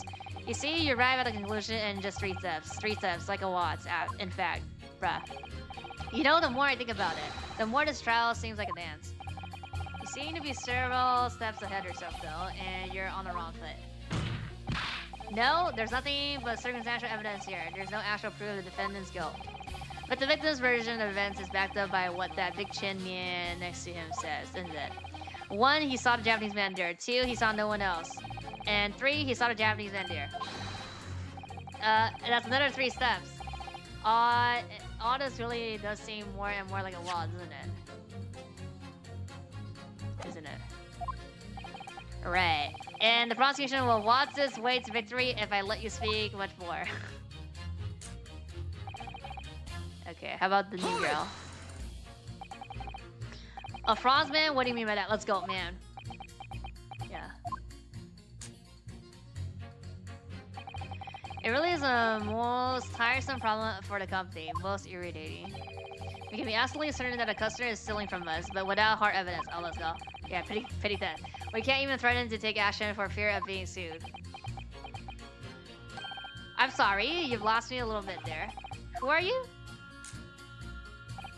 I'm the wife of the Augustus Altman, owner of the Altman Gas Company. Oh, good gracious. Altamont Gas, you say?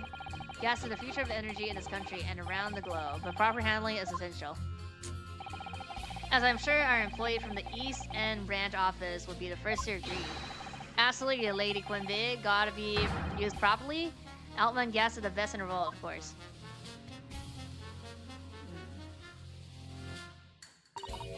I think we may have solved the mystery of the bow from earlier. Right. He bowed in deference to his employee's wife, did he?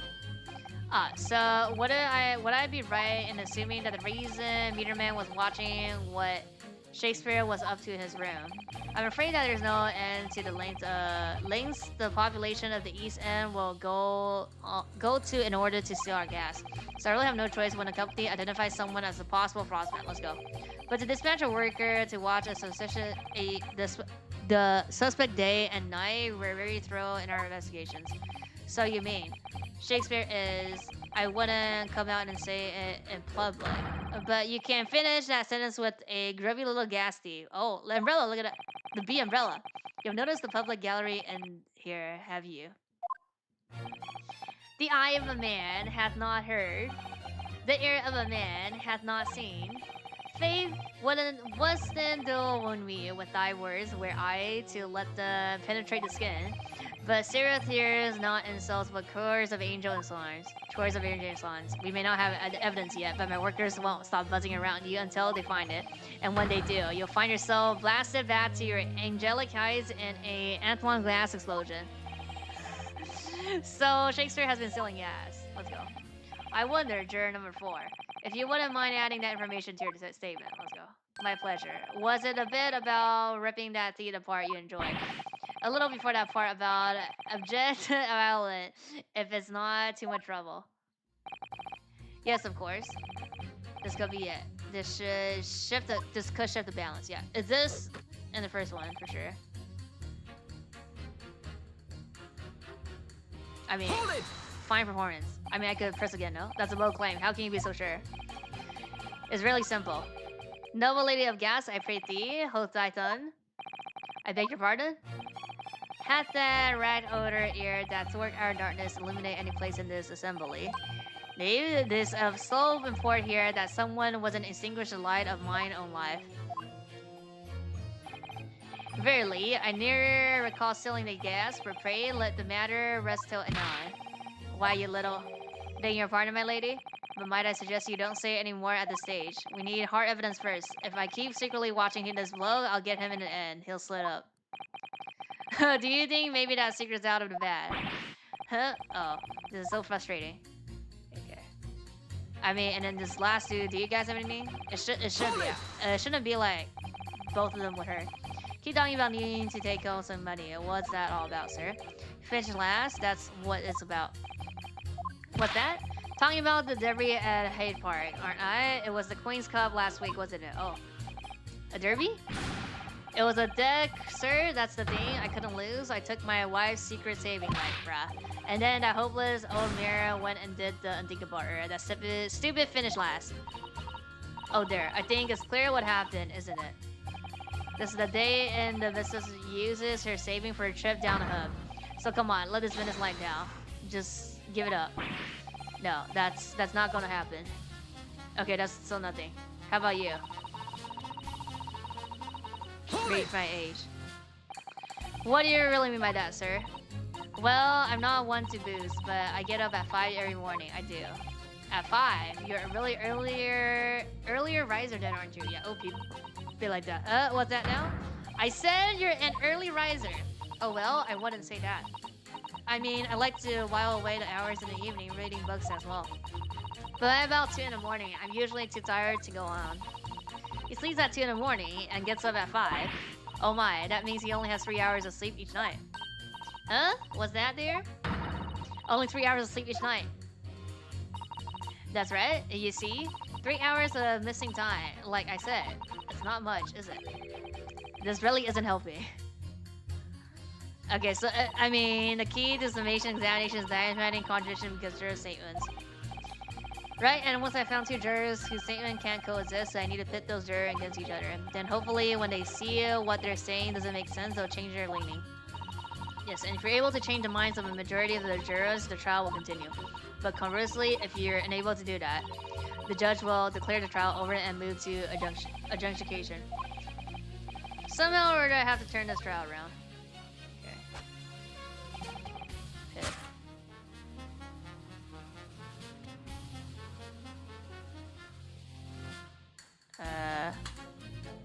Oh yeah, here. Objection!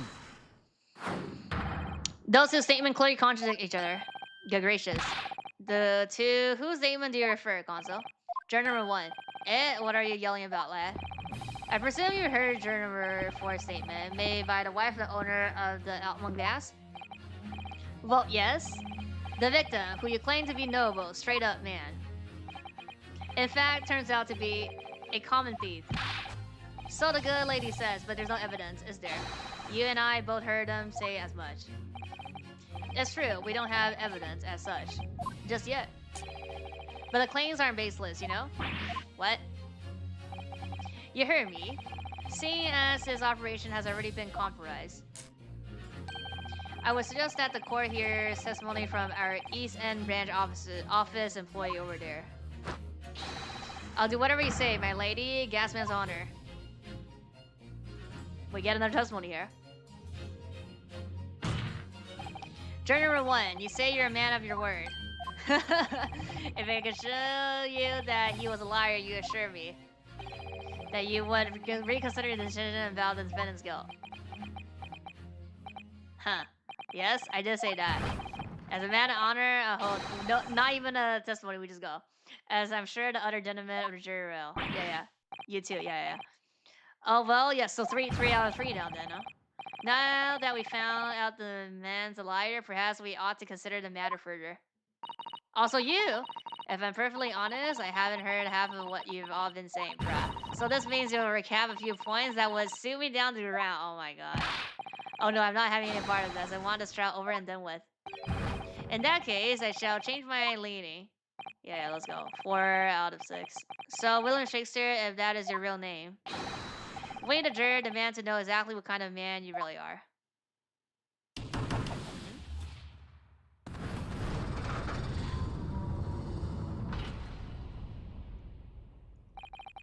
That's 4 jurors. 4 for not guilty. Yes, Mr. Naruhodo. Victory! We're gonna have like 2 more summation exams. This is like the only first one. Order. Well, this is quite extraordinary, I must say. As a result of the defense summation examination, the jurors' leaning has changed.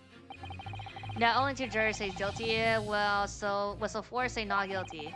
I therefore declare this court to be in the state of this court, and in order the trial to continue.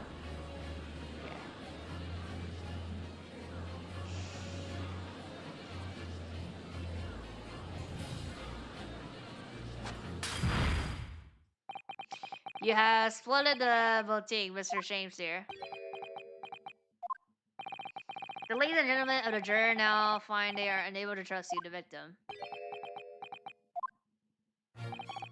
But you gods will give us some faults to make this man, so God amend me. I do swear. This gasman speaking that which concern him most, not the gas, not the thin air. It burneth right a while, but it hath no substance, and it doth reek full. Oi, what did you say? Do I take that, Shakespeare, that you deny the allegation of gas theory? Most certainly, my lord. Hast thou forgot I am as a suffering an angel, noble of mind, sweet of nature, and really honest of heart. You flowery mouthed preposterous beanho, just cause I haven't got evidence yet. William Shakespeare, if in fact you are not noble of mind, sweet of nature, or honest of heart, if you are a liar, then your testimony should have no sway in this courtroom. It is my considered opinion that at the present time no other possible culprit of this crime has been identified. Obviously heard by the court thus far heavily implicates the defendant. Yeah. In short, it would not be unreasonable at this stage for me to rule on the case. Oh no.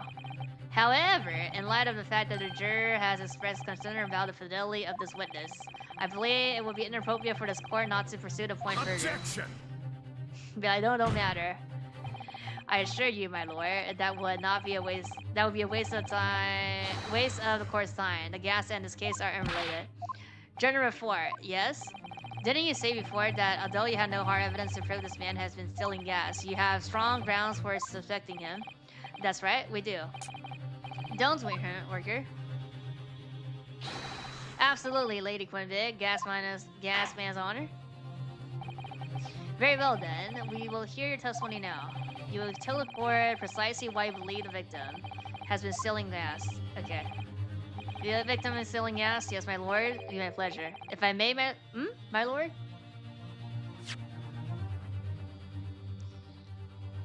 On a gas name, I swear. Go ahead, madam. This worker's testimony may have a significant bearing on the good name of my husband's company.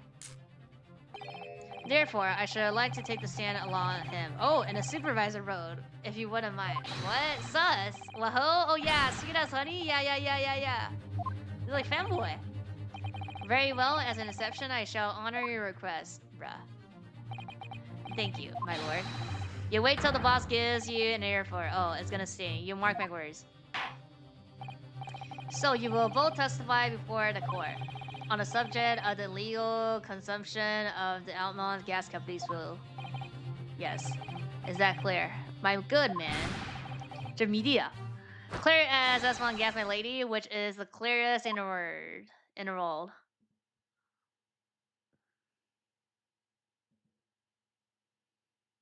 Do you think the gas has gone to his head, Mrs. Otto? Bruh. I think the man is just a very dedicated employee. Are you sure about that? Are you sure about that? Okay. Investigation. I'm proud to be the company's East End branch investigator and meter money collection agent. Gas meter assess trumpenny bids, each coin giving customers about 2 hours of gorgeous gas. And yet, the meter in Shamsu's room didn't have a single coin in it. The meter doesn't appear to have been tampered with, though, and the collection agent has the only key. Somehow, he's using all the flames gas he wants without playing a penny. That is, if that's not thieving, what is? I mean, maybe you guys have, like, some bug? Pray forgive the discordancy. The relevancy of the testimony caused me to turn to my hollow chalice. What do you mean by the remark?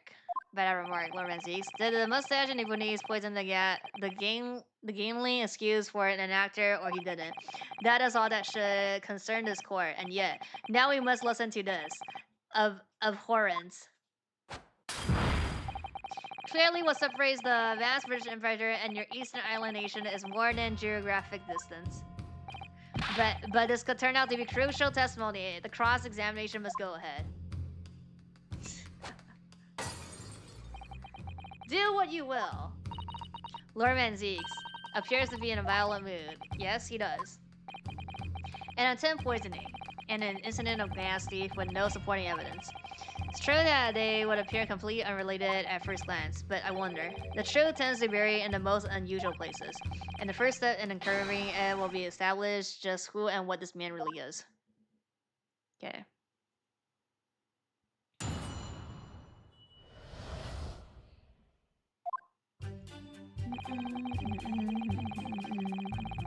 Hold it!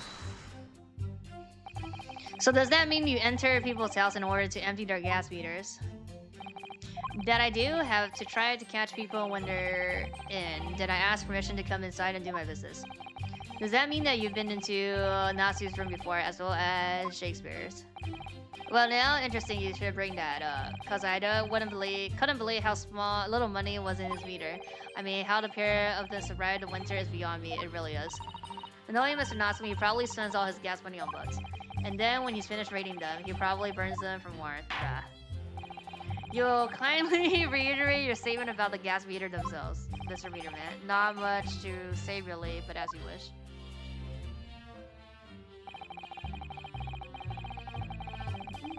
Hold it!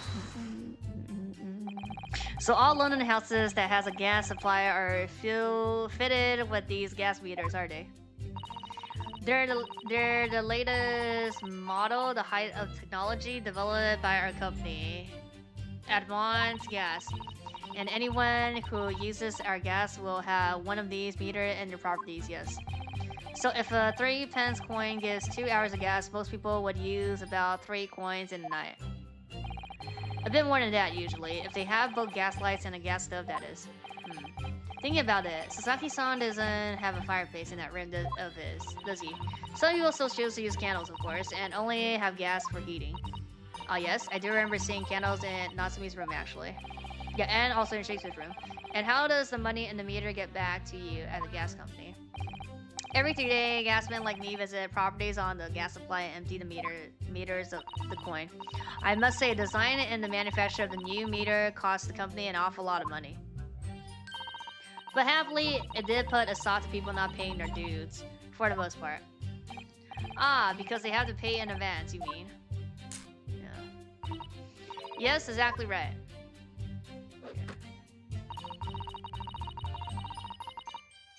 Hold it! Out of interest, how long has this been going on? Weeks and weeks. He's been pinching gas off us for ages. And you examined the meter in his room. I take it, naturally. We took it off the wall and went over it with the fine-tooth comb. And found nothing suspicious at all, I presume. No, I'm afraid we didn't. Which is exactly why I demanded a new type of meter to be produced. One with an indestructible log, the Shamsteer Special. Sounds like it would have cost an awful lot through penny pieces. But even after that, the rascal meter was still empty. I'll never forget the humiliation. When I opened up the money box and I found it bare, what? You what? I said, you what? And the look on his face, the smarty smile of his. Ha. I pulled the meter straight off the wall and took it back to the office. But you know what? Nothing. Bruh. Not a trace of it being jammed open anywhere, not a single sign. And what's happening to my salary as a result? Down by 3 shillings a day, that's what. A life-threatening situation in a number of ways. Incidentally, what became of that meter? Nothing became of it. I've still got it. Oh, let's go. Evidence? Right here. No wonder they call you the meter man. Huh. I think it would be prudent for the court to sequester this item while the trial is going on. Okay. There's probably some modification on this though, definitely. Although at first glance, it doesn't appear to have anything unusual about it. Let's move this along, shall we? Continue with your testimony. Though I would say that it has as much value as the contents of that meter. Oof. Okay. Let me look at this first.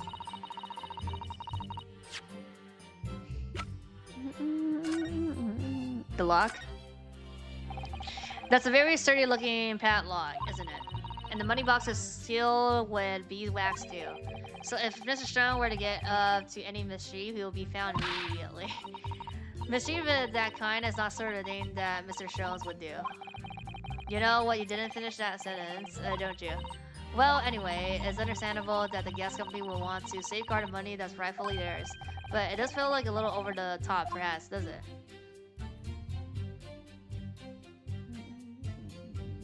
Oh, same thing.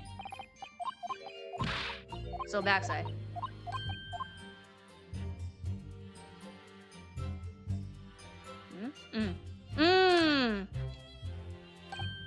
Oh, what? You spotted something, Naruto. Just here, there's a little hole. Do you see? Goodness, you're right. I wouldn't have noticed. It's not a very neat hole, is it? Not professionally made, I'd say. So you think it might have been opened by him? Possibly. It seems the people at the gas must have missed it, bruh. Well, it certainly seems to go all the way through the inside. Yes, but there's no way a coin could fit through there. That's true, but even so, it seems more than a little suspicious. Let's go. Okay, so we just use this on one of the lines of like, be like, proof now. Hold it! Like, we found nothing. There's only one key for all of your meters. Well, in truth, there is another key in the company vault at our main office. But even if someone has somehow managed to get hold of a key, we'll know if the coin box had been open. Oh, how? I came up with a rather clever way to expose any little shenanigans as it happens. Would you care to explain? Well, now in order to empty the meter, you have to unlock the padlock and remove the cover. But when I close the cover again, I stick a little beeswax seal on it, you see? A seal. Like the sort of thing you put on an envelope, you mean? Something like that, yes. Basically, you can't remove the cover again without breaking the seal. Now, in the case of his meter, there were no coins inside at all, as I said. But the seal hadn't been broken either. So that would mean that he somehow managed to steal coins from inside the meter without opening it. It would seem so, but that would be impossible. Okay, so is it this line then? It's either that line or this line, no? Easing on the flames without paying a penny. Hold it! How do you know that he's been using gas though? Well now, since I started investigating this bloke, I've been to room more than a few times, and on every single occasion his lamp has been blazing and his cell clouding. It's in the middle of the winter and he still turns to me, sweat dripping down his cheeks, and says, "Get thee to the nursery." Hamlet indeed. I could rain the rogue's neck. I got all hot under the collar, but still, every time I open up that flaming meter, it's empty. He's robbing me of my salary too. What's wrong with the roll? Where's the justice? But how can he possibly be stealing the money? I don't understand. The simple explanation is right before your eyes. What? He did it? A toast to your eventually realization that the gasman could be an accomplice. Oh. What, you what? Good lord, evidently a applause indeed. Plausible indeed, bruh. Well, what do you have to say for yourself? Oh please, Lady Quimpe, I'm a faithful worker, bruh. And besides, if the money us gasmen collect doesn't tally with how much gas has been used, you thought you are paid by the same amount. Yeah. So you'd be stealing money, only to have the same amount taken from your wages, yeah. Clearly that makes no sense. Perhaps it's a case of losing the battle to win the war? No, I'm not gonna stir up the hornet's nest. If I went stealing from the company, I'll be finished. It would seem there is no evidence to support that claim of theory made against the victim. You said that, bruh. Because William Shakespeare is innocent. No, he's not. Bruh. Pray forgive me if that shatters some illusion my learning Japanese friend was clearly under.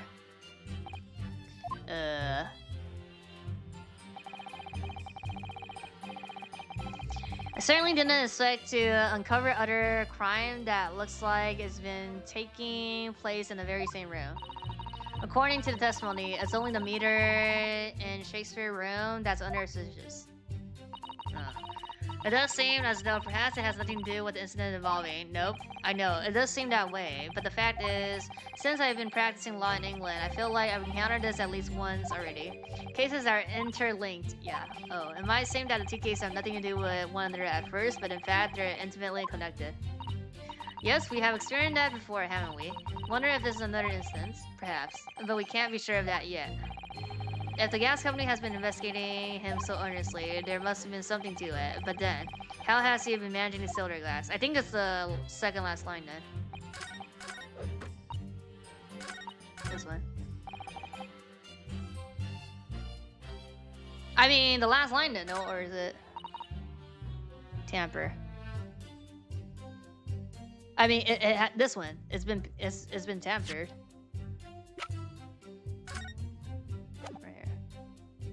Objection! Yeah, tiny hole. Okay. Lady Anima, I'm afraid to say, you guys poo-poo investigation, that this reader clearly does show signs of having been tampered with. What? Get away! I've been over and over that thing, telling you there's nothing wrong with it. In that case, bruh, what do you have to say about the swallow hole that's been made at the base of the coin box? Hole? What? You're right. You're quite right. There's a little hole there. The meters aren't supposed to have that. None of the others do. In other words, we can assume that he secretly opened up this hole himself. Yes, I wouldn't be at all surprised, but why? Yeah, why? I mean, it's tiny. You couldn't get a farthing through that.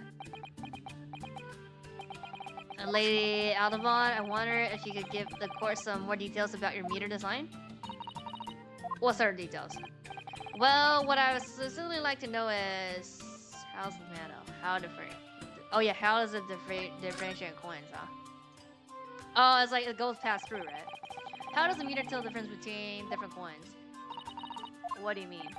Well, for example, if someone were to put in a 1 penny coin, that wouldn't work presumably, would it? No, of course not.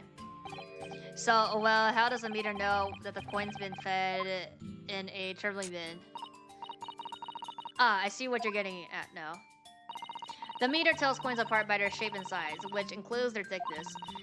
The turbulent bit is about 3/4 of an inch in diameter, you see? Other coins just won't fit. Ah, I see. It's clearly been very well thought out. That's wrong? Witness will amend her formal testimony with that information in case it is pertinent. As you wish. Oh. Oh, and it would be like he has something? It's this line. So Hold it! it has to be something. But conversationally, then it would seem that anything matching a 3-pence coin exactly in the terms of diameter and thickness could equally well be used. Would that be true? Yeah. Well, yes, in a way. The weight comes in to a certain extent as well. We've thought of that though anyway. If I find any fake coins inside a coin box when I empty the meter, the contract says the customer has to pay 100 times the amount they diddled as a fine. We live for moments like that. Us gasmen do. Live for them. Ha ha. It would seem the gas company has thought of everything. Wahoo! Hooray for gas! Hooray for cash! Antmon all the way. That's quite enough of that. Remind me, how big are Trumpet's bits? About 3/4 of an inch across. What do you think? Do we have that? Is this 2 centimeters? Centimeters measurement significant? Perhaps there's some other aspect of meter construction that we should be focusing on. Yes. Is it the Zvano? Maybe you're right. Perhaps I should try a different track here. Like asking whether the meter can be a Zvano. Okay, so that's the wrong one. Yeah. Delve deeper. Or this means that we can do both then? How can a meter be dismantled? Dismantled? Yes, given that there are no signs of it having been forced. I'm wondering if perhaps rather than being broken open, it might have been taken apart. Well, yes, that does make some sense. The padlock are made by a first-class locksmith from the finest quality steel. And the meter box itself is made of plastic steel, plate steel as well, well shut to ensure it cannot be opened again. I can assure you, it's quite impossible to handle it. Wahoo, yeah, nothing leaks from a Atmo meter, no coins, no gas, nothing. No, nothing, I see. The witness will amend her form of testimony with that information in case it is okay, I don't think this is valid then. As you wish, my lord. Do we get both lines though? Let me see. Odd joints. Yeah, no.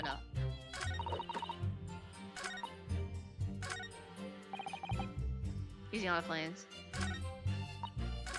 The way, yeah. So it's just so we don't get both. No way to dismantle it. Hold it! Has everyone ever tried? Oh yeah, they've tried, but they've all given it up before long. After all, if they actually broke the meter, the company would be able to take legal action. Yes, that makes sense. But what do you think? Yeah, I don't think... So I think... Is there like some coins? It's not a fucking soap, right? I have no idea. We don't have coins. Is the envelope? It can't be the envelope. Oh, it's this. Oh, this one doesn't have the coin, yeah. Oh, look at the soap bar. Circular depression on this side. About 2 centimeters. Oh, it's this one. Or 2/4 of an inch. Yeah, this one. Do you think? Yeah, we find out the soap at the scene, didn't we? Yes. There were 2 bars on that little head just outside the window, so we took this one. Sure that when we first found it, there was some sort of reddish, yeah, medallion in the middle of there. I remember it clearly, yes, but there's no sign of it now. Where could it have gone? Okay, we don't know. I mean, he got it then. It's on him then. Okay, so yeah, it's just a soap here and then a line. Okay, gotta change the line then. Yeah. Yeah. Okay. Yeah.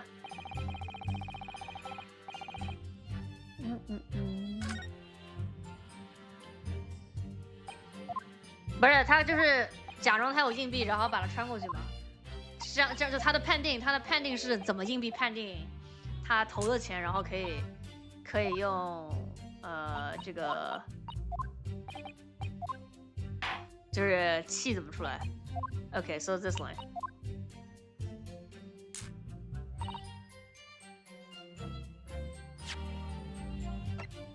Objection. Let me just confirm something here. If the diameter and thickness were to be correct, the meter would accept any object as if it were a trumpenny bits. Is that correct? She's a bumblebee? Yeah, her umbrella is also a bee. Yes, that is correct. Well, by something of a coincidence, while we were investigating in his room, We found a particular item that matches the dimensions perfectly. Let's go. Something the same size as a trumpenny bit? What was it? The item in question is this. What? Have you been inhaling gas? That's a bar of soap. Certainly looks something like a trumpet bit, I must say. Looks like I'm going to have to point out exactly what I mean here. Yep. So important about the soap is this part here. Oh yeah, I have to click. Middle of the soap. Yes. Perfect circle. Say almost, yeah, okay. So I just gotta do this here.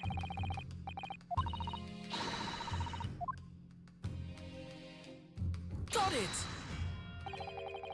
You have to turn over the soap to see what I mean. Ah. Are you referring to that round depression on the middle of the soap there? That's right. A depression that's approximately 3/4 of an inch in diameter. Or in other words, almost exactly the same size as a trumpet bit. Get away! Does anyone here present have in their possession a trumpet bit? Quickly now, hand over your coins, ladies and gentlemen.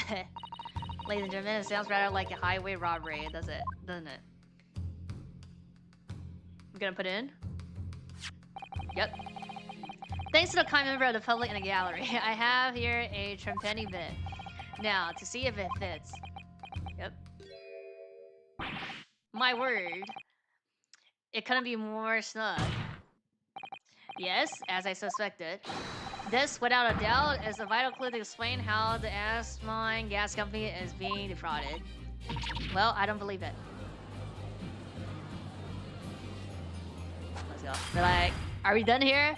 So your assertion amounts to what? Yeah, that some inferior bar so has a tentative connection to the thief of gas. Yes. The impression of the soap was clearly made by a trumpenny bit. I must concur at last that pushing a coin with some force into a poor quality bar of soap such as this is a remarkably simple way of replicating a coin shape. Stop breaking? He's gonna break everything. Also the entire bottle. And then you could use, well, some melted wax or something to pour into the mold. You can make fake coins in no time.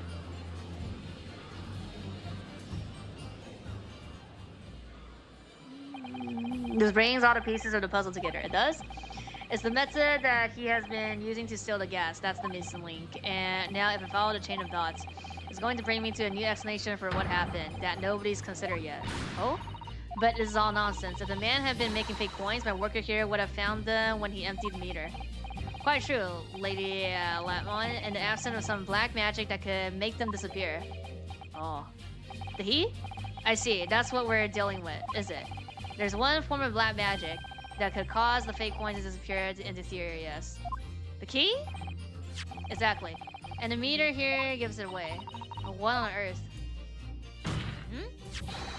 There are remnants of the magical method used visible on the gas meter taken from the victim's room.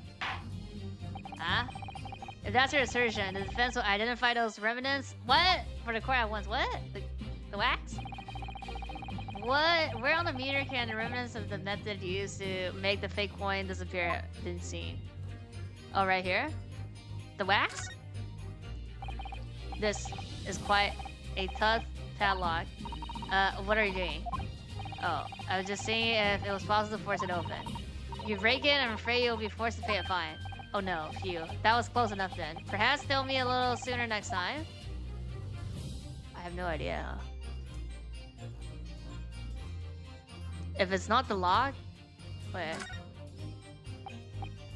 What does it say? This? What does it say?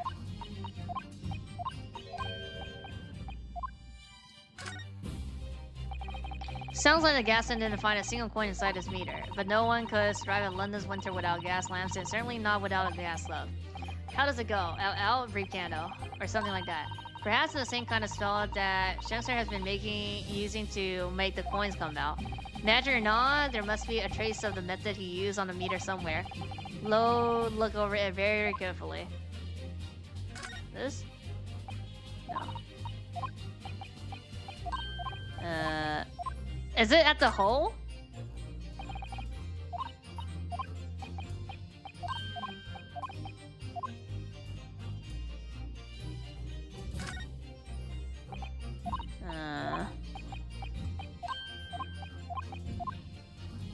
It's just that, is that the holder? There's a little hole at the bottom of the meter here, isn't there? And it looks as though it was made by somebody who didn't really have the right tools. It doesn't actually go all the way through the inside. Though it's hard to see that unless you look closely. In fact, it goes right into the part of the meter where the money ends up. I suppose it's nothing there. Oh, well, you couldn't possibly extract the coin through the small holes, could you? Yeah, no. Suppose not. But then the question remains. Okay, why would somebody go through the effort to make a hole here? Make the coin disappear. I don't know.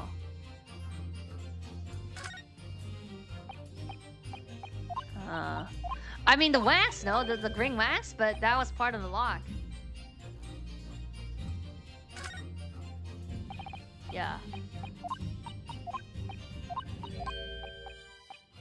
I don't know.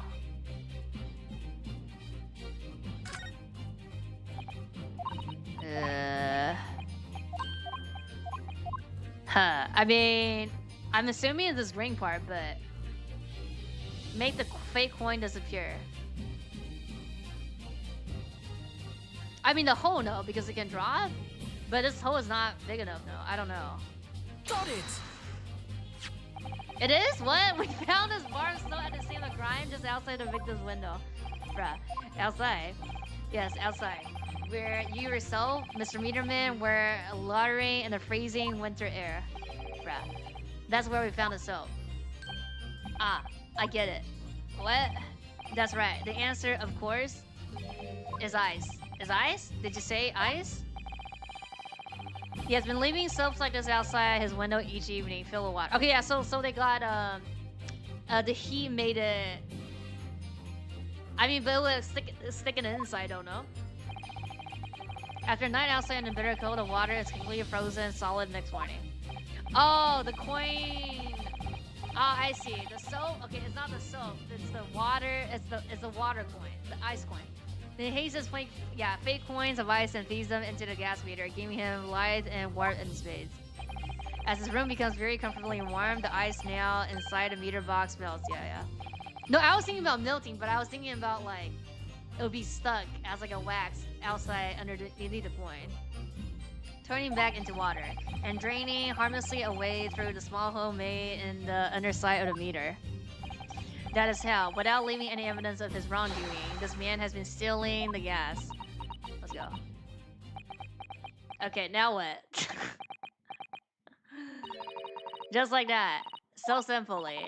Is he trying to make us look like idiots? He's been fooling us all with some silver bar and some water. That's right, man. I don't believe it. It can't be true. Do you have any idea how much money we spent to build that new meter? And now you have the audacity to suggest that a bit of soap and water can render it totally useless. We could literally do it here. Test it now. I'm fairly sure I didn't design it. Yeah, evidence. Just do it now. Sorry, I want evidence. If you're going to stand there and tell me our meters are rubbish, I want to see proof. I mean, literally prove that you guys can't even fucking find a hole. And you guys like you fucking mad here now. She's very good at enforcing accountability, isn't he? Isn't she? Very well, we have proof. If you like some evidence, I'll provide it. We do? What? Are you saying you do actually have evidence to support it? I mean, the fucking trace of something. Bar me. Oh yeah, the water. Yes, that was like the water in the picture. I have a feeling that Zuri will come up with now to explain it. Yeah. Please substantiate the theory about how he has been stealing gas is this. Take that! This is a photograph of the scene at the point when the victim was discovered, taken by Inspector Gregson, and it clearly shows the remnant of the crime carried out by him. Where remnants? The water here, yeah. I didn't even need to click. Here you can see the gas meter on the wall in his room. Now, look closely at the floorboards directly underneath the meter. Yeah, we don't even need to click. What is that? Some kind of gurgling stain. Almost certainly, it's a water stain, resulting from the liquid that drained out of the hole made in the meter.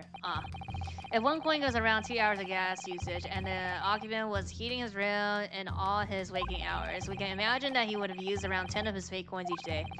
The melting ice inside the meter coin box would have been dripping out almost certainly. Constantly, leaving a stain on the floor. This is awful. And there's further evidence too. Yeah, the gas wars.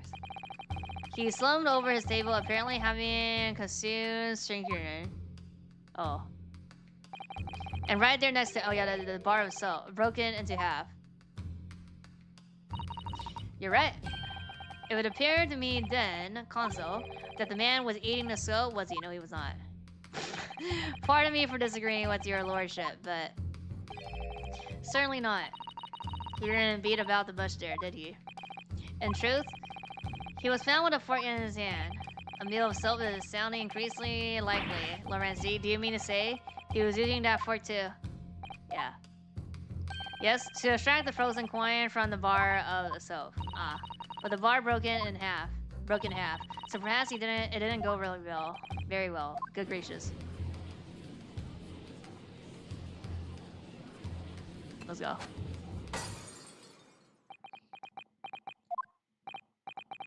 Lord Manzeeks, I was throwing my hand up in despair and happened to catch my hollow valdo on the way. Pray forgive my maladroit mistake. What is the meaning of this, console? Allow me to pose my learned friend a question. What exactly did you establish with your most recent cross-examination? Well, the victim is a liar. William is a liar and a thief. In other words, that his testimony is unreliable. That's it. That's exactly it.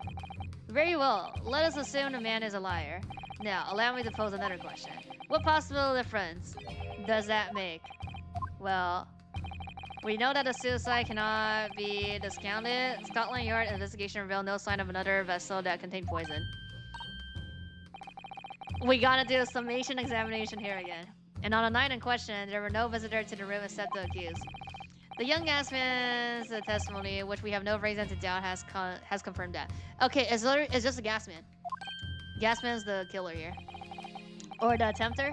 Furthermore, the only possible way the poison could have entered the victim's body is via the tea. Wrong. The court has seen no evidence whatsoever that suggests otherwise. The bar of soap. The bar of soap. I don't know, like loose bricks? Even if William is a liar you claim him to be, these facts have been objectively established. There's no escaping it. Ugh. Therefore, in light of these facts, the prosecution calls for immediate adjudication. What?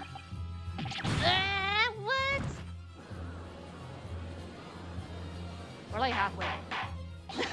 Order. Well, console, how does the defense respond? Mr. Naruhodo. Wait, summation examination. What was the point of that last cross? Did it actually get us anywhere? Or did it make no difference at all? Like Lord Van Sieg is saying. Raise an objection! No, this isn't over. The defense will not rest. What? But console, you've successfully explained everything. You've identified and substantiated the unscrupulous method employed by Mr. Shakespeare to consume gas. What more is there to discuss? Lord Mansky just highlighted 3 facts in order to make his point. But contrary to what he would have the court believe, not all of them have been objectively established at all. What are you trying to say? My Nipponese friend, at least one of those so-called facts and assumption made due to a lack of evidence. The people? But the situation has changed now. Following the cross-examination of the latest witness to take the stand. Don't be absurd. What is the nonsense?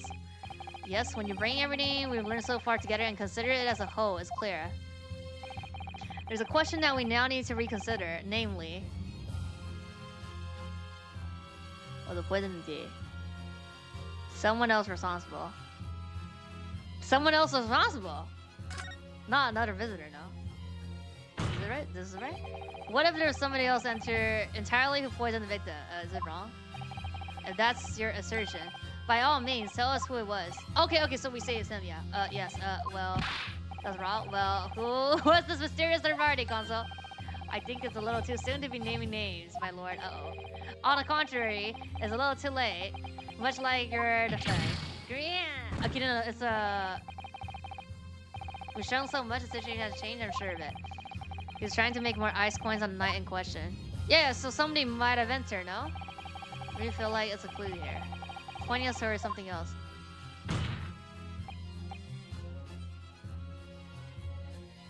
So the poison wasn't in the tea. No, it was another visitor. Okay, I mean, we can click everything. Another visitor? That's wrong. That's wrong. Okay, so it's just not in the tea. What if the victim did if I had another visitor besides Natsuki? Is that rich? Okay, so it's just the tea. So we're just saying that it's actually not even in the tea then. Oh, we can say it's at the soap. It's on the soap. And then he got poisoned, he got contacted or something, and then that's where the poison came from though. Was the poison in tea? Yeah, I mean, the assumption is like it is in tea, but there's no residue, so we can't test. We all been led to believe that the poison that afflicted him was in the tea brought to him by Mr. Natsumi, but that's conjecture at best. Objection! Yeah.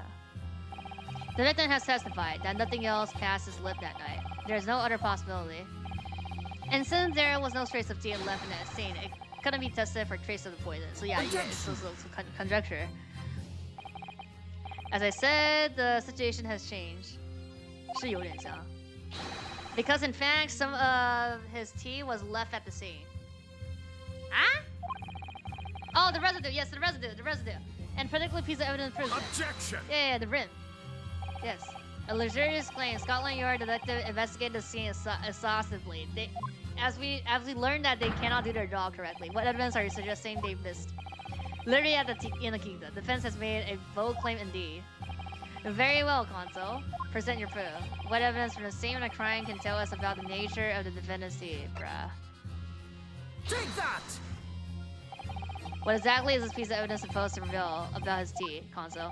Well, what? I said, what? No? Possibly be related to... Oh my god, it's not this?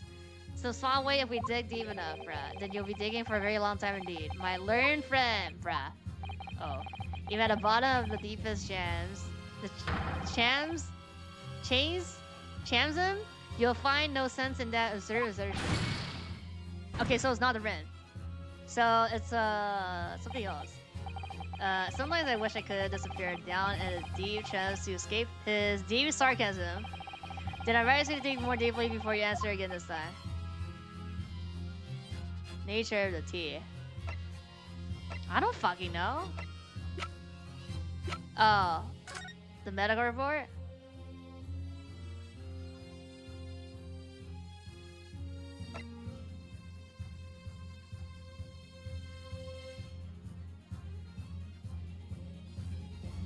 No, I don't know. It can't be the envelope now.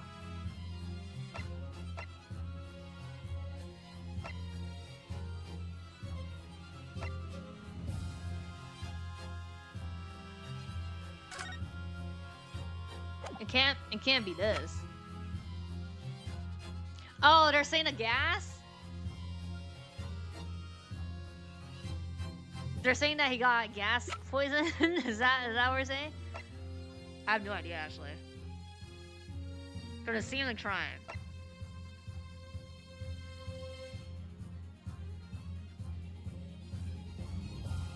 I have no idea. Are they talking about a gas then? Because it can't be the soap, right? I mean, it's either the... It can't be the envelope. It's either the soap or the gas meter. Okay, I'll do soap first. Take that! Okay, good gracious.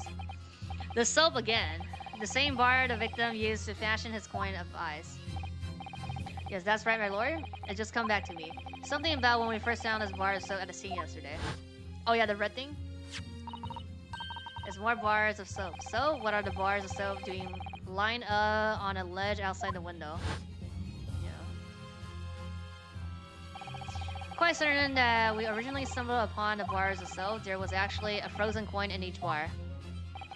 So you discovered the gas thieves' coins factory. Fascinating. Fascinating. In a way, yes, but there's more. The red? The coins we found in soap at the time weren't normal ice. There was something strange about them, you mean?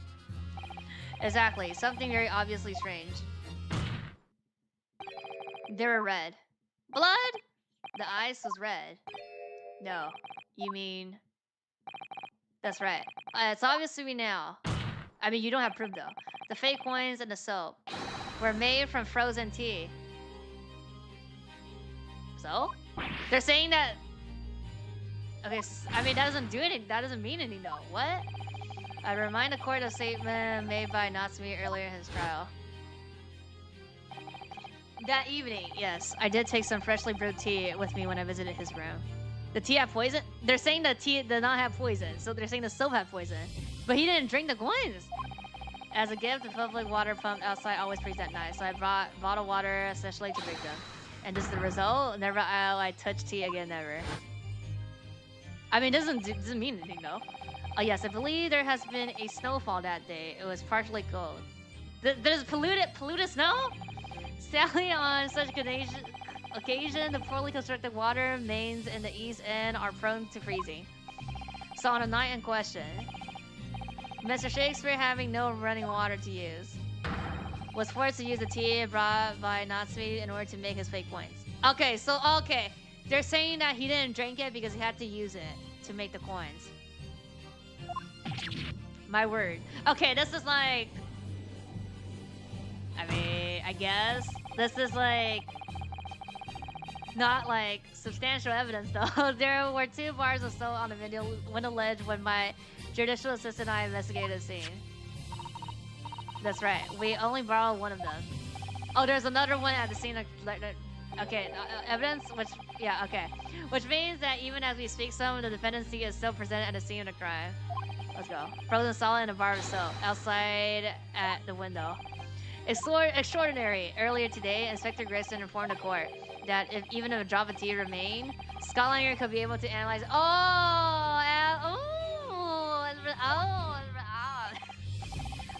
see. As such, we are now in a position to prove or disprove what has until now been more okay. And then it comes out and be like, yeah, the poison's in the tea. And then we got to prove that he didn't put it in the fucking tea. By finding out for sure whether or not his tea actually contained the poison at all. Okay, I already know where this is going. You smug Nipponese. My lawyer, we cannot do the defendant the injustice of passing judgment now. The police shall be dispatched to recover the remaining bar of soap from the scene at once. And the defense requests a thorough analysis of the frozen tea embedded in it to determine whether or not it contains any poison. You're what? Philip? This is break time then, no? Instruct the police. Yes, my lord. Understood. Whether or not it contains any poison. Okay.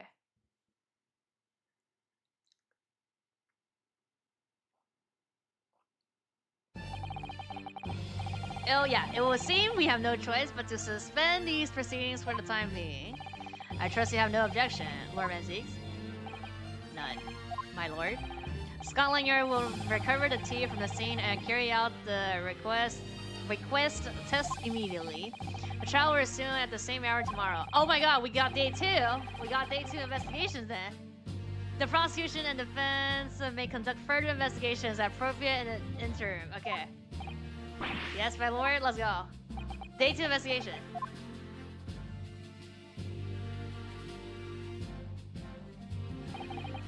Well, we managed to scrap through there somehow. Yeah, day 2. Thank you, consuls. Court is adjourned until tomorrow. Okay. Oh, that's why. I mean,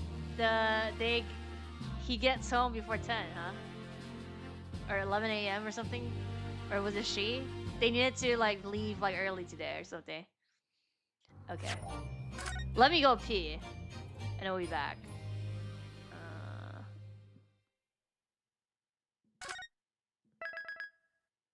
Yep, investigation part 3. Okay. Why is our attic so empty?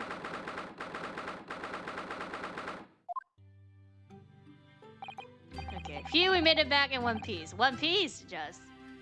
I'm gonna go pee and come back.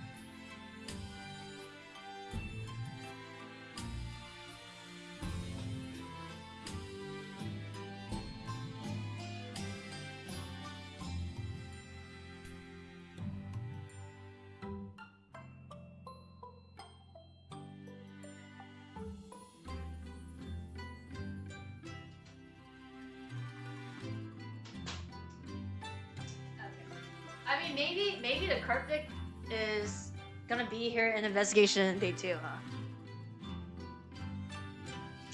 Oh, it's because right after. Oh yeah, when did just move in? Oh yeah. I forgot about that.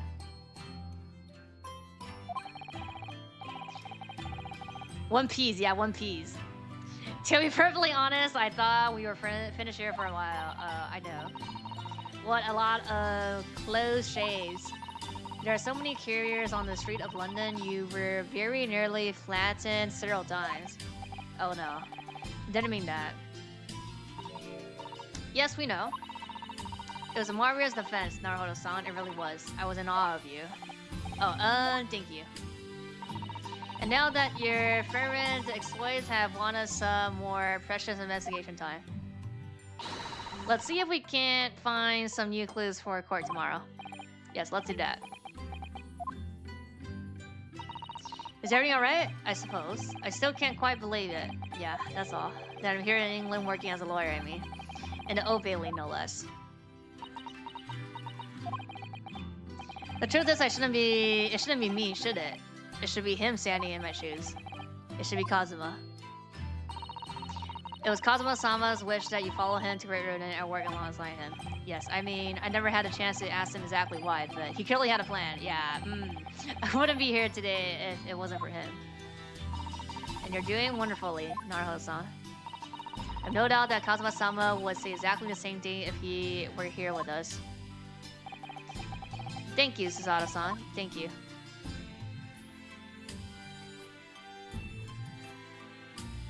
Okay. It was quite a shock earlier today, wasn't it? When the victim himself turned up in court and took the stand. Why were you shot? Not only that, but then finding out that he was actually a beer-facing ass dude as well. Yes, that was certainly a surprise to us all. For a while, it seemed as though everyone had quite forgotten about Sasaki-san poisoning tea. Careful of your phrasing, Sada-san. He didn't poison anything. And there's more to this, Mr. Shakespeare, than we yet to know, I'm sure of it. Shakespeare certainly wasn't the noble, upstanding man everyone thought he was at first. What's become of him, actually? I was told that he'll be returning to the hospital where he was receiving treatment. Oh, which one is that? Oh, I mean, the one that everybody knows, yeah. Let me see. Yes, yeah. Sri the Refra Muse or Varsa's Lunder's Guard. Call. We know that place, don't we? Yeah. Yes, we visited Miss Ring there yesterday. It's the same hospital to which she was taken. Oh yes, after Sasaki-san stabbed her in the back. Do be careful of her phrasing, Naruto-san. He didn't stab anyone. Perhaps we both owe Sasaki-san an apology. Just like joking here, huh? Yes, we should probably visit the hospital later. Okay. So we know that Sasaki-san took tea to the victim on the night in question, but as he isn't a Kurpik, then obviously... Yes, the poison surely wasn't in the tea. But if that's the case, how on earth did the poison get into his body? Sure, we'll find a clue to that at the scene. There must be something in his room that will help us solve the mystery. Yeah, I wasn't even done. We got, like, interrupted by the Scotland Yard. Well, naturally, Scotland Yard detective had been over the place already, but it couldn't hurt for us to have another look around, I think. They always miss some shit. Definitely, and I'm desperate to know the outcome of the investigation into the tea left in the bar to soak. Yeah, and then day 2 investigation is gonna end when they tell us like there's poison in it. Well, if we run into Inspector Gerson, we can ask them about that. I think we don't run; they just tell us now. Kazuma Asogi, the best friend I ever had, and a lawyer with such promise. He really saved my bacon and that horrible incident just before we left Japan. Yep, flashback. I can still picture him now looking so fierce and determined in court. And then after the trial, that crazy idea he came up with. As a stowaway. Yes, you can fit inside my trunk if you curl it up small enough, I'm sure. No one will know. BGM. Kazuma, won't you tell me why? Why go to these lengths so that I can accompany you to Great Britain? Well, it's been on my mind ever since we got through that trial that you really ought to go into law, be a defense lawyer. You've got a natural talent for it, believe me. I guarantee it. But I've never even thought about becoming a lawyer. Well, I can't force you, obviously. You'll have to decide for yourself. But anyway, London is the cultural capital of the world, the city at the forefront of everything. Can't wait for you to see it with your own eyes. No, that's true. I suppose, though. If you were to become a lawyer, then one day. One day we'll battle. One day what? One day what? One day what? Oh no. Never mind. Mira. Naruhodo-san. Oh, sorry. I was just thinking about Kazuha. Yes. He's forever in my thoughts, too. To change the Japanese judicial system for the better. That was his dream. And that's why he so desperately wanted to come to Great Britain to study, of course. Yes, that's right. But... yes? I do wonder if his true attention lay elsewhere sometimes. Yeah, I don't know. The thought just takes hold of me every now and then, that's all. That's next case, I think, no? That should be next case. Naruhodo-san, what do you mean by Kazuma-sama's true intentions? Oh, I mean this. His katana? I never expected to hear this sword after Kazuma passed away, of course. No, I know. It was because I asked you to take it. When I have it at my side in court, I feel as though it gives me courage. Yes, actually, the night before he died, he told me a little about the sword. Yeah. Oh. Yeah. Karuma.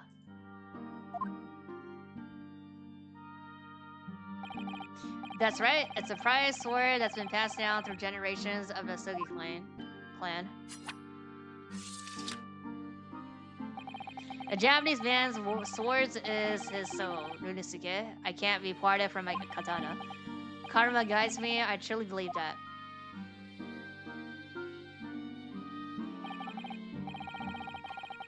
So its name compels is wider to slice evil into two.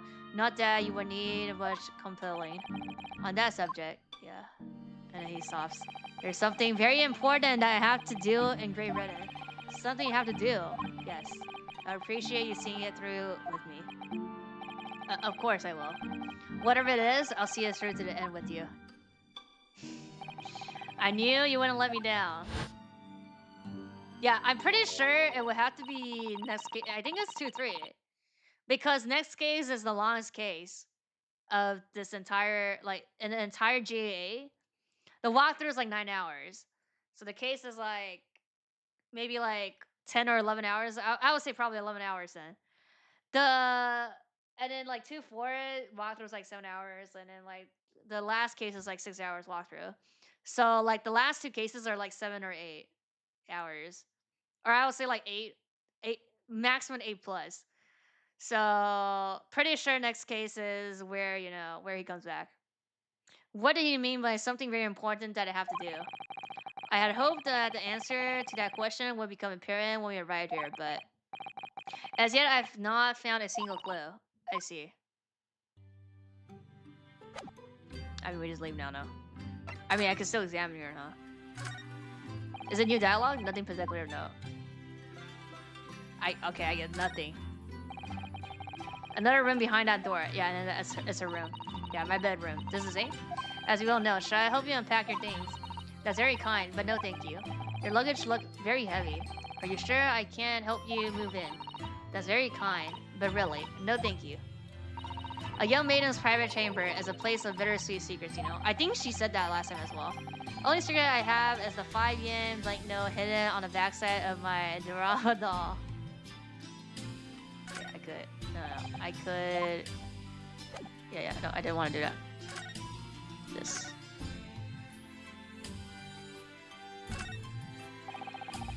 Tanks are for keeping sea creatures. They're called aquarium and they're... oh yeah, this is the same then, apparently. Oh yeah, it's the same because people that have not played one can click on this. English are so clever, coming up with the idea of having ocean life on display at home. Yeah, this is the same. Hey, just like me? Cool. Oh, you're talking about the hidden thing that he talked about with this again? And it means you always have an emergency midnight piece on hand too. I'm not sure that's really the idea. Okay.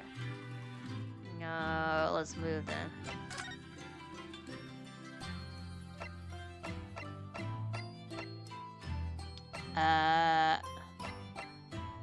I go to hospital. I should go to hospital first, yeah. And then I could go to his room.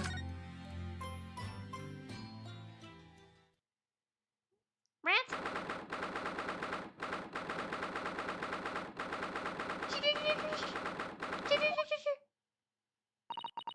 What is supposed to happening?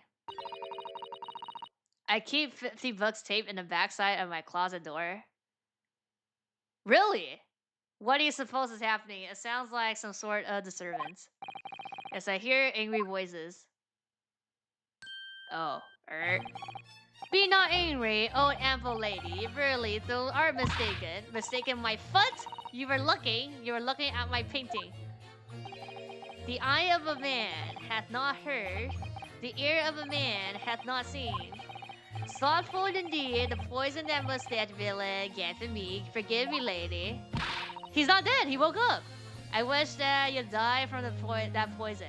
He was in court testifying. What are you talking about? He was not dead. He was like not dead 2 hours ago already. God a mercy, ample lady. But though seest, I have rigor still.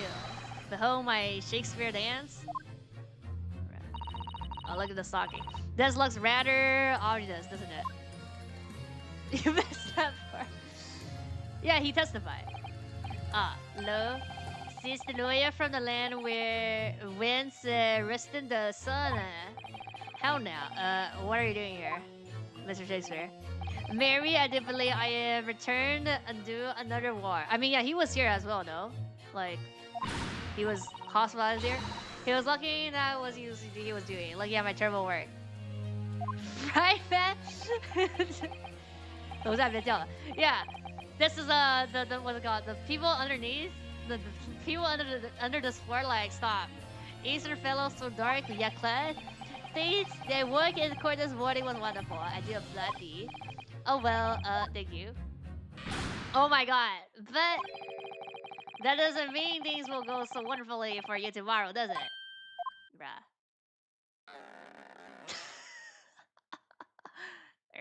Okay. Are we gonna have a scene where he tries to, like, choke somebody with this? Like, you know, like, bend this? They did that, like, in another case. With something else, though. And extrude. Yeah, he leaves. Okay. So he might technically be the victim in this case, but there's definitely a lot more to it than that. It's very hard to pin the man down.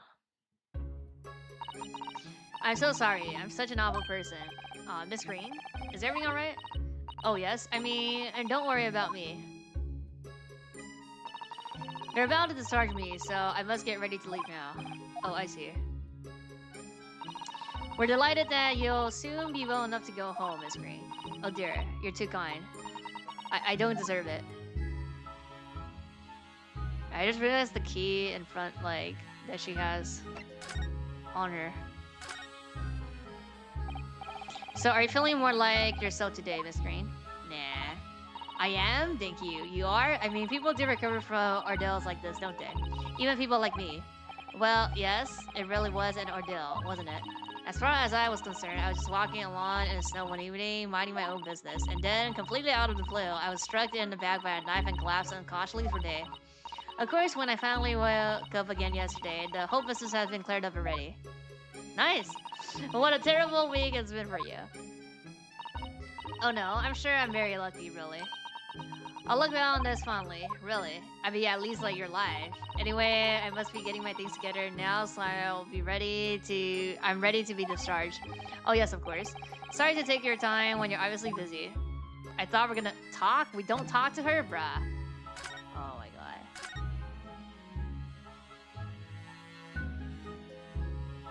Okay. So, this is just to encounter him dancing here. Okay, we moved to their house then. Their room. Okay. Also, I just realized this is the wig now. I'm blocking it, but this thing on the corner right here, this is a wig. This thing here. Oh, he's here. Okay. Oh, hello again, Inspector Gregson. What are you doing here? Well, we were hoping to have another look around, actually. Those like that British people were over here. Don't also the judge wear those? I mean, not exactly like that. No, he's wearing that because he's cosplaying. The lawyer representing the defendant has a right to examine the scene, as I'm sure you're aware. Yeah, I know the score. Oh, yes. What other thing? The soap on the ledge outside the window. Did you find it? With the tea in it? Yeah. Yeah, we found it alright. And there was a small portion of a tea in it, as you said. I knew it. It's with the identification section at the yard now. They're looking into it. Okay. Results should be available later today. Penguin with the rose always looked ridiculous. Yeah. It's like very obviously fake as well, though. That's wonderful news. Thank you. I actually don't know the history about that, but yeah, it's like the wigs that they wear. Pretty impressive performance in court this morning. Sorry? Ooh, nothing, forget it. Just make sure you don't disturb anything in here. Tsundale. Okay, can we talk to him though? Or he's gonna tell us like, don't touch. We're gonna mess up by just looking. Are you looking for new clues, Inspector? It was a status thing. No, I meant by like why it looks like that. That's what I mean. On Lord Manzig's orders, yeah. Don't come back till you've got something for me, he says. Oh dear, poor you. Yeah, poor me, because we've already searched every blading nook and cranny in this place. Are you sure? I don't know what he's sucked up, to be honest. But thank goodness for warranties is all I can say. Well, at least he's honest. Okay, are you gonna let me examine? This is some sort of makeshift stage, I think, is it? Oh, this thing here. Where does the audience sit through for the nightly Shakespeare performance? Okay, there's gonna be like a door here, and then we flip this stage here, no? And then something's gonna be in here. Actors aspiring to the great stage must practice their art, Mr. Naruto, with or without an audience. Bigger, better? I don't know, man. In fact, on a related note, perhaps you should set up a mock bench for the defense in your office. What? Then you can practice your art every single day. I'll think about it. If you promise to be Don a beer and play the role of the judge. Who's the prosecutor then? Well, if that would help you achieve your goal, I have to see. So that's it. That's that. Oh, we can look at this now. No, again. Nothing particular of note, bruh. The ill-fated teacup from which the two men drank on the ill-fated night. During their heated literal debate, yes. Who's stronger, Romeo or Juliet? Sounds like it was quite a discussion. Now I think of it, I'm sure that the two lovers in the play ended their lives with poison.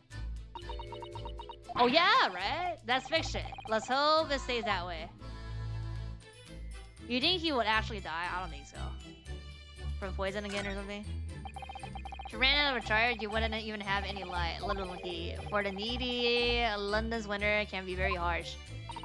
That's true, but if you think about it, even the wealthy would find themselves freezing if they ran out of small change. London's winter can be very harsh for the forgetful too then. Frankly, I'm starting to wonder if Sato-san and I are going to make it to spring. We have money? That's true, we don't even have a meter at Baker Street, let alone a gas stove. I thought it's because it's warm already? Look how dark the stain on the floor is beneath the meter there. Yes, from all the water dripping out after the ice coins melts, as you established in court this morning. It's a very large and obvious stain, isn't it? Mr. Shakespeare must have used an awful lot of ice coins.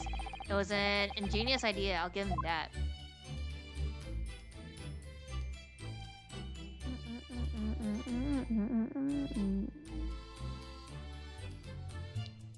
Oh yeah, the brick again. The sun never shines in his room thanks to that distressing bricked up window. Yeah, with enough determination, you can always remove the bricks to set some soot outside, can't you? Sounds like a very wise life lesson, Mrs. Otto. Only if you plan to follow a life of crime, bruh. Okay, and then we looked at all the costume envelope. So there's nothing here. Bruh, there's nothing here. Wait, can I talk to him? Oh wait, this. This is a gas wall light, isn't it? It must be connected to a gas coil in the wall. Gas lights, a gas stove. Stove, London really is a city of gas. But now that I think about it, Mr. and Mr. Gabriel had an open fire on the top table, didn't they? Oh, we should also, yeah, look at their room, no? Oh, yes, you're right. Don't recall seeing a gas stove up there. Well, I much prefer a real fire anyway. It's much cozier. Okay, that's it then. There's nothing here. Yeah. Okay, and then I can't talk to him. Or there's no, yeah. There's no like, okay, I just leave then.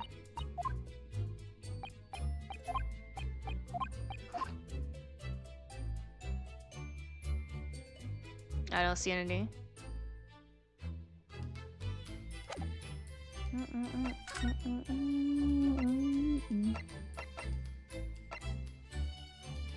I mean, we can go in order like here. What's on the road here?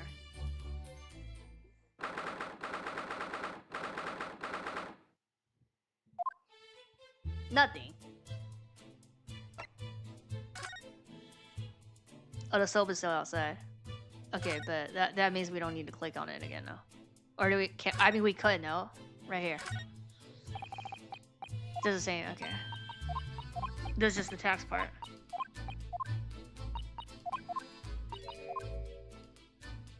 Okay. No.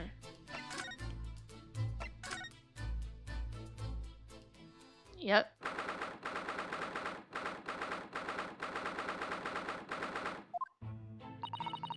Appears to be out. Huh, oh well. I suppose we'll just have to come back again later.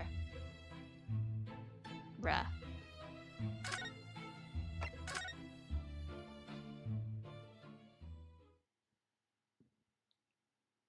Are we, am I locked now? Wait, what are we doing now?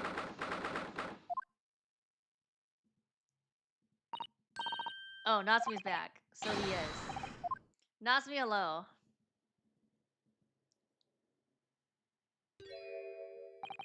I am a cat. Sorry? I don't know who Mr. Natsumi is or her luck shows. I don't know about courts or trials or Old Baileys. I am a cat. That's what I am. Just a cat. Meow. He's trying to escape from reality. Trying to. He already has. Completely. So, what is your name then? Subtle words in the move. Hint where you go next. Oh, yeah. As yet, I have no name. He hasn't fully thought out his new identity yet. Maybe it's not too late to bring him back to reality. Do you think you could open your eyes for us, Mr. Natsumi?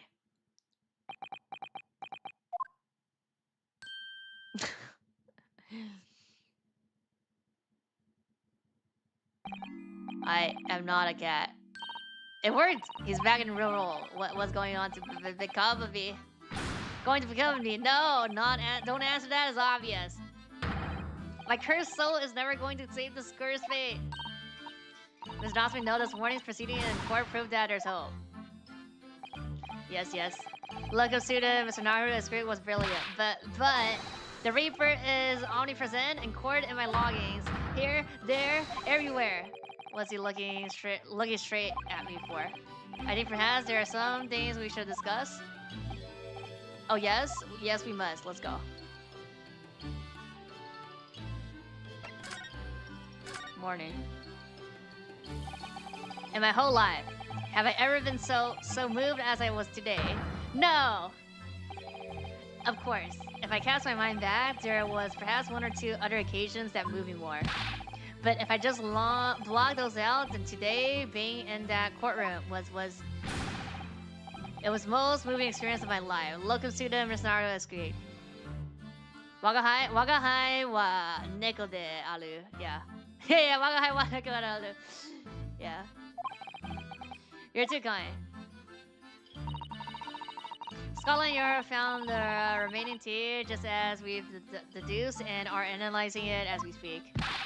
There's nothing wrong with that tea. They won't find a drop of poison in it. That's yeah, I don't think so. Solemn sworn Soseki certainty. Tell me, did you both drink the tea at the same time that night? Nope. How much flat doesn't part of that? Oh yes, most definitely remember. Drink tea while it's hot. He can move the bed here and then climb on the bed and then escape from here, I guess. We both poured it down our throat like it was a hot bath of our beliefs. And and Billy's, and at the time, you were both completely fine, as shown by the fact that he and Shakespeare then engaged in the Romeo and Juliet match. Suppose the focus tomorrow's proceeding will be how the poison was taken by the victim then. Okay. Shakespeare. That rotten Shakespeare, what have I ever done to him? You don't recall him taking issue with you over anything you've done recently? No, that was the first meeting, no? I've been holed up in my room, immersed in books. I don't recall anything at all. Right.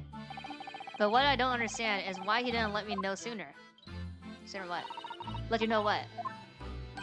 About a soap, of course. What else? Oh yeah, so he can use it? Oh dear. Are you struggling with such a marriage splendid? Of course I am, if I had money. I wouldn't have chosen to live in a curse existent in such a cursed lodgings. Oh yes, you said it because the place is cursed that it's so cheap, didn't you? Exactly. Especially the room that I rent. The spirit of that capital offender who lived there still haunts the place and is trying to kill me. Capital offender? Might I ask that the next time you visit me, you bring scores of super soft soaps. Okay. That's it. I mean, I could present. I haven't presented these stuff to them though. No, not even a tea. Nothing much, but it's been too long since I've been offered a present. Yeah. This is the same. Accept it gladly. Yeah. Okay. Let me see. Actually, visit the jail. Bring home. Sorry, I am here. Oh no, it's not here. It's No? No, it is here. Maybe I need to show him more stuff though. Do you know envelope? No. We've been to all the places, that's why.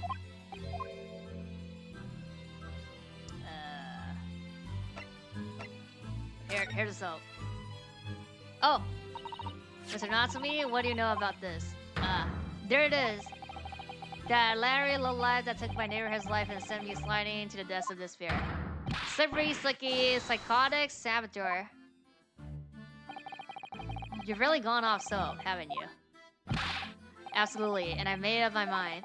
The next time someone gives me a soap as a present, it's friendship finished firmly forever. You literally said you want a soap. Whatever. I don't know what we can blame soap for everything that's happened, Mr. Natsubi. Bruh. Photo? No.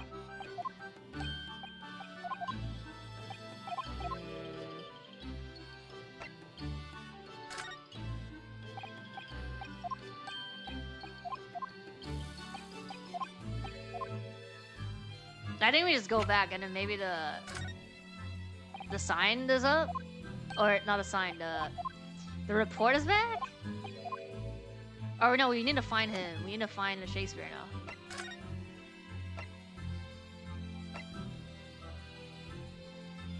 I mean, I haven't been to Shomes here. Anything here?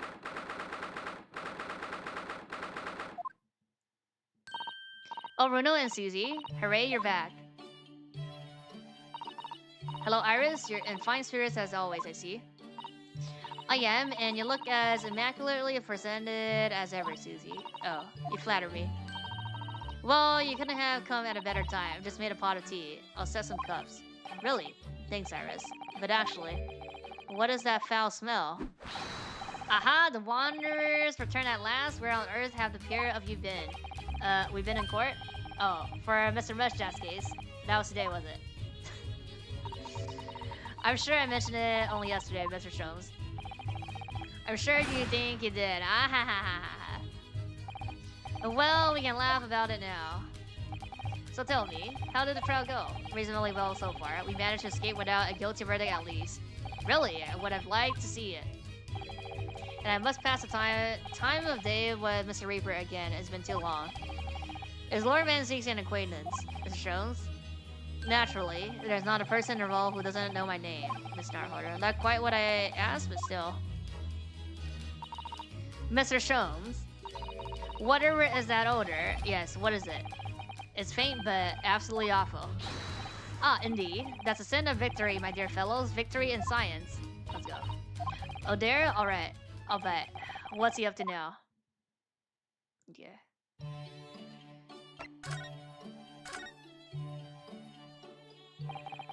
Laura Baroque Van Zeeks, yes. It's an interesting sobriquet he has, isn't it? The Reaper of the Bailey. Once legendary prosecutor has fought for someone's conviction, the person is doomed, even if he or she is found not guilty by the courts.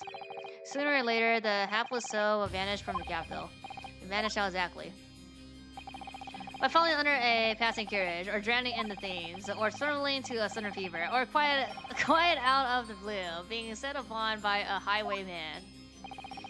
There are numerous routes to one's final terminus, my dear fellow. All seems a little far-fetched, really. Well, on the bright side, Mr. Rushjack is fighting fit. The time being, at least. That's not really reassuring. If the rumors are true, though, the obvious conclusion would surely be that those acquitted are, well, by Lord Campsi's own hand. As it happens, Mrs. Otto, that is quite impossible. Oh? Why? Naturally, the man very quickly came under such suspicions. However, whenever these incidents occurred, the Reaper always has a cast-iron alibi. Really? And so his regime continued, but 5 years ago, he vanished from the courts, never to appear as a prosecutor again. That is, until you arrive in the country. Mr. Naruto? Yes, so I've heard. In fact, it was the very day I arrived when I was thrust into that trial at the Old Bailey. They better fight to the death. Coincided with the Reaper's recursion, and really did, and bitterly indeed. And here you are, facing Mr. Reaper again. Poor Runo. I don't know if you're just incredibly unlucky, or incredibly unlikable. I think it goes deeper than just me. I sense a general loathing of all Japanese people, yeah. Foul smell. What the fuck is happening? What is that? Indescribably foul smell. Well, most probably this, I would say. What's this chemical? What is that? My dear fellow, it is, of course, my latest invention. A chemical test that can identify whether or not tea is generally at a drop of some tea, bruh. Oh my. Okay, this is evidence then. Or testing that we can use? There are some unscrutable sources of handling the style along some of London's less frequented streets. They regularly sell what purports to be high-quality tea, but is in fact merely dry leaves of draft flavor. Well, that's certainly unsavory behavior. So, when one is presented with what appears to be a black tea, one must be careful, Iris. At the ready, Hurley. Oh, we're gonna do the thing right now, experiment right now. Let us add a drop of my chemical to this cup of tea here, yeah. Do you see what happens? Okay. Turn completely black. And what a foul odor it's giving off. Indeed, the blacker the tea becomes and the more foul the odor, the better the tea is. What? It would appear that this cup was particularly fine, their jelly. That's very ingenious, but what do you do with that black liquid now? Why? Dispose of it naturally. Surely you wouldn't like to drink it, would you? There does seem to be a rather obvious problem with your new invention, Mr. Jones. Hence why this chemical test is merely a test, my dear Mammon. Right. The point is, we're entering a new era of science. In the world of criminal investigations also. Yes, forensic science. Forensic science, oh dear, these are such exciting times. These are such exciting times. I regularly engage in this scientific experimental alongside my unofficial consulting detective work. The Sherlock Holmes method will be the foundation upon which modern investigation techniques is based. This little T indicates was a happy byproduct of my ongoing forensic science research. Forensic science, I suppose I should find more about that. Let's go. So this has to be something that we use with the T then. With Mr. Natsumi, who I'm currently defending, being Japanese as well as Miss Sato and myself, I felt it even more kneeling in the court today. For some reason, Lord Van Key seems to have an inherent disdain of the Japanese. Indeed. It is an interesting observation. Do you know something about it? Do you, Mr. Jones? It was about 10 years ago that Baroque Van Zeke chose to enter the legal profession. However, before that time, the young man's closest companion hailed from the Empire of Japan. No, what the? Tell us more, Mr. Sholmes. What happened? He's not gonna say anything? I believe I made it clear before. I'm unable to tell you anything about the affair, bruh. Oh, but...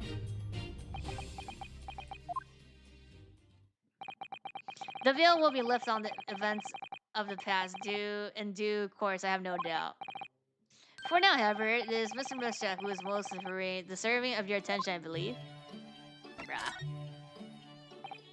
So, your T-test. Is that an example of forensic science? Indeed it is. An essential tool in case that hinge on the knowledge of whether some tea is of high or inferior quality. Not a huge number of cases then. Perhaps a more practical example is required. Fingerprints? Not yet accepted in our course of evidence, I might add. Really, we are dragging our heels here. I haven't even heard of them until recently.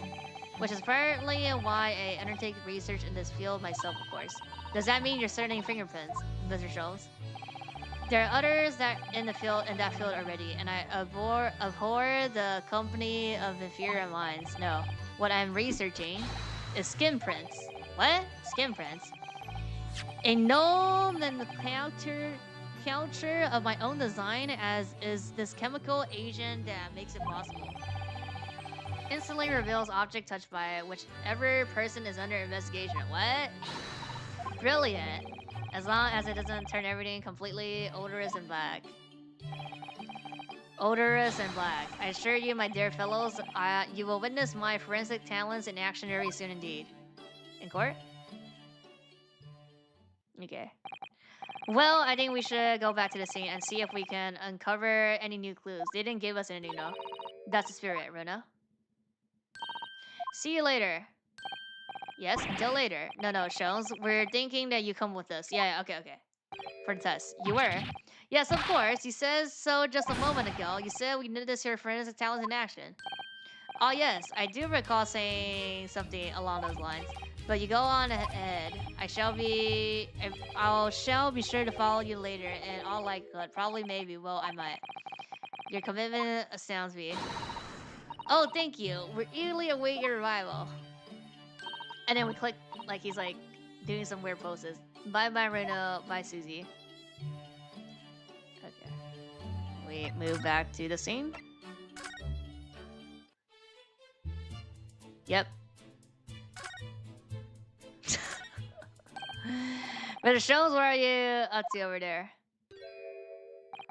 Oh, we didn't go back to we didn't went to the I mean we did, he wasn't there. What a question indeed. Was it not your good self who asked me to attend the scene? Wait, what are you doing here? Shows? What are you up to over there? What are you doing here? Dear me, once a great detective, one is always under scrutiny, it seems. Is now the time, Mr. Jones? Are you about to show us your forensic talent in action as you promised? With the greatest of pleasure, my dear man.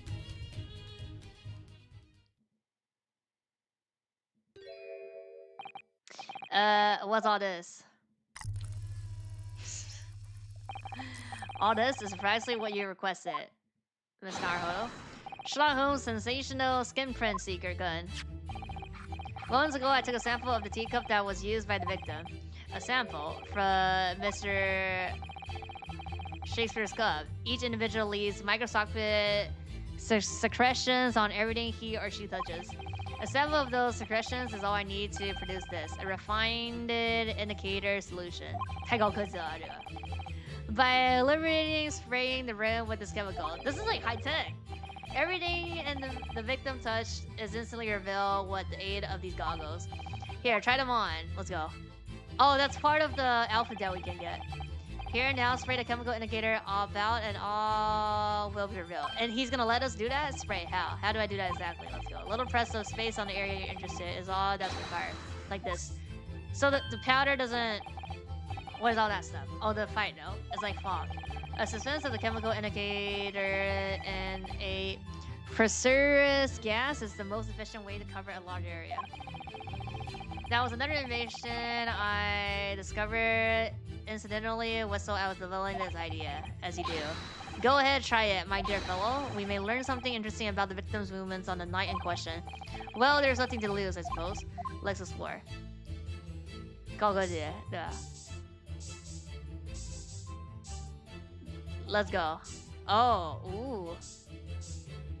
ooh. Look, there's dozens of handprints here. So there are a great many indeed, so much so that it's hard to make out any one individual print, in fact. Brett is to chill down my spine. Perhaps he was leaning against the wall while he admired this picture? Unlikely. I would say it's rather dull saying, after all. And without wishing to state the obvious, you wouldn't generally admire a picture from such close quarters, I feel. Oh, very true, Mrs. Sato. It's a bit of mystery then. There's more here now. Oh. I guess that's not enough, that's why. Oh. Also, on the other side? Let me see. Bricks? Yeah.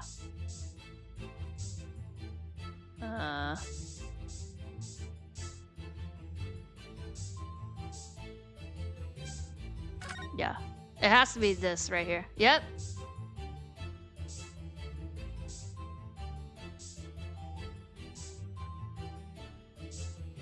That's it? That's it.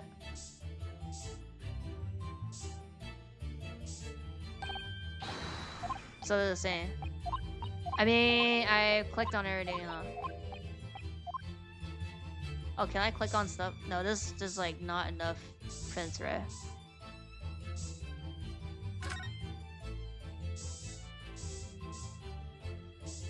That's it then, no? Oh wait. Yeah, I could do this in other rooms now. As long as we have like the substance. Does that work? Oh, look around. Oh, wait, huh? Hmm?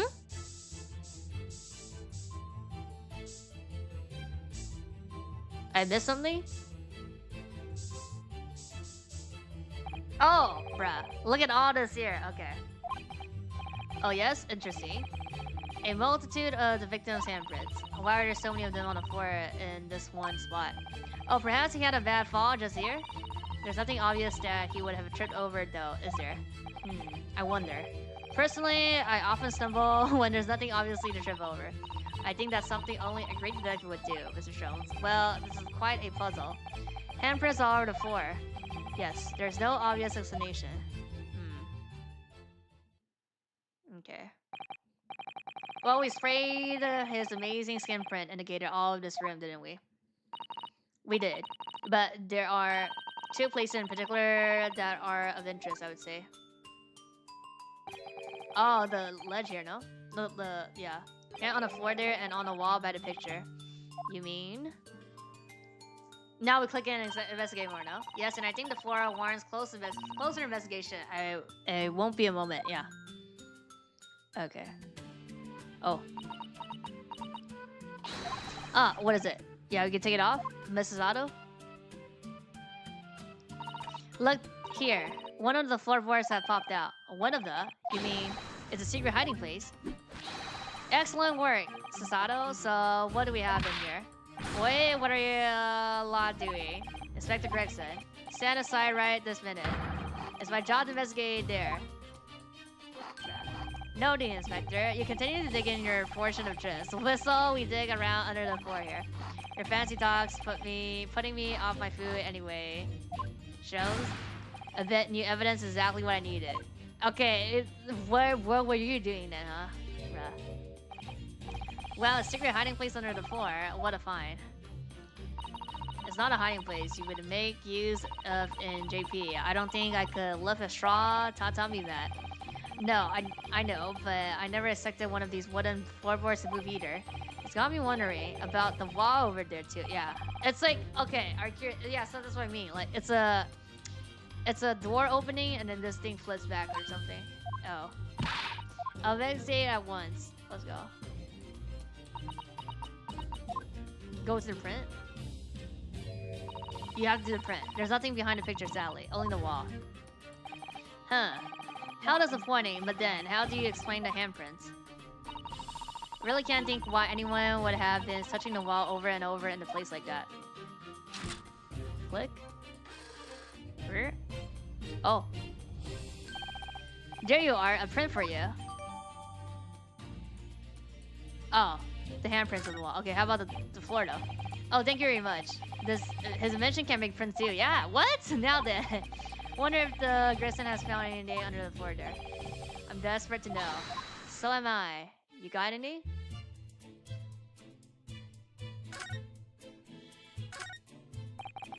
Love to know if there's anything hidden underneath that floorboard there. Allow me to ask Grissom now. After all, we're well acquainted. You are? Ask Iris to help here. Inspector Gretson, really, it's been too long. What is it, Shoves? I thought perhaps you might show us what you found there. Seeing as we're such good friends. We're not friends. No, I suppose not. Show me a skin print seeker on a wardrobe in 1-2. He did? It's a small flare. Yes, I heard. Like the bold one, right? I'll kill to know what was under that floorboard. Okay, so we can't. Or he's gonna tell us? Let's go. Nothing? Alright then. Fear. What? You did discover the hiding place after all. And the anime cutscene at the start. Oh. I suppose I should at least fill you in. Really? Thank you. Do it quickly, my dear fellow. If there's one thing I know about this man, is that he blows with the wind as fickle as the weather. Well, stop making me out if it's a nut. Let's go, talk. There were 3 items on the floor, bruh. A newspaper clipping, a photographic print, and a tin box, bruh. That's a lot of shit. Now, what do you want to know? Everything. Looks like this was a cut out of paper about 3 months ago. Oh, it's about a convict who got sick and died while he was serving time up in Manchester. How terrible. Oh, that's... okay. Made the headlines down here in London as well. The bloke had been sentenced to death, you see. But nature got him first. Oh my goodness. He committed a capital offense? Didn't we talk about this? A man by the name of Silda, a nasty piece of work, into luxury and murder. Yeah, that was the killer of the person that lived before Soseki, no? They say the hoard he knocked off was worth about £1,000. A hoard? Of treasure, you mean? Jewelry and the like, but he had hidden it somewhere and no one knows it, and now he's dead. Is he dead, or is this Shakespeare, huh? The papers loved it, of course. £1,000 lost en route to hell, or some such was the headline. Does it not strike you, though? Why such an article would be so carefully ensconced under the floor, yeah. I suppose now you mentioned it. It does seem a bit odd. Perhaps I'll go over the paperwork we've got on Sheldon back at the yard and see if I can turn him anything. Let's go. Okay, died illness in prison. Wessel has lived, remained undiscovered. Yeah. Okay, can I examine that? Only on the wall. Okay, because the print doesn't matter. We already have these. Suffering with fever since the end of October.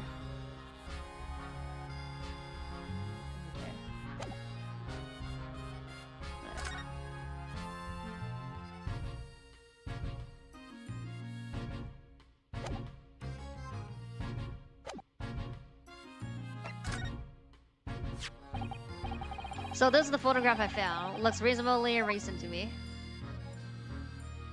Oh. Yes, it would appear they have been taken on the street in front of the house here. And a gentleman on the left. The landlord, of course. This is what, son and father? Who's a young man on the right? His son, perhaps? Yeah. Perhaps. You can take that print if you like. What? Really? Are you sure? We can presume, therefore, that the yard already knows. Are we saying that that's Shakespeare? That's Shakespeare. The identity of the young fellow, that is. Ah? Is that true? He just says Shakespeare. Huh. Well, it's too bad if we do. Unfortunately for you, leaking information isn't one of my pastimes, bruh.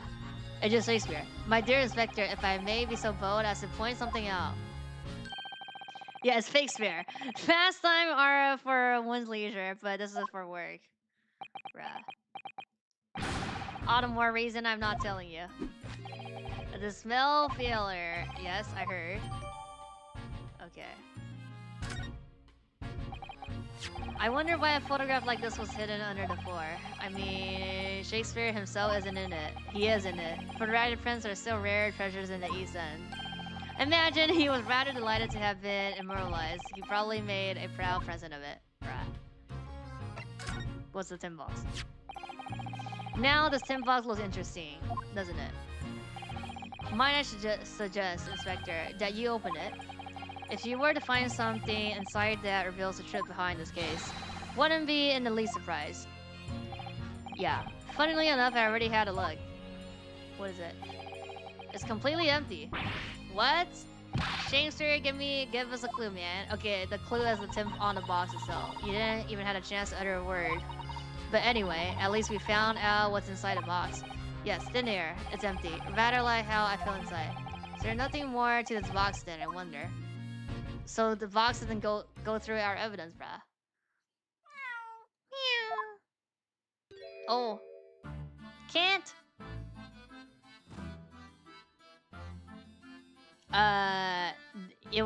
They were back there? Oh, look. It's that lovely little kitty cat. What was his name? I've already forgot. Natsumi's, yeah. Don't think we ever asked him, actually. No, he did. Why don't we call him Wagahai? Yes. Oh, that's where they named it? It's called, yeah, Wagahai, you know? Natsumi refers to himself in Japanese. I know, right?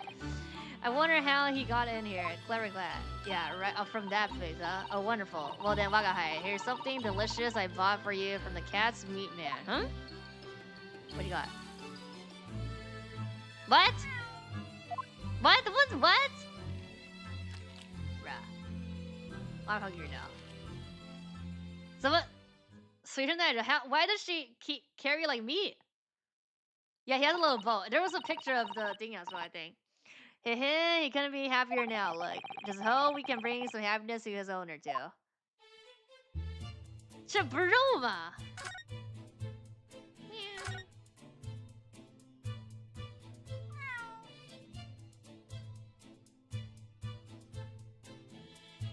Pet that cat, I am. That was a cheeky little meow. Okay. Oh, but he's so adorable. I could sit and watch him forever. I think he may not appreciate that after a while, and we may have investigation to get back to.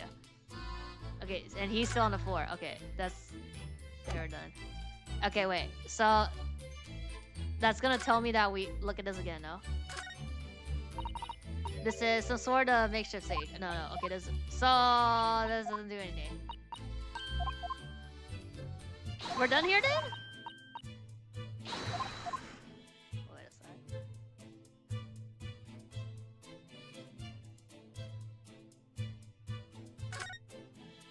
We could let Sholmes go to other rooms with us now.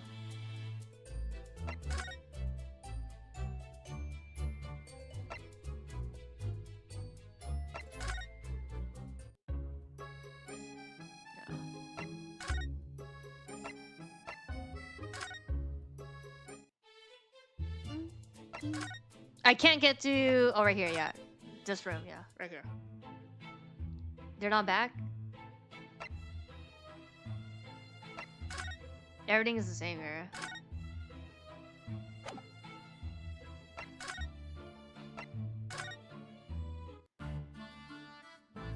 Okay, no. I think we have to present some stuff then, no? Oh, maybe he knows something? No?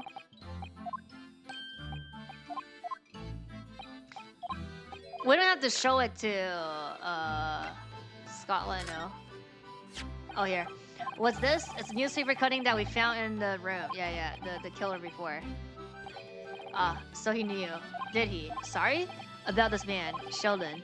A convicted killer and the evil spirit behind the curse that afflicted my longings. What? He's already taken one young man's life, and now he's trying to take the life of another. Maybe it's just him, a miserable, mustached, malign Japanese man. Mr. Natsumi, if you know something, please, you must tell us. Tell us everything you can about this evil spirit. Okay. Yeah. We unlock. Yep. Okay, wait a sec. How about... He probably doesn't know anything about this then, no. Yeah, okay, it's just... Okay, we got that line, though. That has to be, like, the moon, like, when he comes back to his house.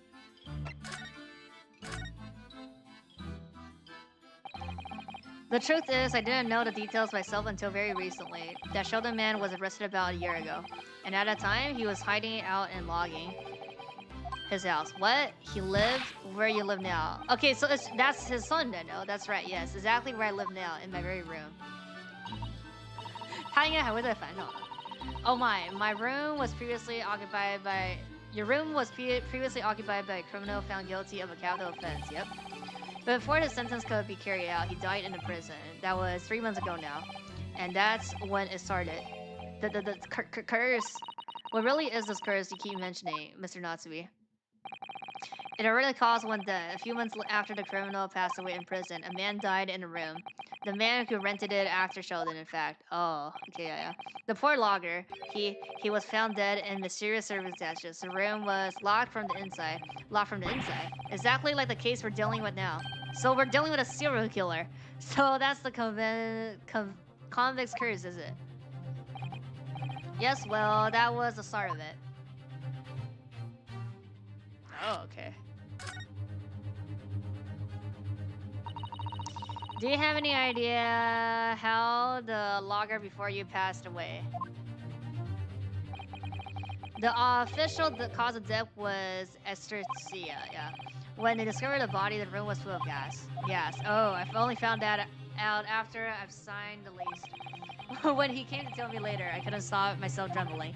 In fact, if I had known beforehand, I'd probably have been too scared to take the room. Landlord's lease, luckily legal. Luckily for him, maybe, but not so lucky for poor Mr. Natsumi. And now you believe this curse is affecting you. It is, it is. At first, I just felt as though I was being watched. All the time. And then you talked about having nightmares, didn't you? That the dead are trying to take me with them. They come for me and try to suffocate me. Just when I'm struggling to breathe, I wake up. And the room is as cold as ice. Huh. But why is the room as cold? I mean, he doesn't have money to, right? London winters are too cold to bear without any heating and overnight. But for some reason, even though I lit the soup before I climb into bed at night, oh, the pilot light always goes out and the room fills with gas. But that's terrible. Exactly the same situation as what led to the previous occupants. Yeah, it's like a gas leak situation. And then there's what happened to Shakespeare last night when he was mysteriously poisoned. Ah. Clearly more to that incident than can be explained by the curse, though. Whatever can be the cause of all these strange happening in his room. Oh, can we go back to his room now? No. He should be back now, then. Yep.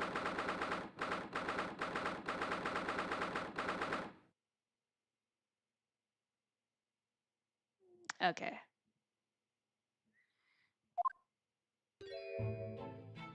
Yep. Oh, here you are here now. Right, bodily business it is for me, you know, getting out and about. Were you at the Old Bailey by any chance? Naturally, fate of my logging, hanging in the balance and all that, not a trial to miss. The fate of what's already been dubbed your haunted logging, yes. Of course, the place has caused quite a stir around the capital on more than one occasion already. As the old haunted logging or some such. Well, at least he knows. Makes you wonder what the blazes is going on, don't you know? Yes, I'm sure it does. In fact, thinking back to Natsumi's other trial just 2 days ago. You were at the Old Bailey when Dan was well, weren't you? Testifying with your wife about what happened. Yeah. Stopped off at the prison on the way home, in fact. Beastly business. I see.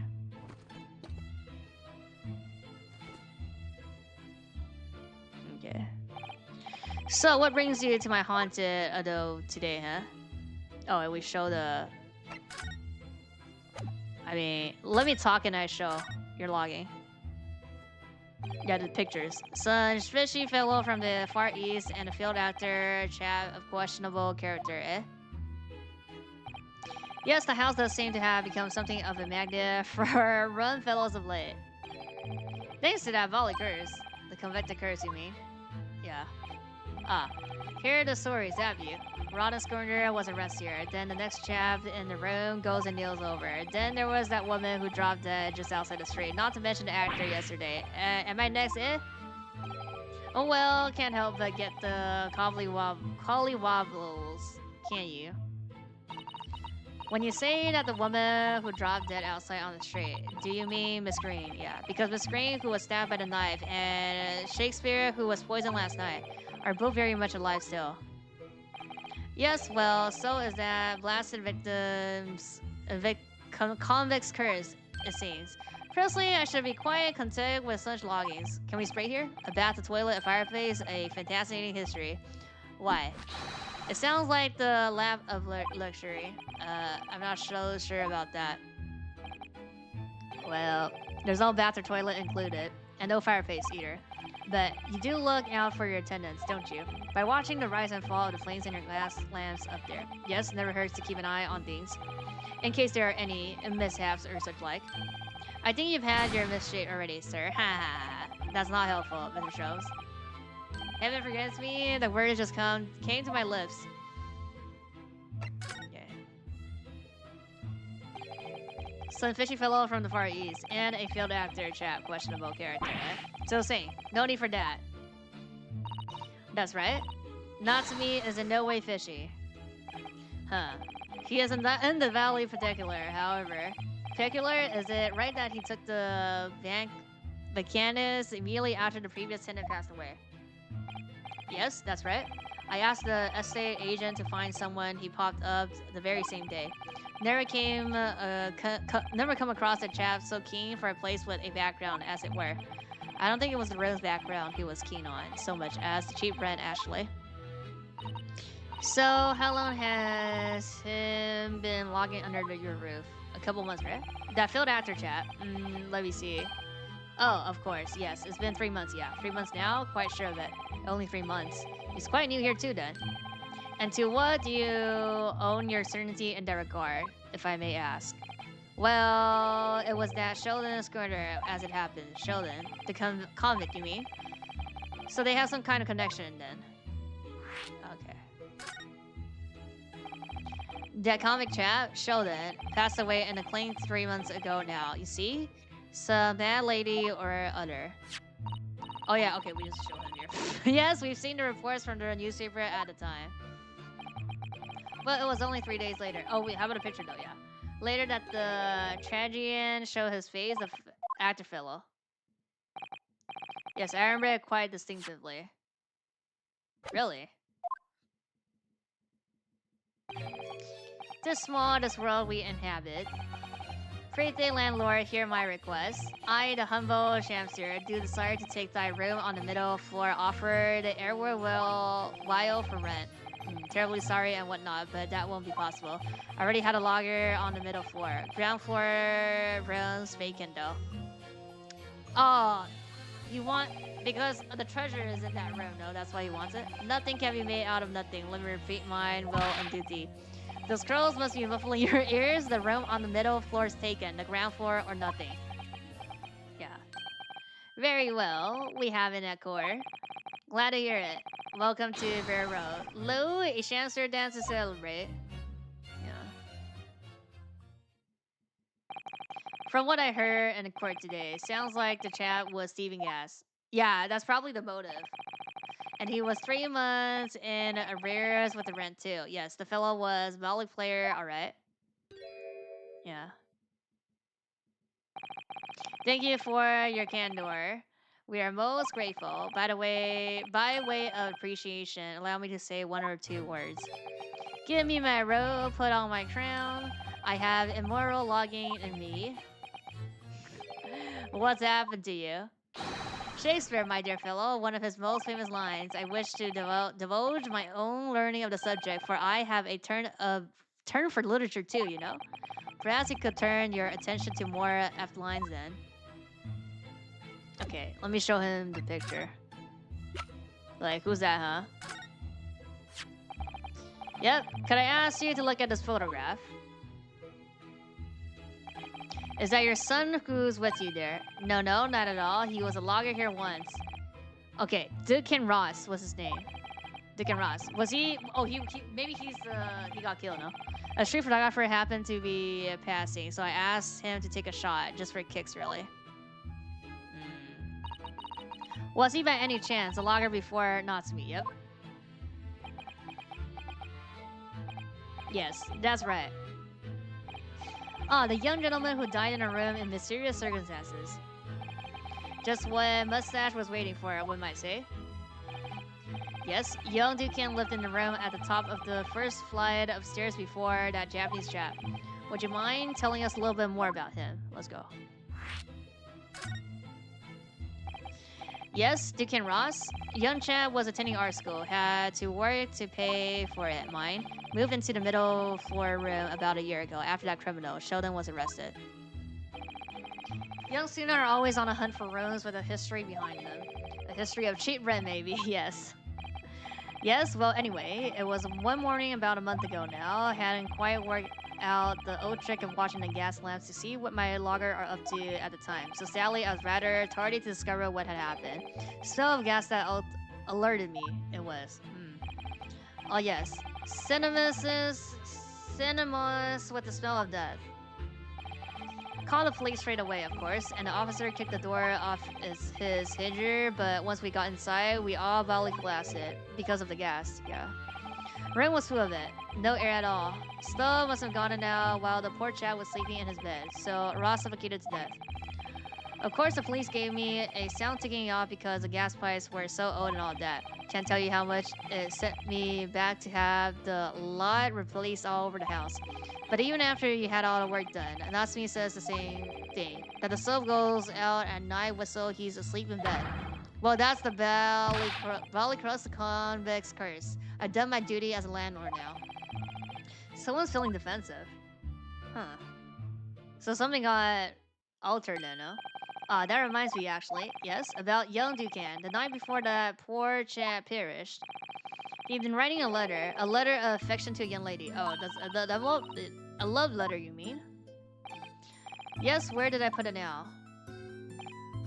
Oh, here it is. Left it on my desk. What's this? If you excuse me. Let me see now. What does it say? To my most beautiful and charming sweetheart.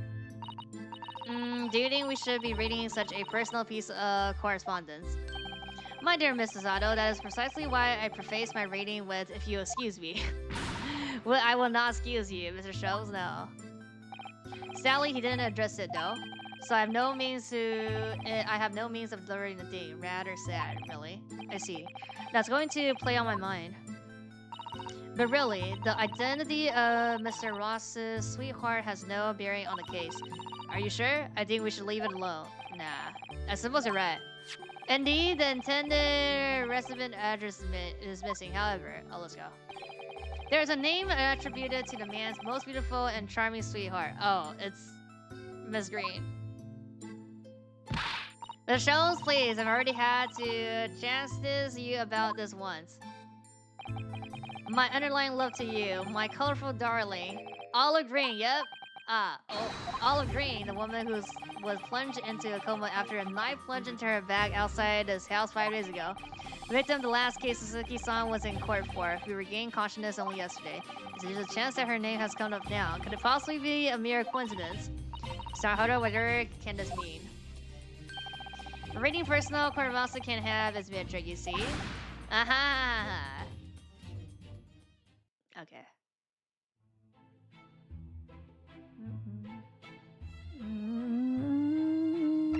More? That's it. I don't think there's more stuff to him then, no. Or, I mean, the letter? We don't get the letter though, no?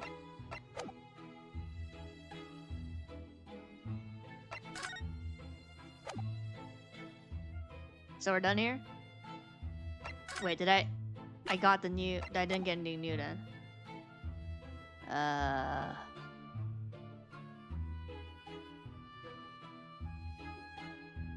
Do we go back to Oh, we go back to her, right?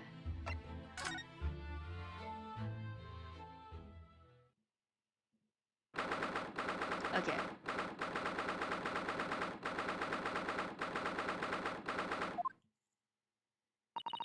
Ms. Arhara, I've just finished speaking with the doctor. Seems that Miss Green is well enough to be discharged at last. This is good news, but hopefully, just before she leaves. What is it? Yeah. Oh. What are you drinking? Miss Green! Oh. Bruh. What was that? She clearly just hid something behind her back. Well, in a moment, I'll be with you in a jiffy. They just put it on here, huh? Wait a sec. Oh. Hello, everyone. What are you all doing here? The doctor has said I can be discharged, so I'm just getting my things together. Miss Green, what were you just doing? Oh, nothing, really. I was just about to take some medicine. The doctor referred to me, that's all. Well, we were hoping to have another quick chat with you, if that's alright. I don't really have anything else to tell you. Alright. She's definitely behaving strangely. Let's see if we can't coax something out of here. I show the picture then though. Wait, can I here. The bottle that she was just about to drink from when we arrived. Yes, she looked rather preoccupied, didn't she? Perhaps very bitter. I can't stand bitter medicine. Suppose that could be it. In fact, whenever a doctor provides me medicine for a number of days, I always take it all at once. What? Oh no. Well, if you have to take something you don't like, it's better to get get it out of the way in one go, isn't it, brah? Oh dear. And I thought it was Miss Ring I should be worrying about at the moment. Down for one for having examined Miss Green's bottle before it falls from the table. Oh my god, it's gonna fall? This is the card that Miss Green was looking at so intently before, isn't it? Mr. Naruhodo, we shouldn't be picking at young woman's private effects. Right, I should say picking for gentlemen's effect only. You mustn't do that either. How do you know that, huh? And maybe you shouldn't be peeking into a young man's mind either, huh? No, let me talk. Wonderful news that you're going to be discharged, Miss Rain. Oh yes, I mean, thank you. Once people are better, the hospital staff don't want them lingering and wasting space. Not people like me, anyway. So I don't think I should keep anyone waiting. I probably shouldn't stand around and chat. Certainly doesn't seem to be in the mood to talk. That's for sure. Here.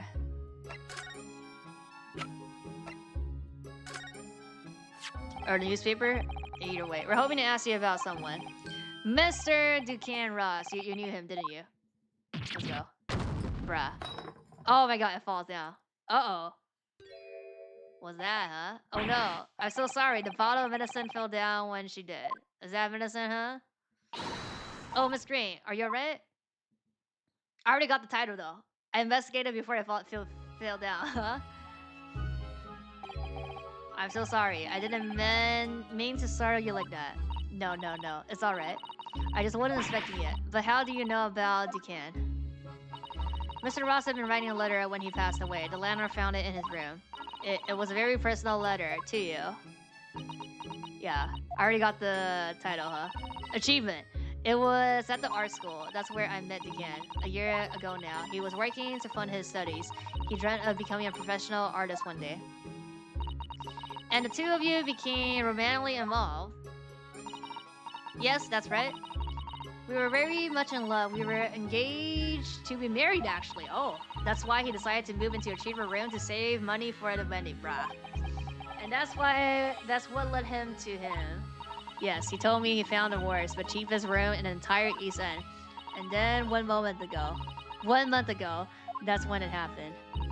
We're so terribly sorry, Miss Green. Well, it's all in the past now, I suppose. Poor Miss Green. She looks desperately sad.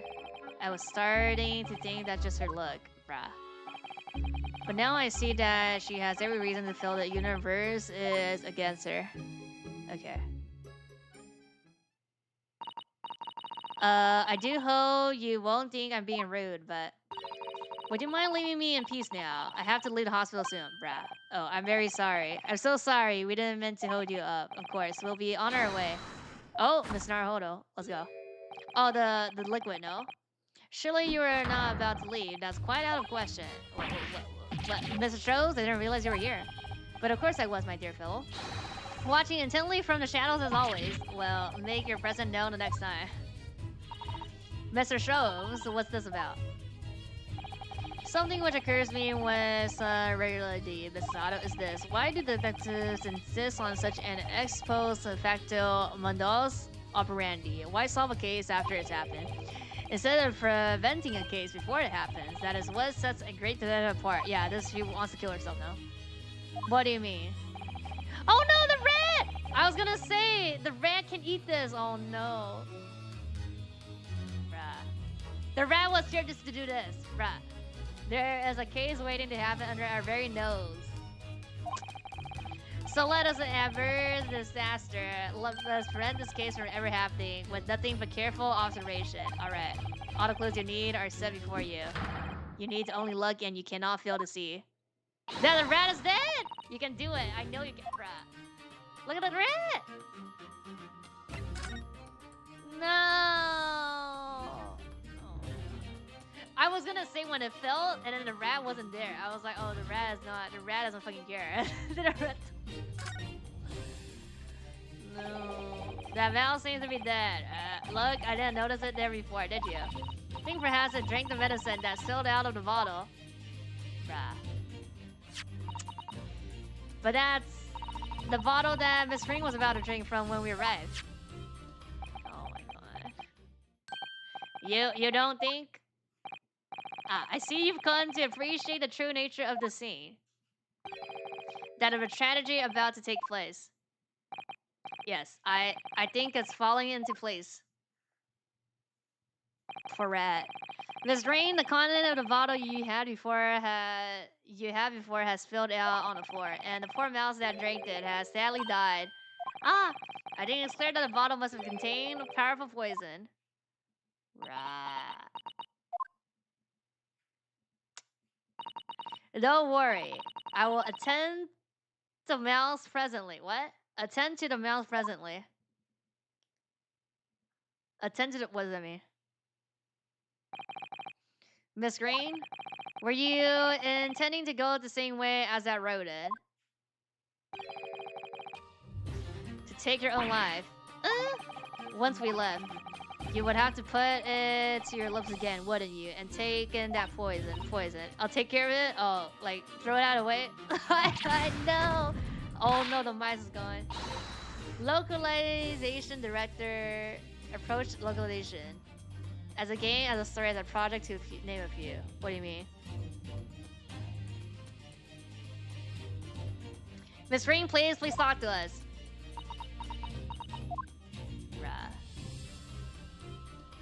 Bruh. Shaking my head. Suicide. Oh, okay. 10 seconds later, and we have arrived at a very different scene here. In all probability, we would not have enjoyed this most delightful conversation. Of course. Perhaps it hasn't been quite so delightful from your perspective, Miss Green. Actually, in a way, now that everything is out in the open, I feel like a weight has been lifted. Tell me, how did you acquire that medicine? Rest. No, I got murdered. The fucking mice got murdered. Well, with this being a hospital and all, when a doctor comes to examine me in the mornings, he always leaves the visit cabinet open for a while, bruh. So I snuck this out when he wasn't looking. Oh my god. It conspicuously lacks a label. I wonder what it contains. I'm afraid I don't really know, bruh. But I thought if I drank it, it might just stop the pain somehow. Oh please, Miss Green. Don't talk of such things. Well, it seems clear now that it contains poison. Yes, that poor little mouse is proof of that. Oh no. Oh, it's all my fault. What I've... Exactly! You killed the mice! I shall remove this to my office, Miss Green. I'll take it. You have no objection. Okay. Is this gonna be like some poison that they put in a gas or some shit? No, none. That's it? She's shaking. That's it? Do we go back to the office? What are you now? Move. There's no other lines now here, huh? Wait, can I examine this then? Oh, this, I forgot. This thing. Definitely feels as though this card must be relevant.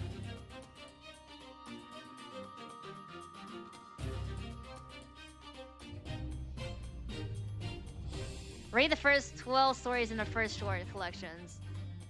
Oh yeah, I was thinking like doing that at the end. Definitely feels as though this card must be relevant. I mean, when we first arrived, Miss Ring was standing with it in her hand in what can only be described as a very tense atmosphere. Yes, it may very well be related to whatever incident Mr. Shon believed was about to happen here. Let's go. Perhaps we should ask Miss Green about it. Okay. The card. Neither the sender's name or address appeared to be written on the envelope or the card. It arrived by post at my home the day before the incident that put me in hospital here. I have information regarding the death of Dukan Ross. Come to the Sludge and Salad on Bureau Road at 5 p.m. on 17. Don't tell anybody else about this letter or the meeting. It is a matter of uttermost importance. But that's when he got stabbed, no? Wait a minute, yeah. The 17th of this month. That's the day. That's the day you were stabbed, yeah. And 5 p.m. It's precisely the time when the incident occurred. Sus? The Sludge and Salad, yes. A pub on the northern corner of the road. Oh yeah, we have the... Being the street that the house is on. Wait, we have the map here, huh? Where's the salad? It's not on here? Okay, it's like on the corner here then, huh?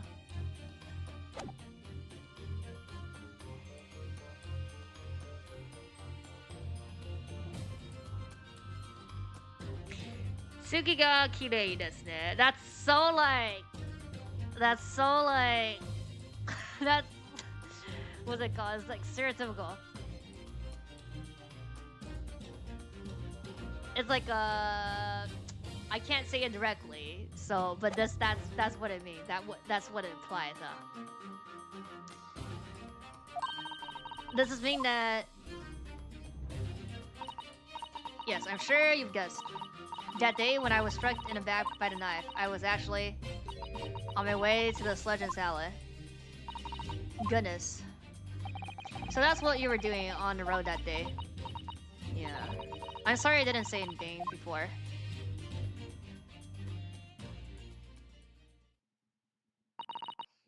I think I really will have to ask you to excuse me now. I've told you everything. Yes, I'm very sorry to have had the dread of such painful memories for you. No, that's fine. Miss Green? Please promise us you won't try to do anything like that again. Yes, don't worry. Your detective friend has the bottle now anyway, and besides, I've been stabbed in the back and had a close shave with a bottle of poison, and I'm still here. I think I'm destined to see things through to the end. Might sound a little conceited, but well, that's how all this has made me feel. Okay. Leaving Miss Crane and straight variable behind, we made our way back to Baker Street with Mr. Stromes. Okay, is he gonna talk about... Oh, it's already nighttime. Well, it would appear we'd reached the end of the investigation trail for today. Okay. Way to go into court after this. Yes, it's late, and Miss Naruhodo, did you discover anything that may be useful to you in court tomorrow, do you think? Details about Shakespeare, the logging, the convict, Sheldon. So many facades to this case, and we're yet to see to the heart of it, if you ask me. That's my feeling anyway. Can't help wondering about the result of the analysis. Yeah, it's gonna be poison. Into the tea, you mean? Yes, will they have found it in it or not? Well, I fear that either way, it will be hard to escape the grip of our friend, Mr. Reaper. Oh dear. Yes, but I wish you every success, of course, and though I was late to the rise this morning, you'll be late tomorrow, no?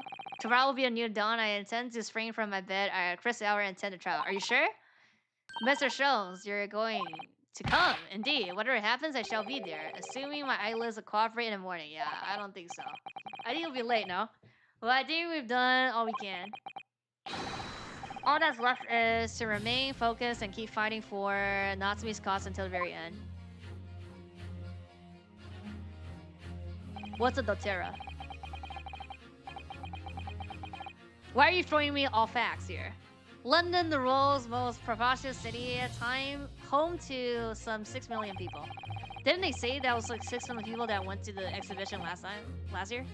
But away from the razzle-dazzle, down back alley and behind break the windows. Lonely lurk. Sasaki-san had battled long and hard with loneliness during his many months here. And so I feel honor-bound to battle equally hard for my compatriot, to lift the curse that gripped him. As Mr. Strom said, tomorrow would be a new dawn for all of us. Let's go.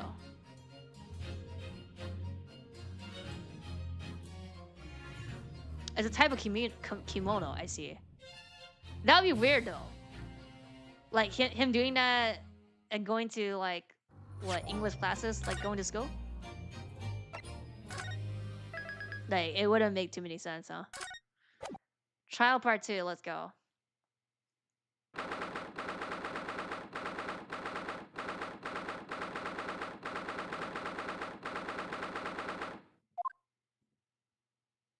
Okay.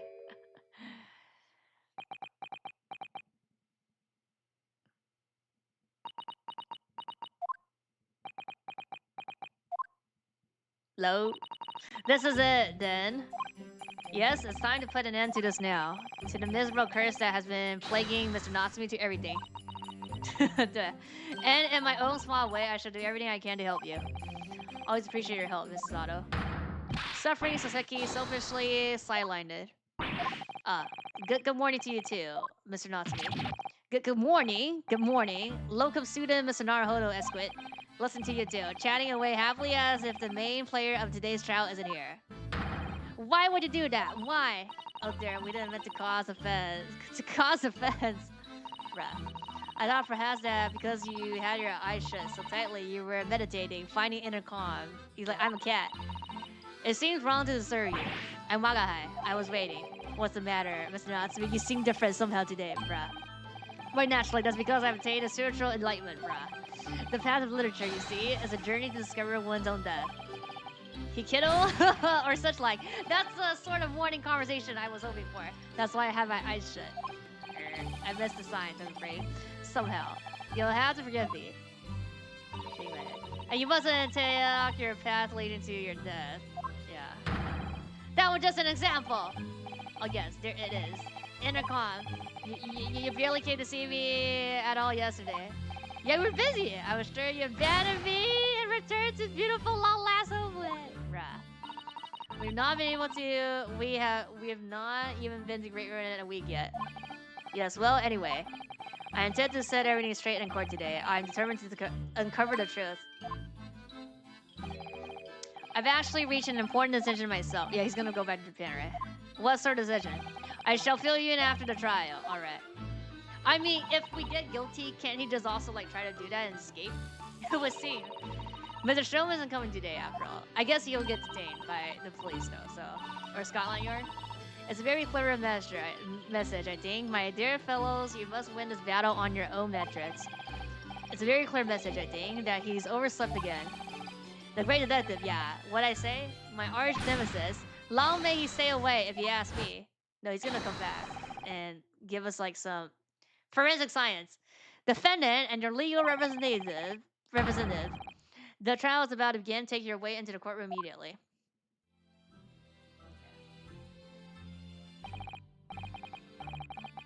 Today, once again, we face the Reaper.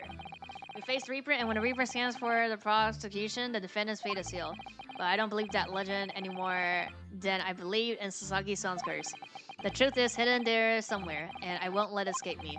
I have to keep believing my client and keep fighting to the very end, that's all. Okay.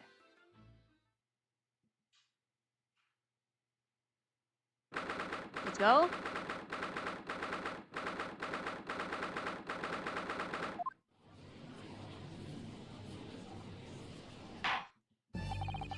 In the name of Her Majesty the Queen, I hereby declare this court to be in section. Call upon the consul for the prosecution and defense to declare their willingness to proceed. Prosecution is ready. Defense is ready. Very good. And now I call upon the 6 ladies and gentlemen of the jury, chosen by lot to represent the will of the people in this trial. Are you ready to proceed? Absolutely. Justice will be done, you mark my words. I feel obligated to say, I feel especially ruthless on days when my head is sitting just right. Oh, yeah. Yesterday it wasn't right. Oh, well, I wonder if you would adjust my hat for me. And please be as ruthless as you like. Your hat's fine. These deserve to die. To die, if you ask me, especially Gasties. No sympathy for that man at all. Okay, at least we have one guilty, for sure. Or, I mean, not guilty for us. Look, I said it yesterday and I say it again now. I don't have time for this. I've got my own problems. What? Oh, may the Lord show us all the light here and lead his squad to a righteous verdict again today. Now, Lord Manzix, what can you tell us? The poison was in the tea, right? Prosecution report, please, for the court. In relation to the theory expounded by the defense yesterday regarding the defendant tea. Let's go. So he does have the results. Of course. There's poison inside! Before the prosecution delivers the black news about the black tea belonging to the blackguard and the god. Pray allow me a moment to savor a liquid of more sanguine hue. In fact, I'll defer to the good detective for the report. Let's go. Here's to you, Inspector.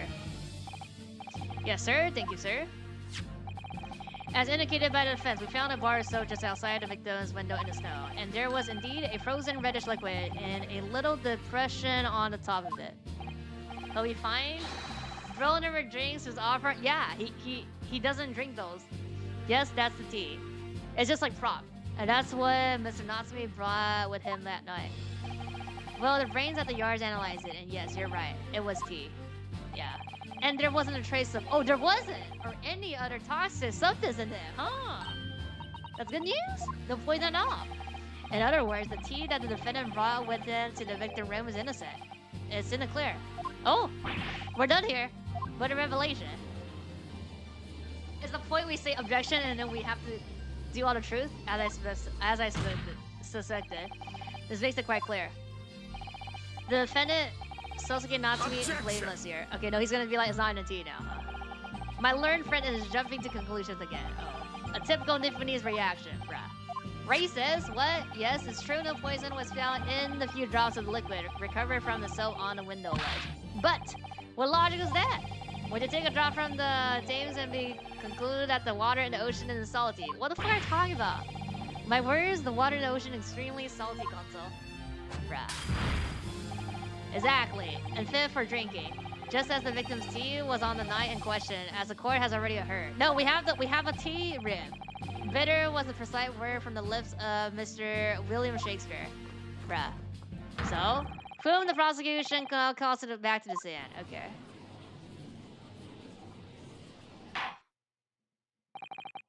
Very well, I will uphold the prosecution's request. William Shakespeare, yes, it sounds like we're going to have another confrontation with our theoretical friend. But let's show Shakespeare to the sand.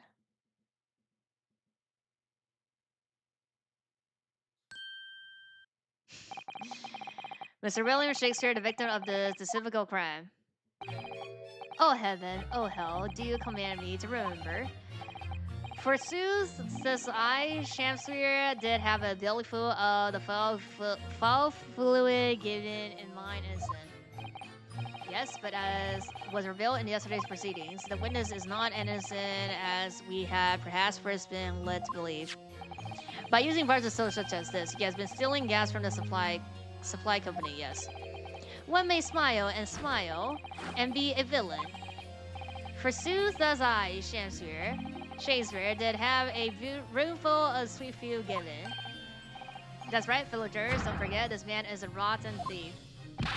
I haven't forgotten. Keep all about the ice coins, a tidy secret, didn't you? You should have owned up sooner. Arrest him, I say, arrest him at once and let him feel the sting in my tail. Yeah, B. Oh, indeed, by dint of veil and carefully means have I plotted to further further mine own ends, I confess. Thou was not part of my sins, of that I am sure. If you acknowledge your wrongdoing, what exactly are you doing here?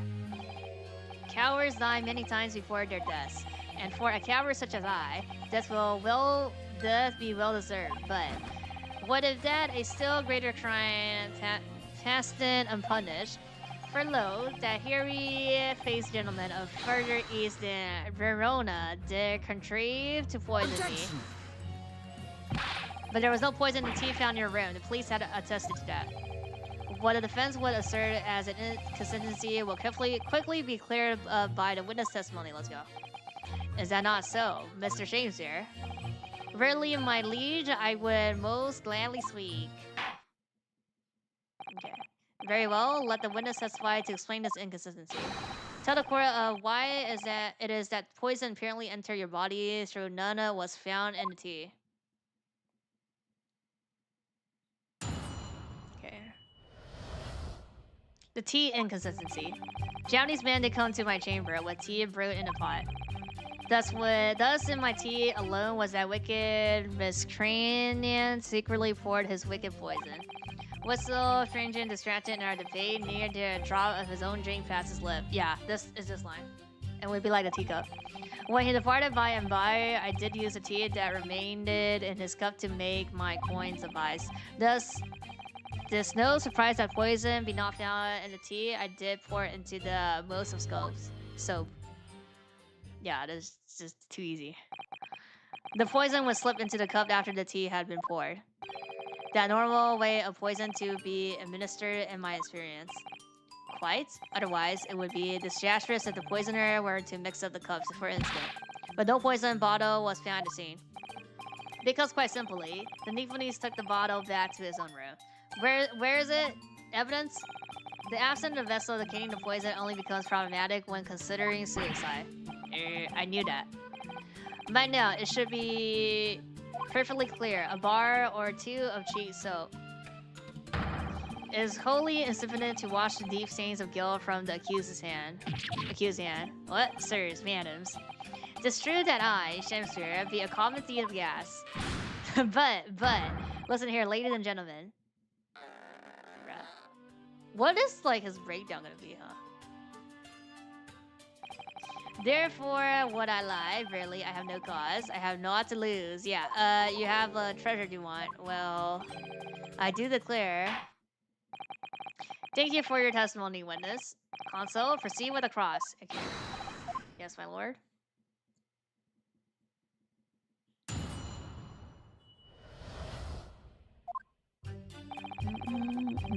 I think it's the second last line, no? Like, he's claiming that he didn't drink. I understand that you're already acquainted with Natsumi, is that correct? I know thee not, old man. Father thy prayers. Do I know thee? Or do thee not? Methinks this at all I can know that thy destiny mingles with mine. You lost me at the first thee. Zounds, sir. Thou must learn the English tongue. A fourth thou turns thy hand to Laurie. Bitch. Just speak normal English. I did, but I must have missed the Antarctic Elizabethan lecture. Verily and in truth. That a fine flavor brew. Though a drop of poison, the barb of sweetness, as the throne doth bar the sweet rose. That, dear friends, be the simple truth. Listen to Shakespeare, he seems in even better form than he was yesterday. Either that or in a worse form. That fated evening, after I did dine, at Grove's Grovery, a local elite house of good report. The thought not passed my lips, but attained the black tea. But behold, the poison was not in the tea at first.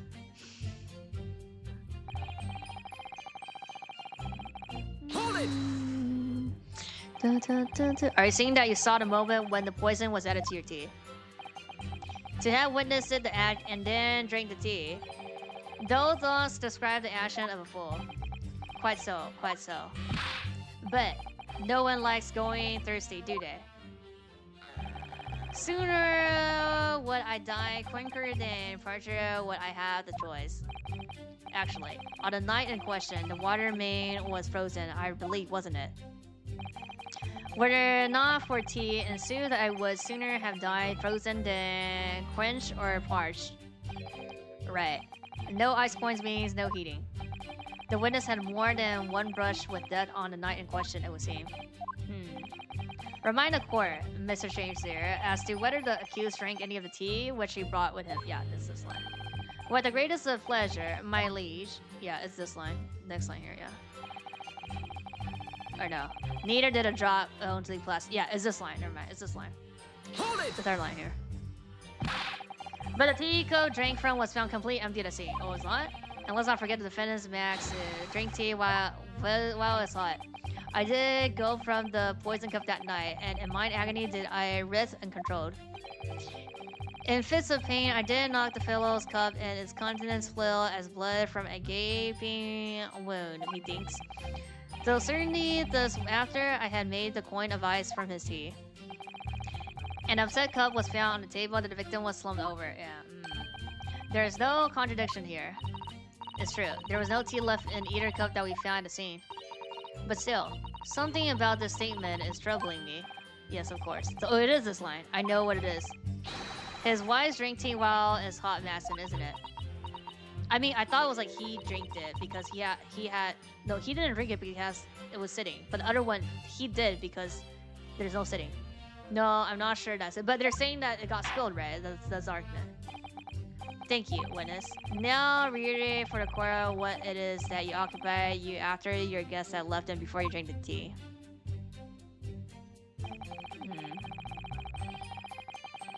Hold it!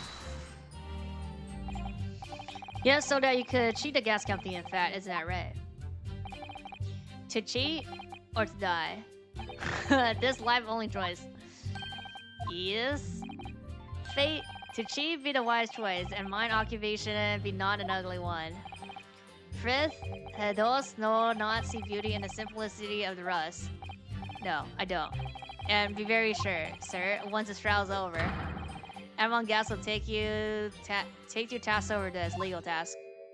Oh, I shall not run. I shall not hide. Sooth to say, I have nowhere to run, nor to hide. But my lady, what wasn't though with this fitful flare? Oh, I'll tell you what I like to do with you. Starting with the shoulder shirt on your back. What? This time for a Shakespeare dance. What a harsh world we live in. Yeah. The theme of the gas was addressed in yesterday's proceedings. The prosecution calls on the defense not to muddy the water with irrelevancy. It is relevant. Consider that a warning consult, bruh.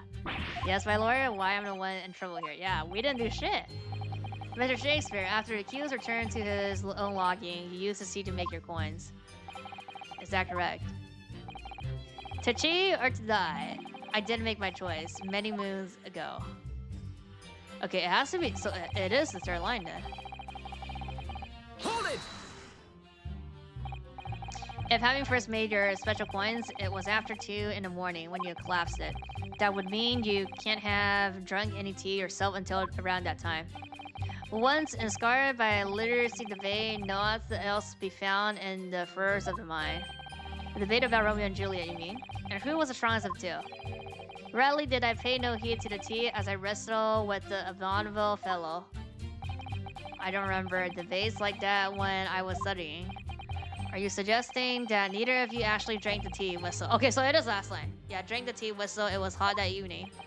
My lord, wasn't thou be privy to some Shakespearean wisdom? Husband, wife, and tea? Ought it... What? Oh yeah, so very true. Everyone has different preferences when it comes to tea. Husband, wife, and tea ought abide to bid be? I think you might have interpreted that wrongly. It's either that last line or the third line, huh? So it's been proven that there was no poison in Sasaki-san's tea. That should be hugely in our favor. But the atmosphere in this courtroom today feels as though everybody is against us. Like always. Must be the Reaper's poison. Afraid that if we don't find a significant flaw in his testimony somewhere, the jury will pounce and find him guilty. Easily swayed, it really feels like we jumped into the fire here. Okay, I think this has to be the third line then, since they were like, that's sus. Is either this, oops, is either that or the last line.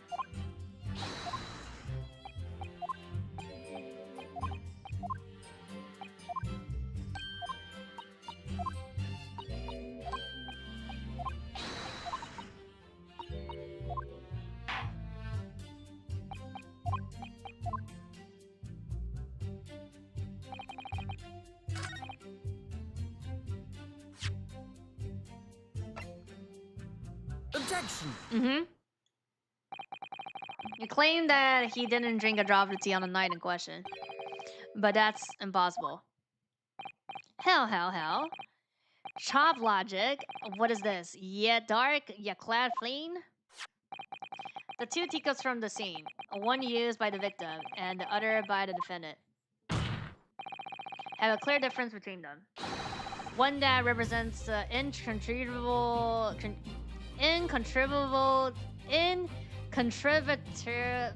truth. Incontrovertible. What difference? Look at the inside the cup, just here. There's a clearly visible ring. Yeah, clearly visible ring. Yes, a tea ring. Commonplace enough. Indeed, such things occur all too ready when one leaves tea in a cup for a while. And yet, Mr. Natsumi's club has no such ring. Yeah. Good lord, you're right. Completely clean.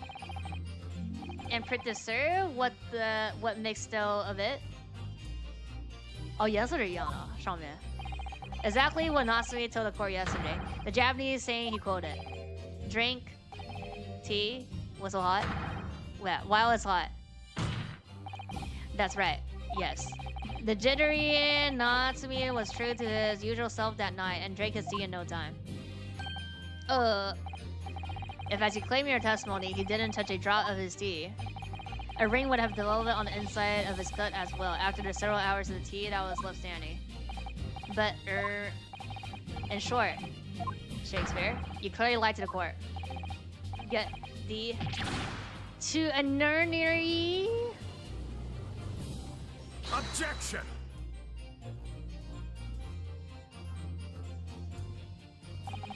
As a rule, I fill my hollow chalice up to 7 times during any one trial. This is like the same as like the coffee game. Is it 7?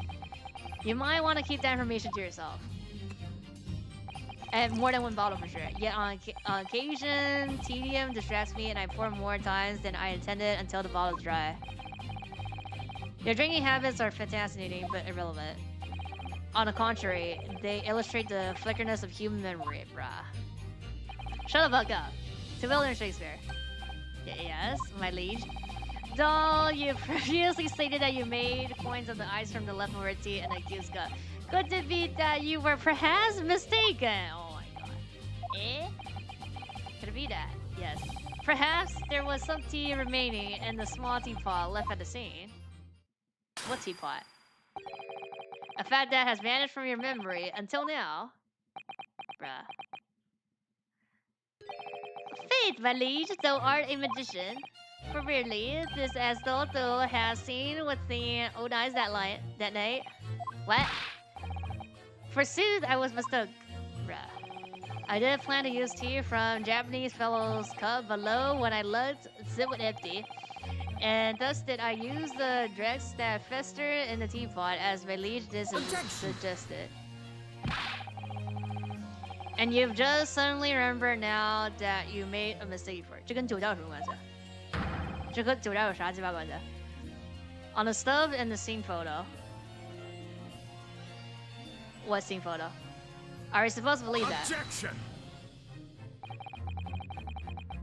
Oh, you mean the fingerprints? People's memory are imperfect, my learned friend, which is why we rely on evidence instead. But in any case, it makes no difference. The victim's most recent testimony told us 2 things of note. Firstly, that the poison was put into the victim's tea cup only, and secondly, that the spoiled cup was not the source of the inspected ice coins that had bewitched this court. The prosecution makes a fine summary of the facts. Furthermore, that testimony remains valid and in full support of the established facts. In other words, bruh. The inconsistency claimed by the defense simply does not exist. Bruh. We're doing a summation examination now already? I do declare that means that there's no issue with the gas successfully. Apart from the bit about the eating gas, obviously. My lords, ladies and gentlemen of the jury, I solemnly swear. The currency photo. Okay. After I did dine at Grove's Grocery Alcohols that night. You're talking about this, right? Do you want the first photo of this thing? I mean, there was a cup here, but you can't see it. Or are you talking about the other one? I mean, this one is the print. The print here.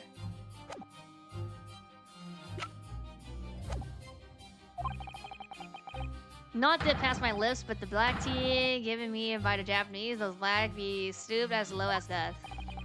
And on what did you dine, sir?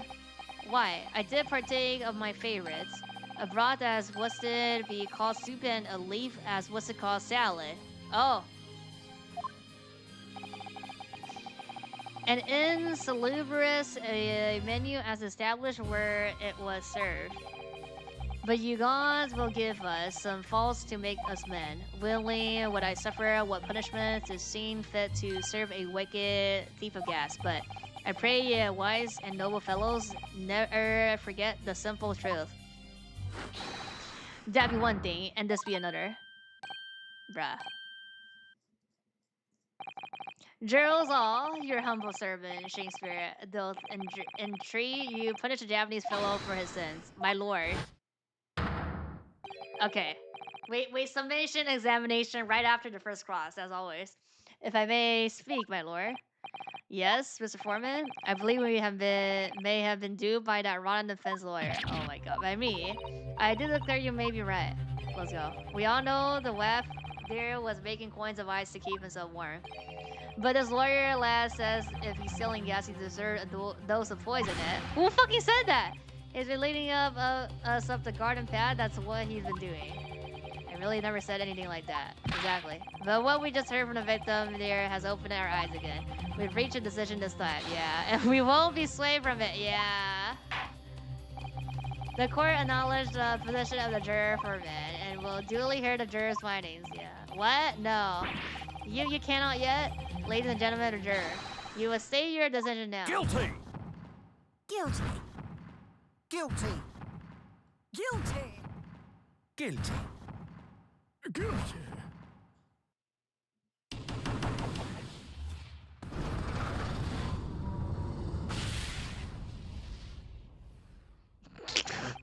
Hereby declare the juror to be in one accord.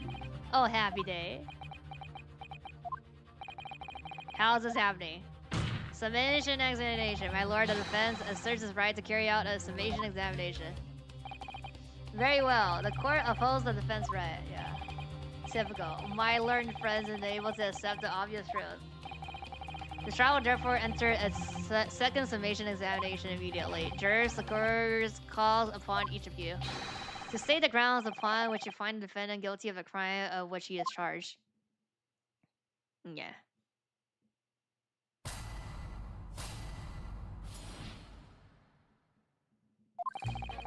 Man of logic, me, and having considered all of the evidence, the defendant must logically be guilty. I do agree that gas is far too expensive. I can quite understand why the man would want to avoid playing. Okay, so we just picture her with the bee lady. The stuff explodes and it can poison you. It's absolutely lethal, gases. Gas doesn't come for free, yeah. It costs a fortune to deliver it around the city and maintain the pipes. Truth be told, the tea my price serves up for me is a little sketchy at times. What?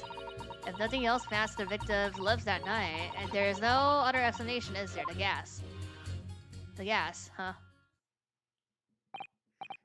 I do feel that perhaps personal opinion about gas and its supplies has influenced this decision somewhat. But never mind. What? No, you really should mind. The truth is that our counter-argument wasn't an accessible as we hoped. We had hope. And he was poisoned. There's no there can be no doubt of that. Then how are we supposed to turn this around? I think we need to establish the method by which he was actually poisoned, yeah. Our only hope is demonstrate that to the court incontrovertibly. But that's surely almost impossible at this stage. Yeah, it's just gassing. We don't manage it though, Mr. Natsumi will be found guilty. Okay. No delays, console. Proceed with the summation examination.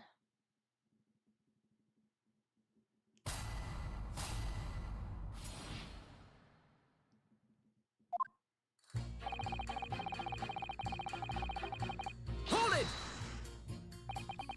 Auto evidence, you say? That's right, and there's no room for doubt. It's all pointing at the Japanese man with the big mustache, says the English man with the bigger mustache. Which means we need to show the man some new evidence to make him change his mind. We only had that kind of evidence. Don't worry, the summation examination has barely even started. Has barely started really. Perhaps there will be a shift in the situation that shows an existing piece of evidence in new light. Okay, let's hope so. To start with though, we need to find some way of this deadlock. Hold it! Isn't time or place to discussing the price of gas, man. But really, think of the injustice. Air is gas, and air is free. Why should gas cost money? It makes my blood boil. I can feel myself becoming more ruthless than ever. This isn't a time or a place to be ruthless either. If I might interject there, let's go. Yes, madam? Seems my fellow juror take issue with the price our company charges for gas. But it's precisely because of these like this man that the cost goes up. Oh, what a beastly man. That unkempt mustache, those hunched shoulders, poisoning tea and stealing gas. Utterly unforgivable, bruh. No. Natsumi isn't the one who's stealing gas. I'll thank you not to go adding on more crimes. Natsumi hasn't been poisoning tea either. Well, anyway, I quite made up my mind. It says made up as a gas price. Price of gas. Hold it! The poison, yeah. Could I please talk about the poison rather than the gas? Do you think, sir? Well, if you like. I mean, to be honest, I'll take poison over gas every time. You'll take poison? What I mean is, poison can only poison you. It doesn't explode, isn't it? Oh, right here. The box, yeah. He talks about it, no? Goodness, what are you talking about? Set him straight, please, Lawman. Well, it's certainly true that poison isn't prone to exploding. But I think you'll find poison also can light or heat up. You're right. Hadn't considered that at all. Young Lawman. Yes? You have a good head on your shoulder. We could use someone like you as our company legal representative. Well, I wasn't expecting to pick up more business in the middle of a trial, that's for sure. Anyway, the point is, I haven't had the best experience with gas companies in the past. Okay. Hold it! Can you please refrain from all this talk of gas? There's an all-out attack underway here in the case you hadn't noticed against my company's gas. And I'm supposed to sit here and take it, am I? I don't think so. He's really buzzing now. I've heard about our wonderful feud as explosive and poisoning. What about electricity, huh? What about getting electrocuted? What about that? A little explosive here and there is nothing in comparison. Any explosion could hardly be described as nothing, madam. Nevertheless, the theft of your gas is deplorable. My point exactly.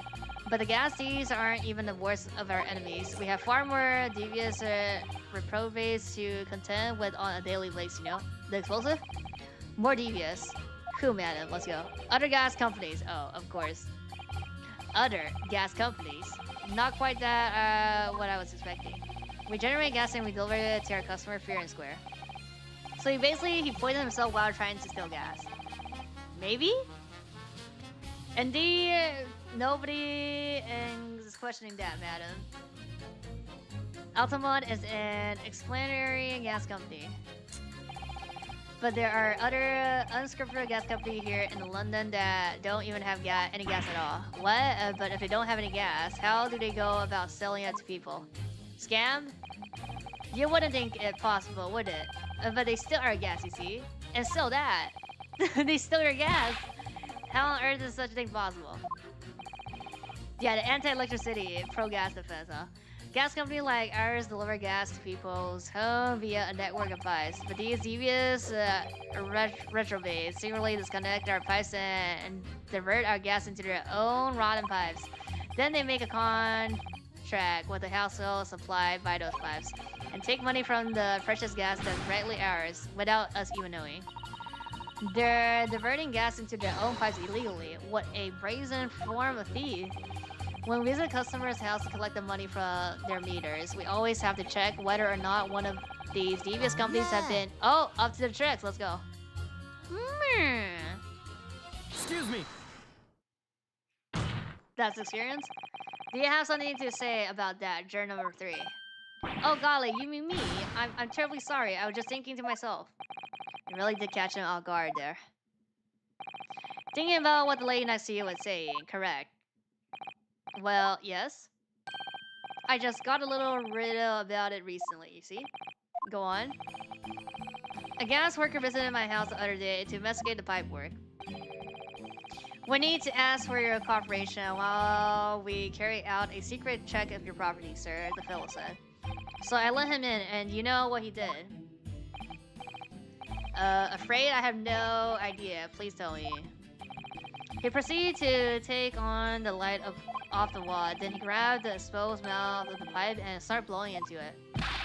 What do you think you're doing, young man? You're giving away company secrets there. Oh, please, everybody knows. But it was very nearly the death of me, I can tell you. What do you mean? I'll explain if you don't mind. As I said before, these unscrupulous other gas companies connect their customer to our pipe network. Yes, but how does blowing into the pipes come into it? Obviously, there's glass in the pipes and it's a fairly low pressure. By blowing air into the pipe, you can make the pressure drop temporarily. And if you do that, any lights connected to the same pipe will flicker for a moment.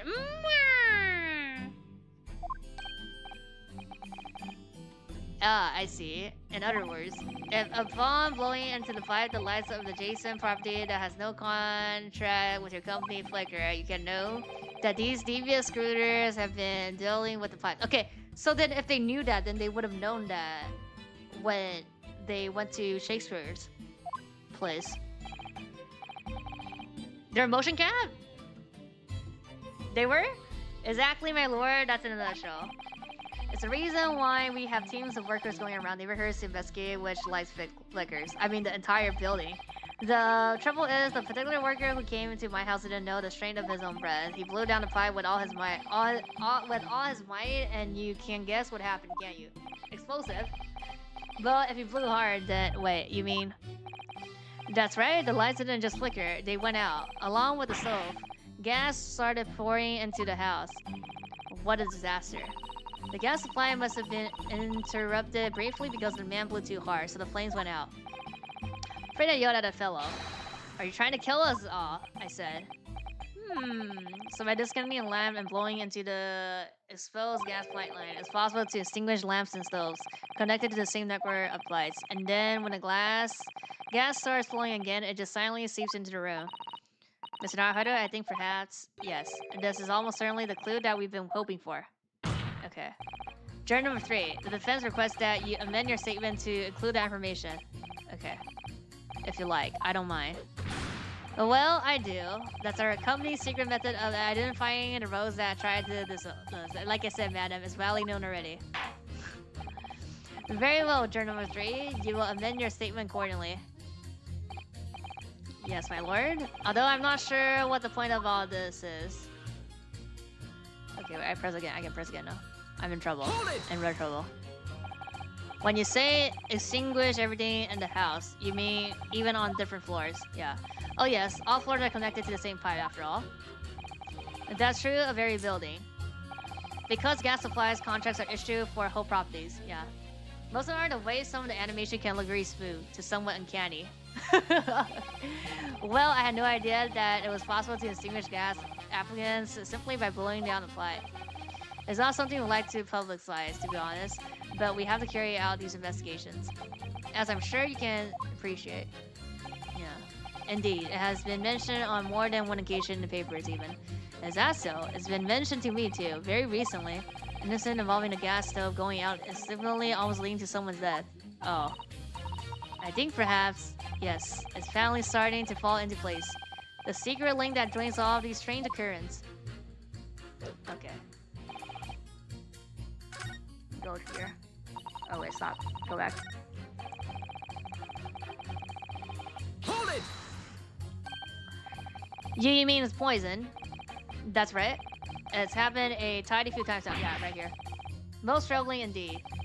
There's always days like this one when I don't get any wages. Oh, I get in a tea, see? And I see her doing it, my wife. She gets that devilish look on her face and she slips some white powder into my cup. What?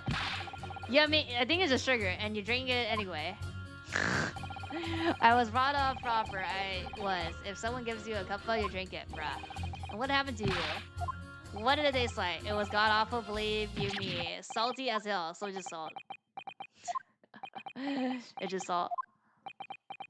Bruh. Then I think perhaps what your wife put in your tea is salt. No, so she doesn't even care enough to poison you properly, bruh. Unbelievable. Let's move on, please, bruh. There's just like random bullshit here. Hold it! Does that mean that if the victim could be shown to have ingested something else, you change your leaning? Oh, let's go.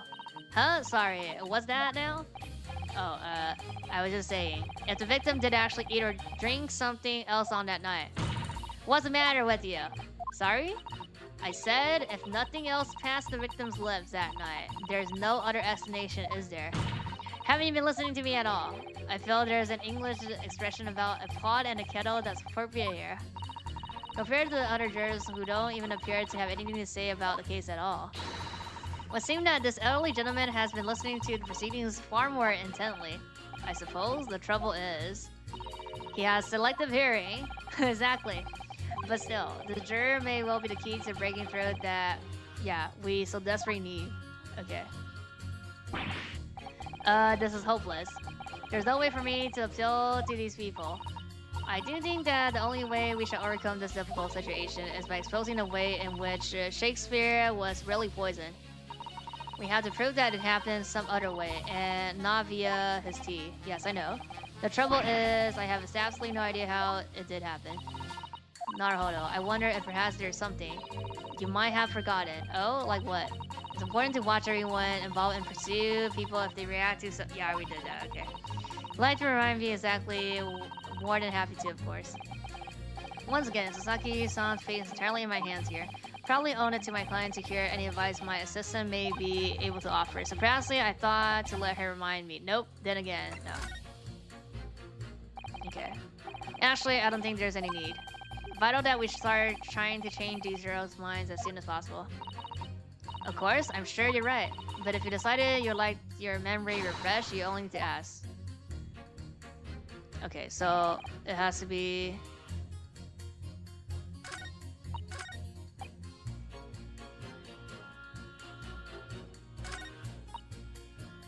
Do I just pit this expensive and then do it with her? Objection! Those two statements are fundamentally at odds with one another. Oh. No, that's wrong. My lord, as form of the jury, I must object. So it's the other two. What?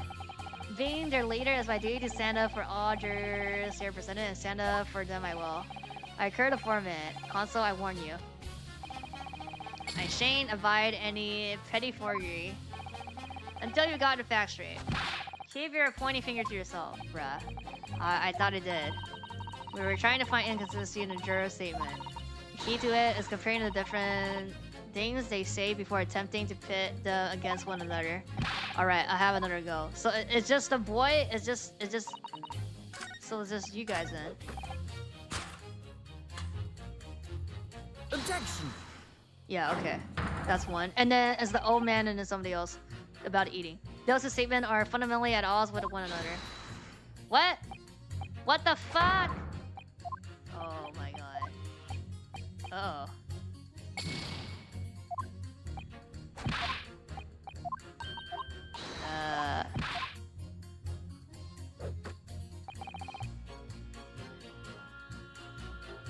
But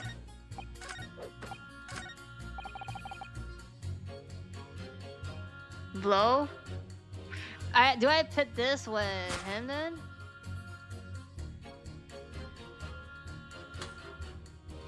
Pass the lip last night, no? Objection! Yes? Okay, good gracious. To whose statement do you refer, Console? Journal 6. Did you hear what Journal 3 just said? What? Yes, of course. I heard him mumbling about something or another. There is another explanation here, I believe. Something besides Natsume-C did in a matter of seeking past the victims lived that night on the night in question. What? What explanation? I wonder. Did the police check the mouths of the gas pipe feeding the wall light at the scene to see if there were any traces of poison there? They did? Motion capture? Okay, but was that for Ace Attorney? I was curious to see what your pondering would result in this time, but the valve of a gas pipe. I mean, probably they did. I mean, they have the technology. Scotland Yard have enough to do without exploring such irrelevancy, bruh.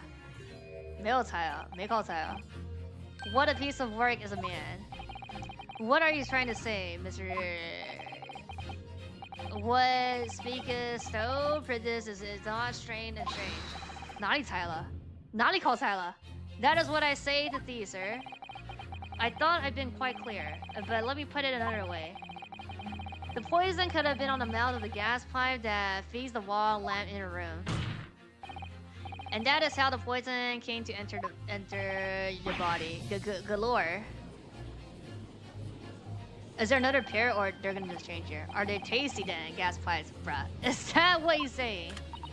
Or is the gentleman suggesting that the poor man was so desperately hungry, he tried to fill his belly with gas? Perhaps no actress would perform a kissing with him, huh? Shame Madden speaking to my fancy. Bruh. I assure you I'm not such a buffalo that I have to kiss pie. Objection! Oh, we have the picture, no? This is no summation examination. This is a farce. The prosecution will not stand for any more of my learn even his friends' conjecture. Okay. I mean, the video doesn't stop, so you're not gonna do anything. To begin with, the land in the victim's room is high on the wall. So, in order to have places lived on the pipe that feeds, he would have to be a contorturist. We have the picture. These are empty assertions. No, I have to pick. There's no possible proof that the man did as you said. Objection. I do. Let's go. It's true. I have no proof. I do put his lip onto the pipe. However, I can say with some certainty that on multiple occasions, he had been doing something in front of the lamp on his wall. Okay, I guess. Not a direct proof, but we have the pic, and I have evidence to prove it. Yeah. All right. You've got our attention, lad. I like to see how you can be so sure of yourself. So would I. Let's see this evidence then. Now that I've got the jury's ear, I need to make this opportunity count. Let's go. This is the proof that, time and time again, he stood in front of his gas lamp. Take that! What the? These are, wait, what are they called? Fingerprints, skin prints, that were found at a scene. Skin prints, Hanzo. I've never heard of such things. The Justice Minister is currently asserting whether or not to permit fingerprints at other than court. However, my lord, this is an exciting new forensic technique developed by a great detective. They're gonna be like, cannot use that as evidence. Reels out the places that he touched it in his room. Never seen anything like it. I mean, that's black magic, isn't it? Well, if anyone could invent something like this, it's that great Sean's fellow, that's for sure. I agree. This month's edition of Engineering Thumbs was quite fascinating. We found skin prints in many places that you would expect it. On the table, on the costume. Yeah, they didn't set that. This is like, not, you cannot set this. He also appeared to have some very unexpected places in his room. For example, here, around the hanging picture there, indeed, multiple handprints appears to be visible. Well, I wonder, would he have been appreciating the artwork perhaps? At first, my colleague and I thought the same. However, imagine standing with your hand where those prints are, and you would find yourself directly in front of, I don't believe it. The gas lamp. Okay. Though the reason why isn't immediately obvious, it's clear that he had regularly been standing with his hands to the wall in front of that lamp. Right. What have you been up to, huh? I'd asked the court to recall juror number 4 earlier statement. Yeah, me? What did I say? You said that blowing into the gas kite would make the lights in the entire building flicker. And now if you recall juror number 3 statement. What, me now? Okay, so we had to do that first and then 3 and 4 right here. When the gas worker who visited his home blew too much force into the pipe, it caused all the lights in the gas stove to go out and gas to start leaking in the rooms. Obviously, the incident was an accident. However, the simple fact is, If he were to have blown hard into the gas pipe there in his room, he could have extinguished every other light and gas shoved in the building at will. Ugh. Are you suggesting that the man personally caused the gas to... Objection! Yeah. But that you're not the victim, you're the killer. Is that what we're saying here? Wesley acknowledged that the prosecution is required to remain silent during the summation examination. I must toast my learned friend, utter discard for the letter of law. What is the meaning of this, Lord Van Zeeks? This curious photograph or whatever it is, present by the defense, the so-called skin print, clearly that cannot be accepted as any form of usable evidence in this case. Yep. But it's an exciting new forensic technology developed by a great detective. It's nothing. A mere toy developed by an amateur slave with too much time on his hand. Certainly, even research by this nature, by the esteem, Mr. Strauss, cannot be recognized by the court as formal evidence. But, what are you gonna say?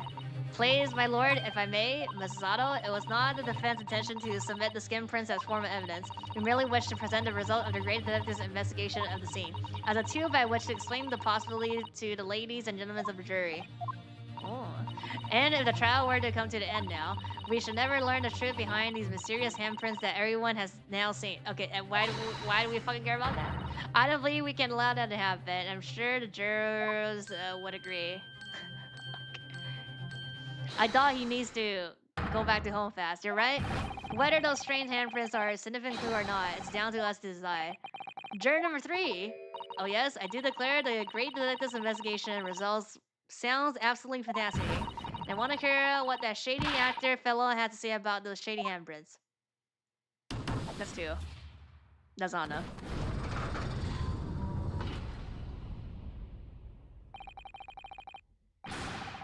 What's the matter with you two? That was foolhardy. Well, I did say, didn't I? And I don't like to break a promise. Oh, let's go. No, wait. You heard his lordship. It's not fear, think so. Wait. Okay. Oh, well then, Naruto. This is like 3-3, no? Dictum evidence. If just one more juror changes his or her mind, yeah. Yeah, we need another one. Trial will have to continue. Thank you, Mrs. Sato. But I couldn't have done it without you. Oh no, it was you who identified the clue after all. This is very much your success. Okay. Why? You seem to be losing your composure. Just one more juror? You can do it. Okay, we need to very well continue console. We have more? Oh. Oh, fuck. Oh, this means that they're done. Yeah. Gas and cone costs. My tea? Sketchy. There's only 3 more people, so it's there's only 3 people. There's only like 2 combination pitch here. Right. So we fine.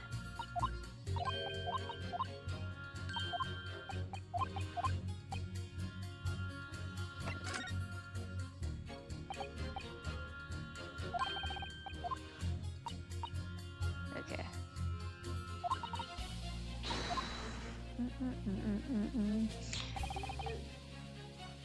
All evidence. Shouldn't be piped then. Yeah, it's only here. Sure, her. Okay, so this then. I don't think it's the pipe then. No. This? Objection! No. Fundamentally at odds with one another. Uh oh. My lord, as foreman of jury, I must object. Do I have to press again? Okay.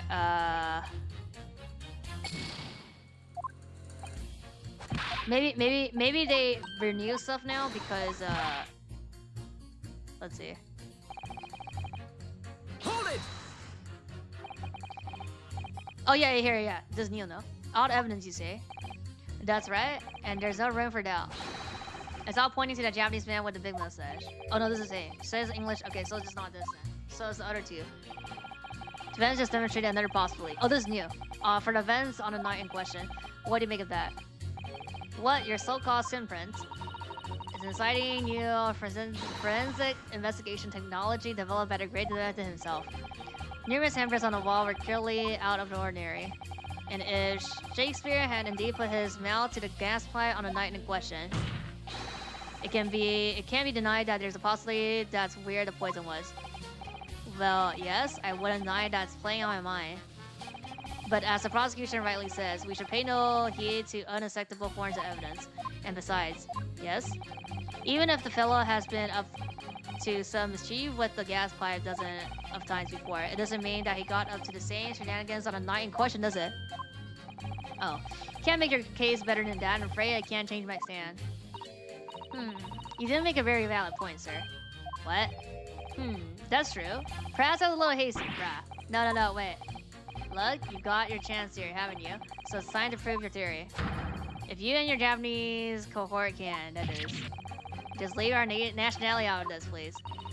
Mr. Naruto, if we can't substantiate your position, I'm afraid the jurors that change their mind before may very well change them back. What can I do? Is there any more proof I can give here? Can I show him he really did blow down that gas line that night? Oh. Wait. I have supporting testimony, no? Wait, do we summon the moon? No, in truth, I don't have evidence to support my theory, however. There is witness testimony that substantiates it. Was that testimony? This is incredible. Whose testimony? Yes, it's all connected. Everything is linked. A person who testimony revealed details about a gas resident that night. Namely, let's go. Take that! Yeah. Well, Mr. Foreman, does that convince you? Oh, that's wrong? Phew, I don't think he was listening. Oh. Oh my god, rest assured, Consul, I shall not let nonsense away go without penalty. Oh fuck. Wait, god, oh my god. Witness who spoke about a gas that night in question. Yes, there was someone. That's what I thought, but obviously she was the wrong person. Fuck! Go back. Hold it! Who was it? It's not himself, right? The flicker thing?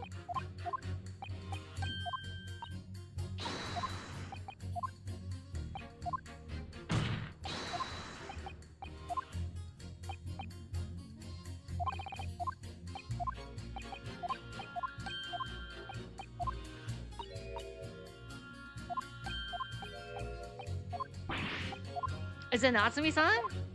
I don't remember. I mean, it has to be whoever that was there, no?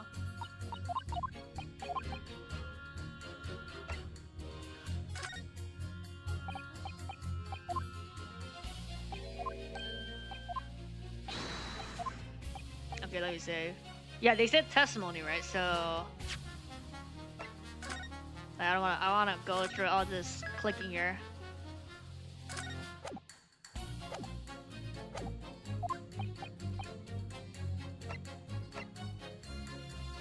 Suzuki? Take that! Okay. Obviously, I'm talking about the defendant. Mr. Suzuki Natsumi himself. I guess he did talk about it, I don't remember though. The defendant.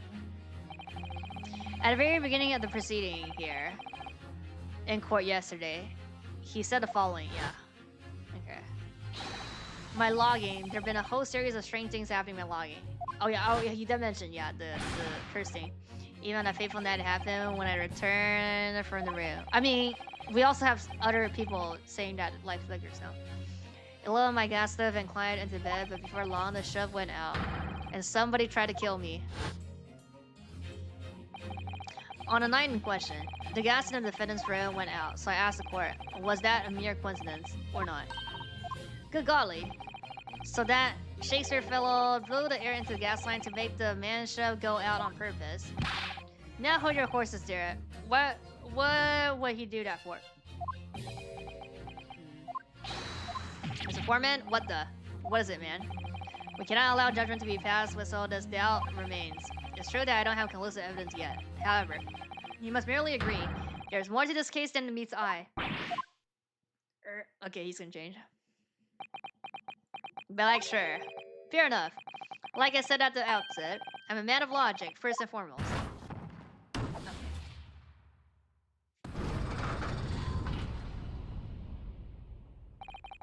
That's forger leaning toward not guilty, my lord. We're overturned the decision. Therefore, the defense calls for the trial to continue.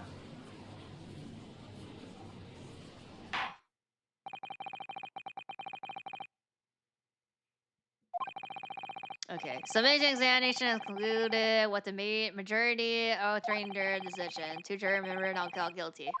Yeah. Therefore, the jurisdiction is conflicted in accordance with the law of this land and hereby order the continuation of this trial. William Shakespeare. My lord, how can thy humble Shakespeare serve thee?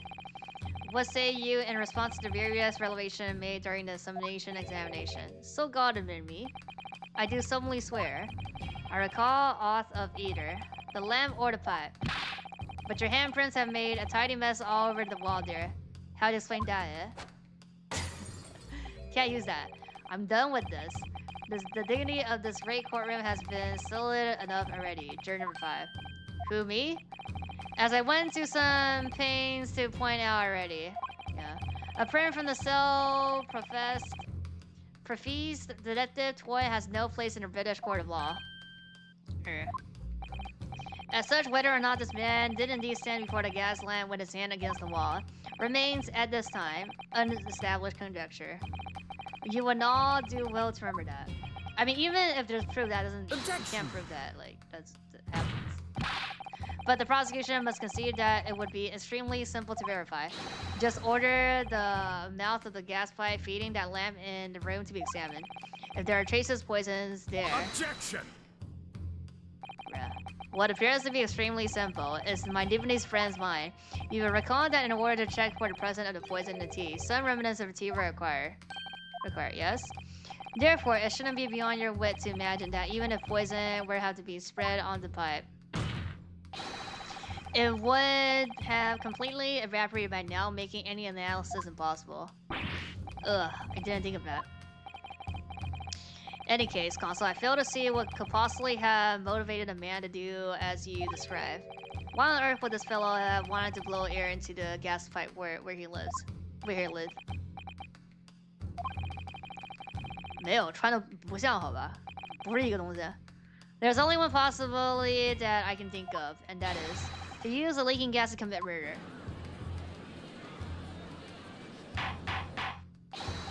Order, Consul. Precisely those lives do you propose this man was plotting to end? Answer couldn't be simpler. Now we unravel the mystery this far.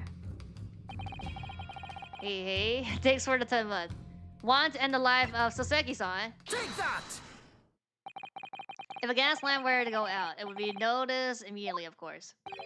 But a gas stove, on the other hand, would be silently extinguished by the killer without anyone noticing. I live around those parts myself, so I know what it's like. I can tell you, trying to sleep without a stove lit is pretty much suicide. You'll freeze to death in no time. Yep, the landlord has a large fireplace in his part of the residence on the top floor. In other words, it wasn't the landlord, but a fellow logger whose life he was trying to end. Outrageous. I'm talking, of course, about the defendant. Natsumi isn't a villain in this case. He's the victim this man was trying to murder. Good gracious. Objection!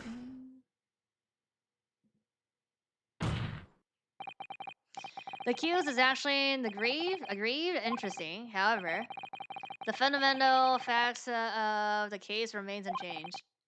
Namely, that the accused is aggressor here. What? How can you still claim that? Let us indulge your fantasy. Your fancy for a moment and assume that there was indeed poison on the mouth of the gas pipe. The question that then arises is who put it there? Who did put it there? The only logical conclusion is that the person responsible was aware of this man's trickery with the gas supply and his intent to kill. Yes, that would indeed seem logical. If the assailant were unaware, how would he or she have known to lace the end of the gas pipe with poison? So now we must ask, how could anyone have known that his murderous designs? You mean to suggest Naturally, the sole possible answer to that question couldn't be more obvious. Only the man whose life was being threatened could possibly have known. No? What? In other words, the person who put the poison on a gas pipe is what was a clear retaliatory attack can only have been the accused, Mr. Sasaki Natsumi. Huh? Whatever he may or may not have contrived to do, he was nevertheless the victim of a potential lethal poison attack. And the only person who could possibly have perpetrated that attack is the accused. No? What? The defense counsel's theorizing has failed to avert suspicion from the accused. Far from it. In fact, now that it's a clear motive or the poisoning has been successfully established. What's the fucking motive? There was never a motive, actually. That suspicion is greater than ever. We do not agree. My Nipponese friend. No?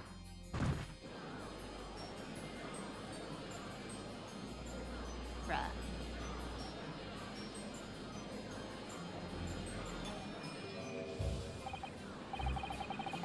How do you manage to turn that around on me so rapidly? What, we're gonna get the third summation examination? Not how do you miss a sign? We, otherwise a member of the jury may very well change their leaning against us. And this may be our last chance to gain advantage. I mean, I don't know, man. What advantage? Yeah, what advantage? Well, it would seem that somebody put poison on a gas pipe in his room. So we must name the person now and solve Natsumi's guilt. I mean...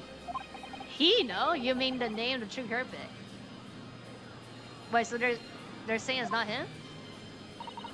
I know it might sound impossible, but we failed to do that.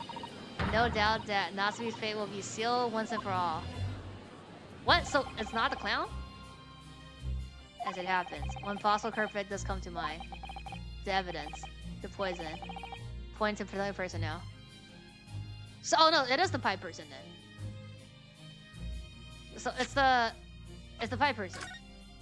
It's the pipe person now. It's the pipe person now.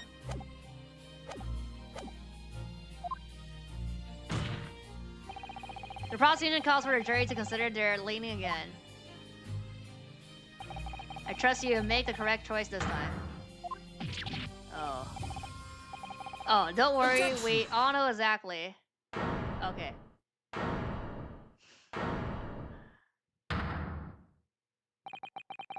There's one other person who I believe could have been involved in this.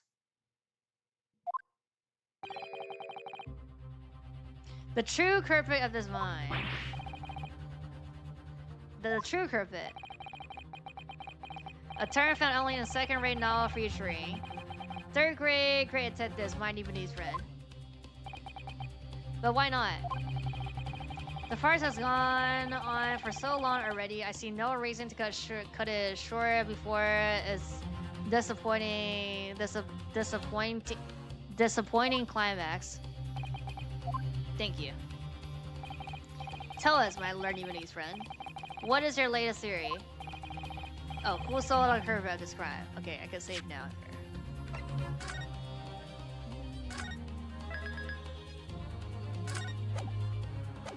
So I mean, the truth. So it cannot be the clown.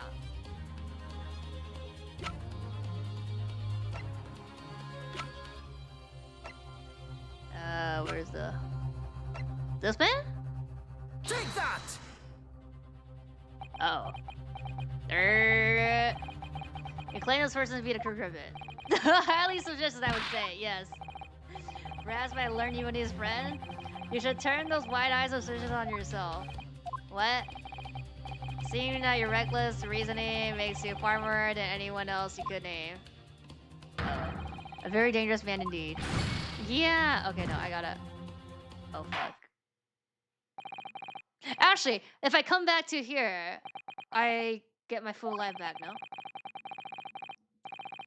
Declare no further examination necessary. I believe the court has been presented with more than enough evidence to cast judgment. As such, I shall be requesting the final decision of the member of the juror. Are you all ready? Okay. Yeah, if I just open the door here, I think I get my full life back. That's probably better. Guilty! Guilty. Guilty. Guilty. Guilty. Guilty.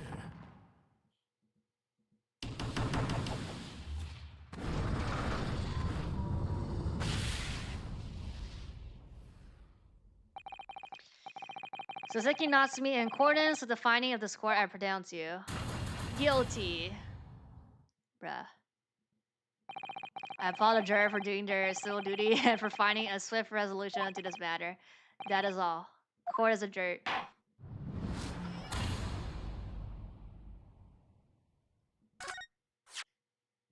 Yes. Yeah, I didn't just gain entire thing left though. Yeah. 这下逆转了，这下用对了。Yeah, right here. Yeah. Get my whole life back. There's another person. Yep.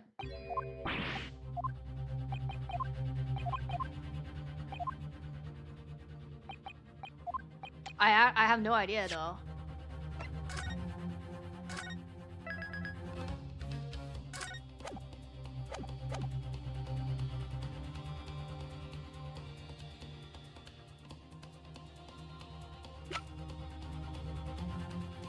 Also, why is she here? Why is she here?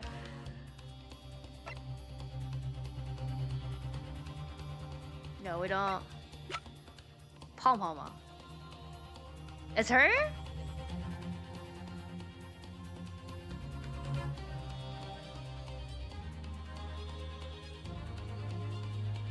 I mean, what's the motive then? I mean, I guess I mean, the other people, these people don't. 这些人太早了. Okay, because not him. It can't be. I don't think like this is like at the end to be like. I guess that's the motive. No, that's the motive.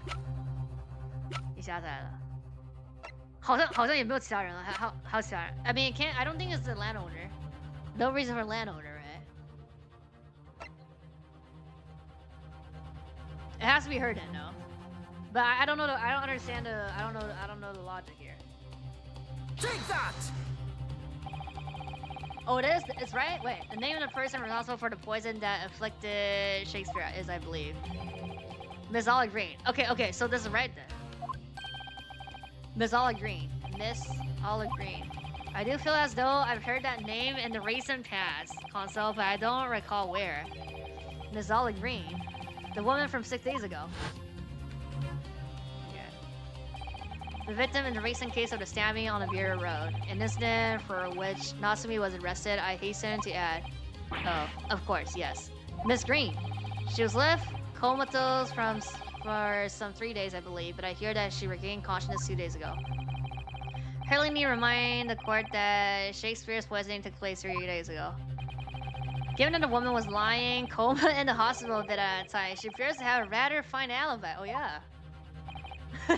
True, on the night that the incident occurred, Miss Rain was in hospital unconscious, so on the face of it, it would seem that she wouldn't possibly be responsible, but still. My colleagues and I visited Miss Rain in the hospital yesterday, and we found her to be in possession of a bottle of poison. Oh, good gracious, she had poison. And there's another fact that links her to this case as well. The defense requests that she be brought here to the witness stand in order to explain the details to court. Bruh. Huh. Tell me, Shakespeare. My lord, pray, what betide fating? Are you acquainted with Miss Green? No, never heard of her. Judging by the look on his face, I think perhaps he generally doesn't know her. At least, not by name. As the voice of Her Majesty's prosecution here, I hear to my word. You'll see my learned Japanese friend farts through to its conclusion. I appreciate that. Prosecution requests a short recess, my lord, in order to subpoena the witness and bring her here. Okay. Yes, Miss Olive Green? Indeed, my lord. 1 hour should be sufficient. Okay, 1 hour, bruh. Very well, I grant the request. Excellent. I hope. Defense has made a most extraordinary accusation, I must say. But at the present time, I feel the prosecution's argument remains largely uncontested. Accordingly, I'm afraid that the defendant and his culpability remain the sole subject of this court's attention. Thank you, consoles. We reconvene in 1 hour. Court is adjourned.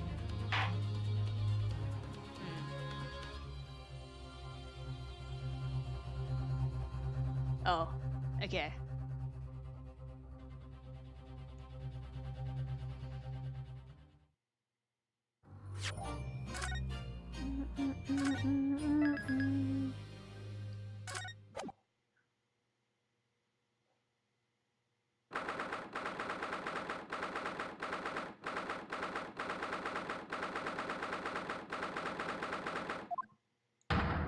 Joyful Julian Jumping Jacks. Oh, Mr. Natsumi, I'm so pleased for you. Local student Ms. Naruhodo Esquid and non-local judicial assistant Ms. Mikotova Esquid. Now, finally, at long last, there can be food. Prove that I'm innocent, and prove that my tea is innocent. Good morning, my dear fellows. Oh, yeah, you're here now. Sherlock shows. May you drink my tipitita and fall forever silence. I thought the tea was innocent. Oh, Mr. Shones, you came. How wonderful. Please, save your derision. I know what you're thinking. Oh, thank you. Good morning, he says, when it's very nearly time for lunch on. Your scorn is written clearly across your faces. Nobody said or thought any of sort. The truth is, I was determined that today would be the day. As sleep seduced me last night, I thought. Tomorrow, for once, I shall not oversleep. Shall rise earlier and be present in court to support my companies. Companies. Such spread determination has a beauty all of its own, does it not? Ah, yes. And then I began to muse on the subject.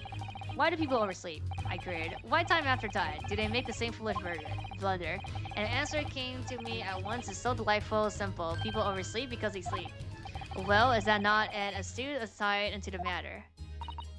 Oh, yes. Upon which realization, I attempted an experiment. I didn't sleep a wink all night, bruh. And the result, by first light, I was exhausted and began to be assailed by fits of drowsiness. Shockingly, and so, the conclusion of last night's experiment is this. A good night's sleep is quite simply essential. Yes, I think most of us probably knew that already. What others presupposed? I proved by experimentation that my dear fellow is the scientific method. Yes, and one more thing. Do you remember this? Oh, let's go. Yeah. Yes, of course. It's the poison that Miss Green was about to drink in the hospital yesterday. Oh, you didn't manage to? I was at laboratory task if the bottle was near empty, but such inconvenience do not hinder shows. Let's go. Evidence? I mean, can't use it though. Manage to confirm that it contains... Oh. Okay, so I was right.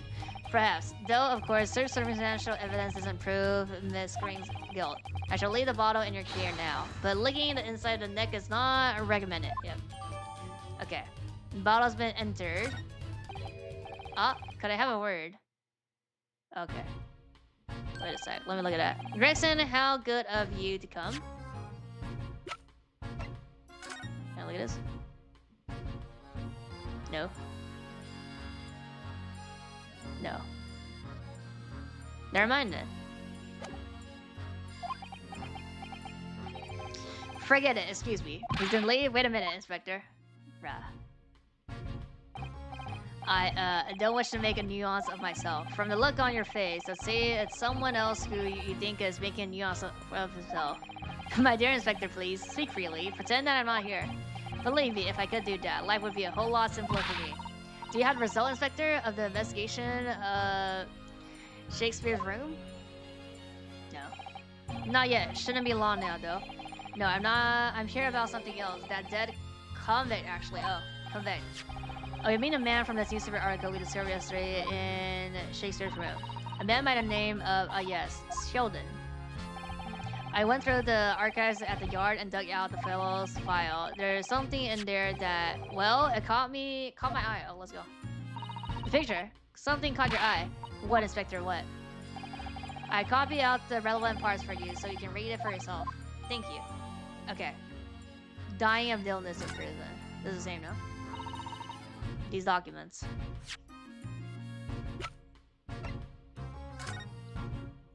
Aiding counts of burglary? Bruh. 6 counts of suspected murder. Died of natural cause. Well, 5 moments witnessed only by his cellmate. Estimate £1,000 worth of loot he sells remains uncovered. Yeah. Okay, this is like a physical thing that we now can say for money. Suffering with fever since October. Okay, so yeah, it just added a page here now. We have the second page here. Include the details that were in the newspaper cutting we found. Yeah, in the room. Rearrange everything in the court record so we don't have duplicate information. Oh. Okay. Why are you giving us a copy of this important file, though? Well, you're the ones who turned up the clue in the first place, aren't you? I'm just making sure things get handled in the proper fashion. Oh, Scotland Yard's working are so wonderful. Yeah. Okay. They just... Does the same thing now. The same thing. No overlap. Indeed, my dear fellows, and the inspector here is a shining diamond in his crown. A shining diamond in the rough, maybe. Look, I just don't want to be beholden to a lawyer, that's all. Okay. Counsel for the defense and a defendant. That's an hour? Okay, let's go. Courtroom proceedings are about to resume. Make your way into the courtroom at once. Well, I shall leave you then. I'll be listening with interest from the public gallery. Not nuding off at all. Certainly not. Thank you, Mr. Jones. Rather tired of seeing Mr. Mustat and floods of tear, personally. So, the best of luck to you. Local student, Mr. Naruto is Squid. Yes, Mr. Natsumi. It's time, isn't it? Yes, this is it. Miss Olive Green and Miss Wilson Shakespeare is going to be the final battle. This is going to be the final battle. Are you sure? How many crosses is it? I won't really have save Sasaki-san until I've exposed the whole truth of everything that's been going on. But it's all coming to a head now. You can do it, Ryunosuke. You have to. Okay.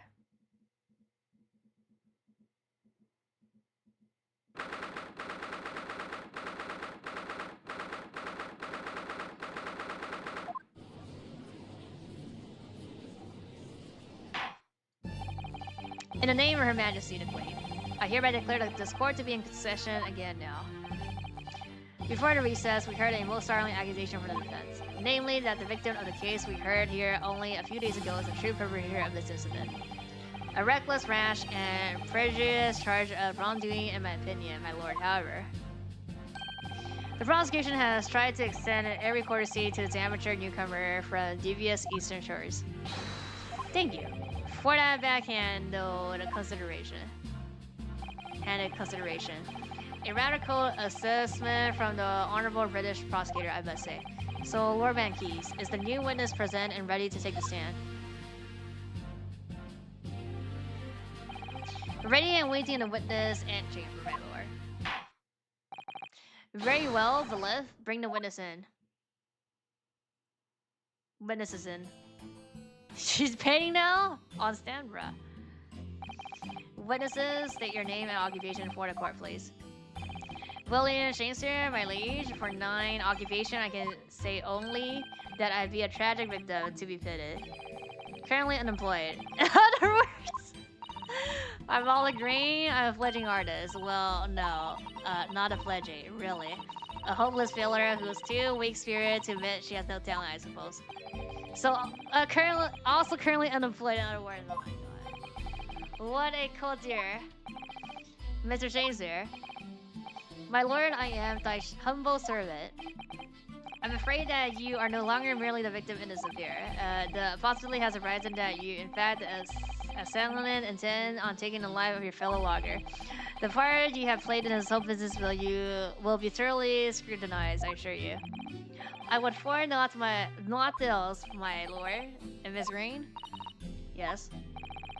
You are aware of the reason you have been summoned to this courtroom today, I presume.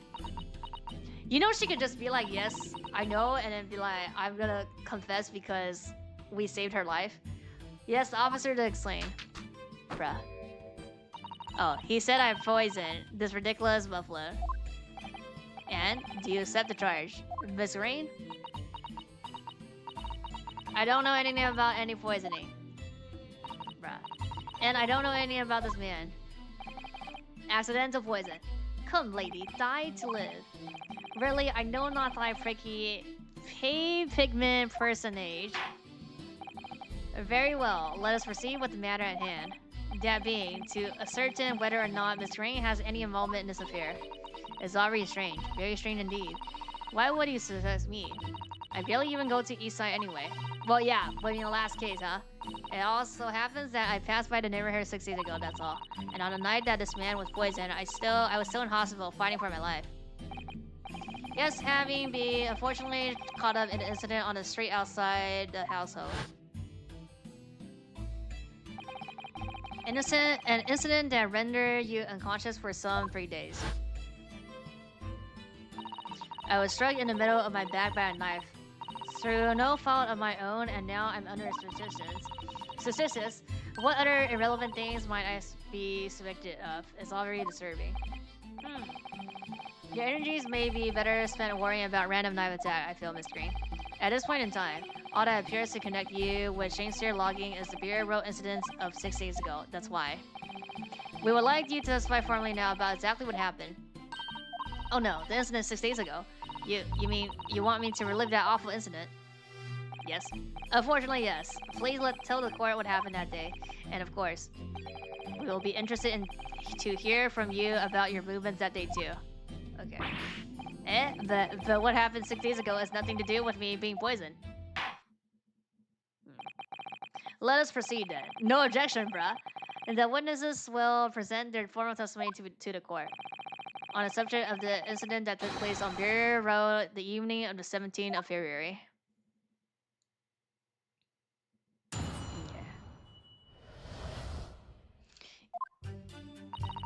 6 days ago at about 5 p.m. I was walking along in the snow when I was suddenly stabbed in the back. Coincidentally, it happened to be just outside the house where the men in this case have their loggings. I was at the tavern on the eve of which those speakers, for I had bespoke my supper. It was the first time I'd been in the area. I had a little matter to attend to, that's all. Yeah, little matter, huh? Anyway, I was admitted straight to the hospital, so I knew nothing about all of this business. Okay. Yes, the second incident inside of a week, what I believe to be aptly described as a haunted loggings. One can only presume this is a most unfortunate coincidence. Yeah. Meanwhile, you say you were not in this room, Mr. Shakespeare. That is the following morning when I awakened that I learned from the dire events. Mary, what a commotion did the officer of the law make on the floor above mine. When Suzuki-san was arrested on suspicion of attempt murder. Yeah. As suspected, there is nothing connecting these two witnesses but happenstance. It's true. It does seem as though they're unrelated at first glance, but I'm not so sure. There's something lurking in the shadows here. I feel certain of it. And this is my one and only chance to expose it. Okay. Consul, you may now cross-examine these two witnesses if you wish. Yes, my lord?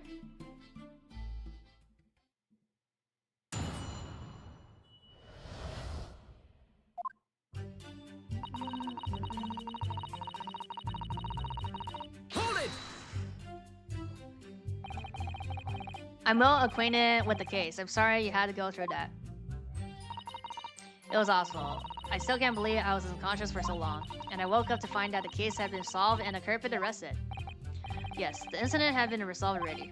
Perhaps it will help you to consider it a bad dream that ended with your awakening and should now be forgotten. Yes, I suppose so. Thank you. But before you put it completely behind you, Miss Green, I need to remember the details one last time. You must tell the court exactly what happened that day, for us to arrive to the truth about this case. The trouble is, there's nothing to tell, really. I was just walking along the pavement.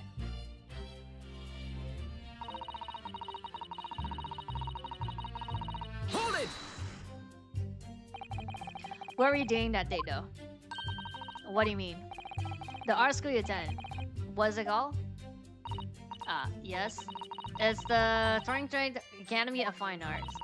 According to Mr. Stones, that's just in the vicinity of Brixton Road, which is some 10 stops away from the scene on the underground. I believe you mentioned before that you also live on Brixton Road, isn't that right? Yeah. So why then? Would you have been walking along the road in the middle of the East End? Well, it's because, oh yes, of course. I thought it might make a nice picture, bruh. Oh my god, we gotta do this shit.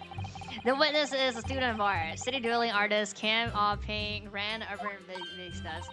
That's right, I happen to like the crumbling look of that part of town. Perhaps quaint would have been a less rating term. The point is, she's definitely hiding something. We know because she told us. Yes, it seems she's not going to forthcoming with the truth. She's trying to hide why she was there that evening.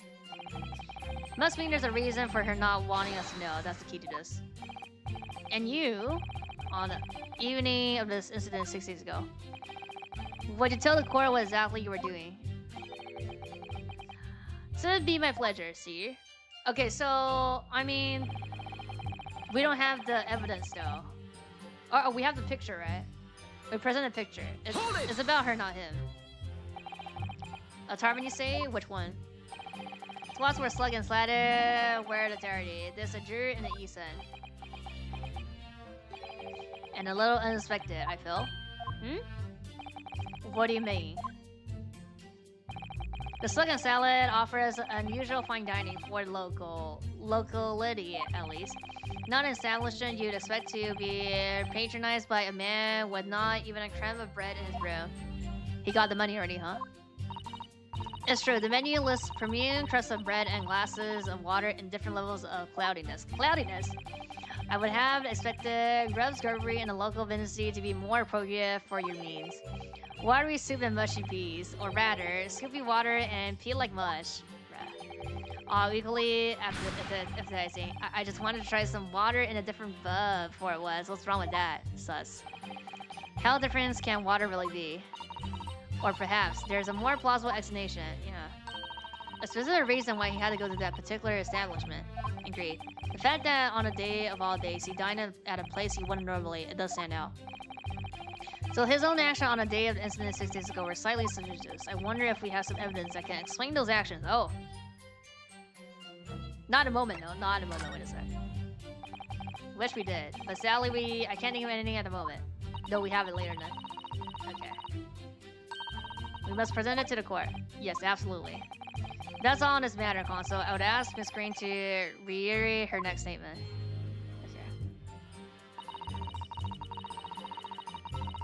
Hold it! What little matter, Miss Green? Please elaborate. It was nothing really. It's not worth mentioning. If you remember, you mentioned it us yesterday at the hospital, yes. Ah. It was related to the car you were holding. Let's go. The mouse! Miss Green. What was that? She clearly just hid something behind her back. From memory, I believe the card contained a note that read, I have information regarding the death of Duncan Ross. Oh, what does that matter? This has nothing to do with Duncan. Let's go. Excuse me. That's the evidence. Do you have something to share with the court? To be or to not be? That is the question. Pray forgive me. The grave barns words streamed from within me with near I thought.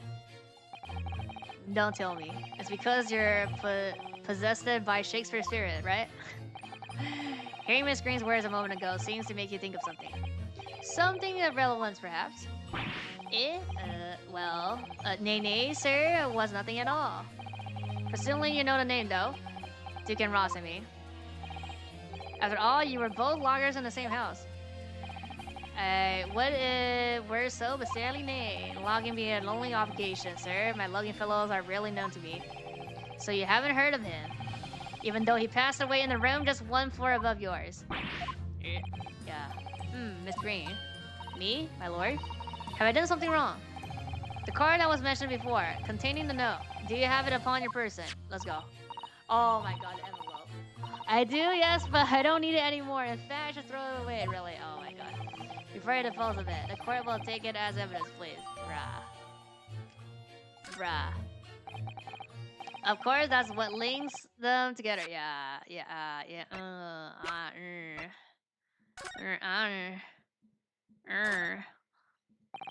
The envelope has been read open rather curiously, hasn't it? Miss Green strikes me as the type to open correspondence more neatly than that. What is it? The way the envelope is torn. I'm almost certain I've seen that exactly same shape somewhere else. Oh, you don't mean? Were you thinking of this piece of evidence? Yeah, exactly. That's it. Try to match it up. Oh my god, we could match it. Oh my god. They go together perfectly. This torn off the end of the envelope clearly belongs to the scar. Oh my god. Okay, got it. Got it, okay. Can I look at that though? Okay. Can I look at this? No. Oh. Contain a note to Miss Crane and a torn off end we found fits together perfectly. Yes, there's no question that they're in the same letter. They're in the same letter, but that means something doesn't quite add up here, does it? Okay, so we can't see a letter, huh? It's Duke and Ross. Now, continue with your testimony, please.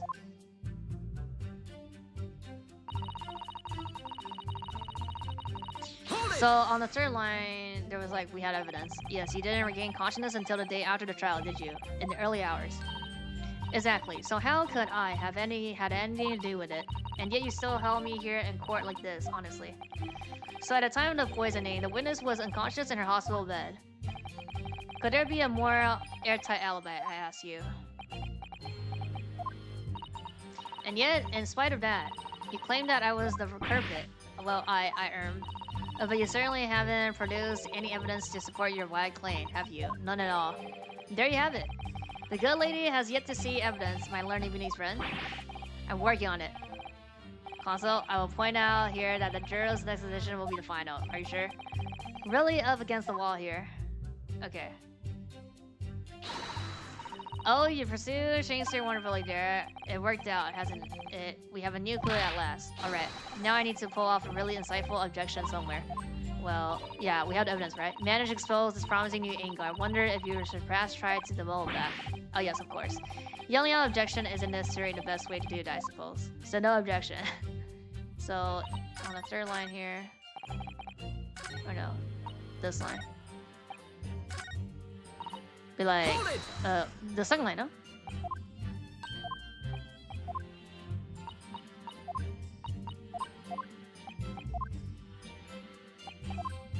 Or was it, no, it was the third line, no?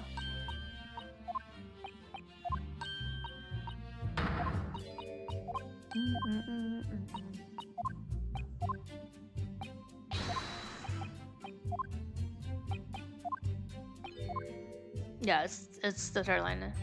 Hold it!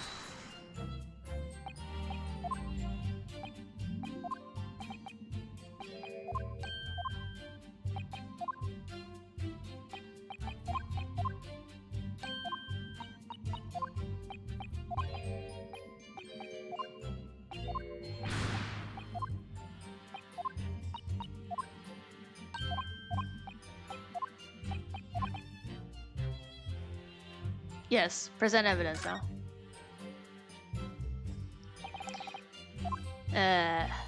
Yes, sir. On the day in question, is it not the case that you visited the Slugger Salad, a place you don't normally patronize, for a very particular reason? I don't know what you're talking about. Pray, if Dill has some purpose, because... Very well, I will present the court with evidence. Evidence that explains why you had to be at the Slugger Salad that day. Namely... I mean, was it the... It's a newspaper now.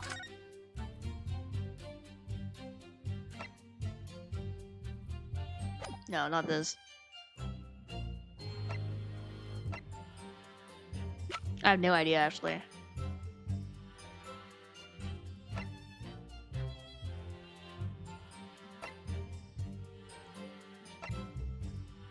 I mean, is it just envelope then?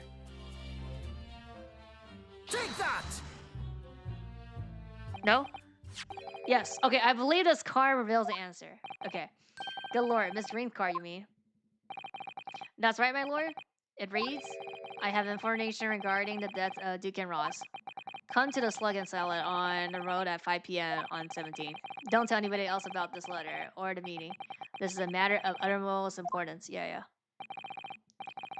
Shakespeare, your action on the afternoon of Miss Green's stabbing are exactly as described in this note. Ah. Personally, I find it hard to believe that it's a coincidence. Don't you? Well... Excuse me. Can I say something? Yes? Miss Rain, that card was delivered to me. It does not have anything to do with this odd man, does it? Well, you think so, yes, but it's hard to believe it's merely... My lord, may I? May you what? I'd like to make something very clear about that card. Oh. Well, I mean, it doesn't matter. We have the envelope tier. Very well then. You may amend your testimony. Let's go. To include details about the particular note. Okay, it's this line. Yeah. This note was delivered to me at my judges. Nothing to do with the odd man next to me here. Yeah, is this line, and then we show it in Bean's room. I think you said that you received it a day before the incident, didn't you? Yes, that's right. There appears to be no indication of the sender's name or address on the envelope. So he's the sender then. It was in my letterbox and that's all I know, I'm afraid. I have no idea who sent it. I have information regarding the deaths of Duke and Ross. Who is this Duke and Ross, please? A friend of mine. He attended the same art school as I do. He passed away in a tragic accident a month ago now, though. I wasn't sure what to make of that note, to be honest, but in the end I decided to go. So you found out what the information was? Of course I didn't. You're not thinking straight. Whistle on her way there, she was stabbed in the back. Yeah. As my learned friend hopefully remembers. Oh yes, of course. Never made it to the meeting. I mean, is the last line and then we show the envelope in his house.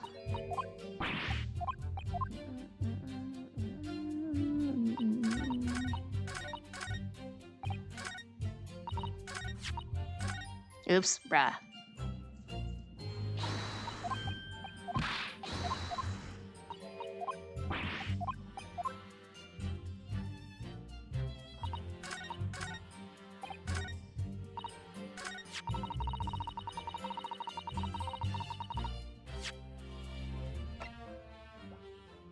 Objection! Mm-hmm.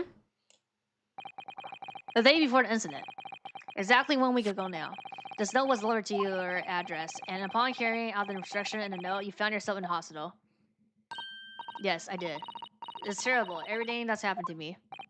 Yes, it is terrible. If it is all true, that is. What do you mean? Miss Rain, have a look at this, please. It's the torn-off end of an envelope. Oh, is it?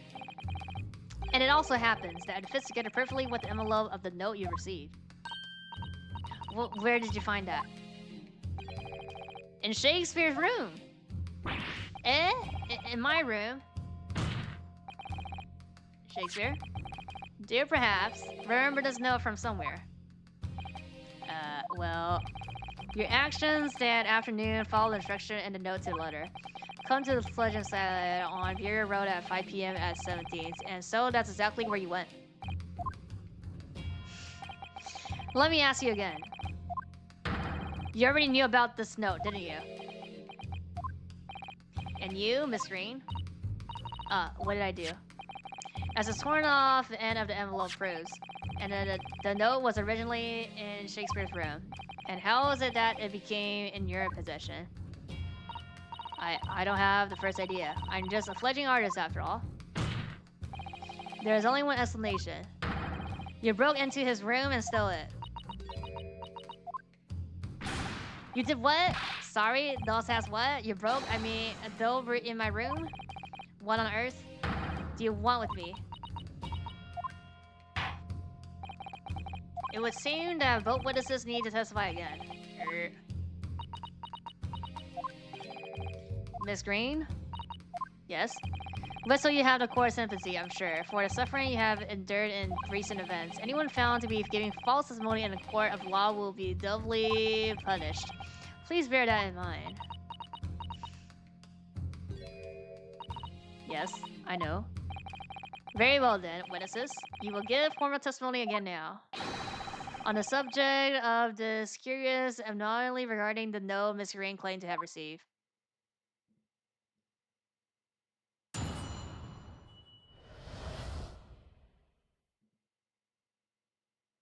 Okay.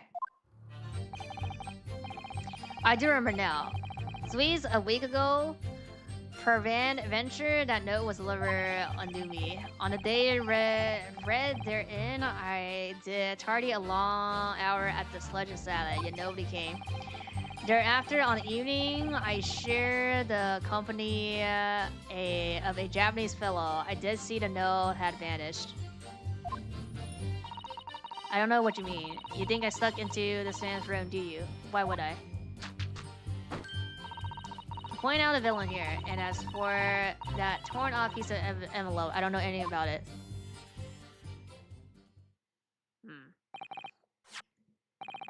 You now claim to have received this letter, do you?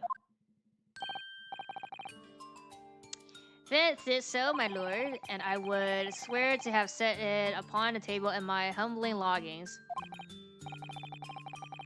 Yet it's clear to me now that since I returned from the travel that night, I have not laid eyes upon it. Well, that being the case, young lady, it would appear that your testimony was a lie. Is that what you think? How unfair of you to think I'm the one lying. I beg your pardon. I'm just a fledgling artist, as I said, and fledgling artists don't lie. That note was delivered to me at my address. Besides, we all know who the liar around here is. If that's true, Miss Green, how do you explain the facts? This part of the envelope was, without question, found in his room. I don't see why I should explain. Sorry? Hello? I'm a fledgling artist. My job here is just to say what happened, that's all. It's your job to give the explanations and to prove. You, the fledgling lawyer. Bruh. The fledgling will do his best. Evidently, my learned friend's cross is our only hope to learning the truth. Well, console. I'm ready, my lord. Very well then, the defense will now proceed with the cross of the witnesses. Miss Ring clearly did break into his room. There can be no question of that. And that's how she acquired a note. Yes, two facts that are starting to lead me to a possible explanation of all of this. And it's not a pretty one.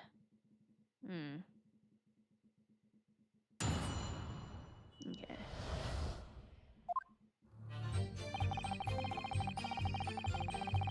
Hold it! And can you shed any light on the contents of the note at all? Nay, sir, as strange as to me as a foreign tongue. Even with a knowledge of literature as great as mine own, verily this is imprintable. But Mr. Dukian Ross has logging in the same household as you. In effect, he was your neighborhood, so surely you knew him, didn't you? Alack, if the choices be twists, I knew him not. That this was before me that I be forced to declare we were by some small measure acquainted. Despite your claim though, you followed the note's instruction and went to the Sledge and Salad. Presumably that was nothing to do with your knowledge of literature. Mary, Naw will have the better of me, sir. Have saved for the leisure of curiosity. The lure of curiosity. So it's true. I was compelled by mine own eager heart to betake myself to the Traven. Yet in the end, my curiosity was not satisfied. Was not stained. Hold it! So even after waiting for an hour, nobody appeared. Well, yes, sir. This as though say this. Really? You paused for a moment before you answered. In truth, when Phil asked whether nobody appeared, I distantly recall. Really? Do you mean to tell the court that somebody did appear after all? I was not alone that night at the Sledge of Salad, my lord, no, thus returning to me now. I did treat my lips to almost clear water and mine and ours to a premier crystal bed.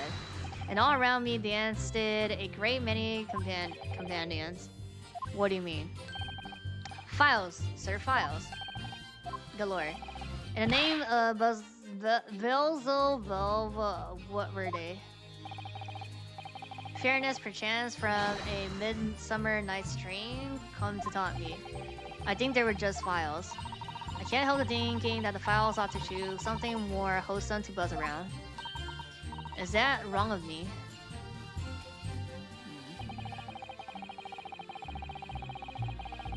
Hold it! When exactly did you notice it had gone missing? Such idle thoughts near occupy my mind. I am bruised with greater ideas. In other words, you didn't notice. Several days passed between your outlying to the tavern and Natsumi's visit to your room. Yes, it would appear that the note disappeared sometime in that interim. Such idle thoughts never occurred in my mind. I am bruised with great ideas. And yet during that time, Miss Ring was coma in hospital, was she not? Clearly then, she could not have been stealing things from his room. Ah, Yes? Yes, of course. It's all some sort of misunderstanding, isn't it? Prosecutor, sir. You have so far failed to give a satisfying explanation as how you came by the note. Ah. I'm not here to advocate for your defense, man. I won't tolerate inconsistency in your stories. You would do well to remember that. Oh, dearly me. What's Laura Venke's getting at? I don't know what you mean. You think I stuck into this man's room, do you? Why would I? Hold it! It seems that this note was actually delivered to Shakespeare's about 1 week ago. Oh, does it? But for some reason, it ended up in your position. Can't think of any way that could have happened except for you breaking into the logging. Objection! For what reason would a witness have done that? Doesn't matter. I won't deny that her possession of the note would appear to defy logic. However, until and unless her involvement in this case can be proven in some other way, bruh. Any further pursuit of this note is meaningless. Miss Green could only have come to be in possession of the note by stealing it from him. So after she woke up, then no. Yet there was no obvious reason why she would have done such a thing. What if there was some other reason she broke into his logging though? Yes, we should pursue that idea. Okay. We're close now, I can feel it. We're so close to a breakthrough. I don't know, man. This last line. So... Hold it! We're trying to do what? So you don't want to tell the court the truth about the letter, is that it? I'm a fledgling artist, remember? Artists are nearly always introverted characters. That is not true. Introverted, fee. This fledgling doth readily cast aspirations about my nature. Yeah, I am an angel, a seraph. Birds do harmonies with my song, the wind do frolic on my wings. Oh pity, where those the accused one so pure of heart and full woman? Pure of heart? I don't think so. Even a fledgling like me, can you see you're just a failure, bruh. Strategy. Thou shalt not know the true heart of an artist until the instruction hereafter by death. Oh the days, oh the years. Alas, enlighten thee, thou must wait so long and in vain. And interject with some clever remark. This is your chance to shine. No Shakespeare actor. As far as I can tell, no. The only thing that's going to resolve this argument is evidence. Yes. Okay, so it's clear that Miss Green did in fact break into the room, isn't it? That's where she found the letter. We're gonna say the motive? Two more or less foregone conclusion that leads me to one terrifying conclusion. Terrifying, yes. I'm afraid to say that the outcome of this cross may well change how we look at this case completely.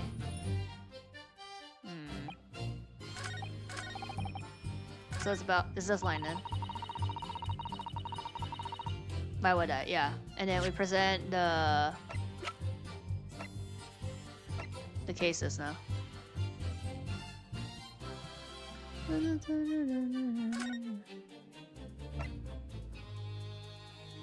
It's either this or the picture. Or I mean, oh, the newspaper. Yeah, the newspaper is gone and is with this now. Yeah. Objection. No. Okay, but I think it's that line. The witness' last statement. Clearly contradictor when you consider this piece of evidence here. Yes, undeniably. Says undeniable, Consul, but I fail to see any contradiction here at all. I think perhaps that itself is a contradiction. Indeed. Bruh. Ugh. Time for a redeem. It has to be that line. It's not the last line, that's why. The last line is villain here. Yeah, okay, bruh. I want to click back. Okay, so it has to be the picture then.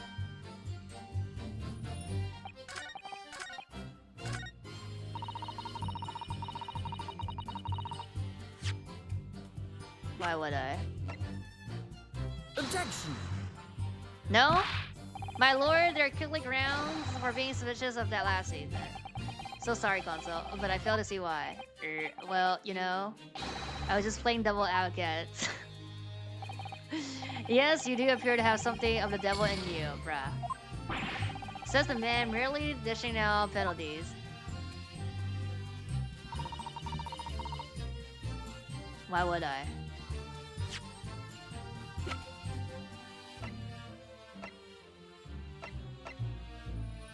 Oh, to get put the fucking poison on it. Objection! To fucking put the poison on it. Yesterday at the hospital, we saw you with this bottle. And though the contents spilled during the course of our meeting, a small quantity remained. Ah. According to the defense independent analysis, yeah, chemistry set, liquid that was still in the bottle was identified as strychnine, yeah. What? The very same poison that affected him, yeah. Ah. Miss Rain, you broke into this man logging for one reason, and for one reason alone. To cover the end of the pipe that feeds the gas lamp in his room with poison. 毒药啊，药品啊，他不是刚自杀用的这个吗 ？Can this be? You broke into my room too? It may seem incredibly to the court. From the remaining clues, there's only one logical conclusion that we can reach. The person who attempted to take his life with poison was you, Miss Olive Green. Oh dear, oh dear, oh dearie, me. Look at the bottom of this. I mean, we saw that when she like fell over in the hospital as well. Order. Also, are you seriously suggesting this woman put poison on the end of the gas pipe with intent to kill? Yes, my lord. There's no other way to explain the facts. But if Miss Green did indeed set this dubious trap 6 days ago, and the victim had put his mouth to the pipe that very evening as suspected, the attempt murder would have happened 6 days ago, purely. Well, that's a very good point. Perhaps not, my lord. Oh, I beg your pardon? There was a significant police presence in the area that evening on account of the incident on the road. Local residents were being interviewed throughout the night as part of the ongoing inquiry. Circumcised criminal would likely have chosen not to carry out any wrongdoing on that time. Lord, Benzies. And of course, the following morning, there was more activity at the address. More activity. Oh, yes. You mean his fellow logger, Natsumi, being arrested on suspicion of murder. That's right. And as the defense has already proposed, Shakespeare was merely with the gas in the pipe for a very sinister reason himself. To cause the gas shove in Natsumi's room to go out, thereby ascertaining the occupant. Obfuscating the occupant. But once Natsumi has been arrested, his room was under constant surveillance by the police.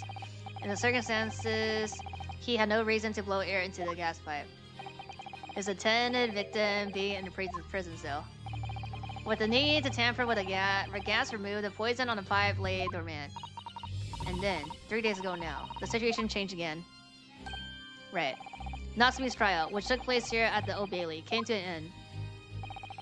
Trial in which the man stood accused of stabbing Mr. in the back, but was duly. The result in Natsumi returning to the law for the first time in 2 days. Right? Yeah, acquitted, yeah. And that very night, his gas stove mysteriously went out, and Mr. Shamster was mysteriously poisoned. In conclusion, the poison that was present on the mouth of the gas pipe had been put on there in the victim's room some 4 days earlier. Mary!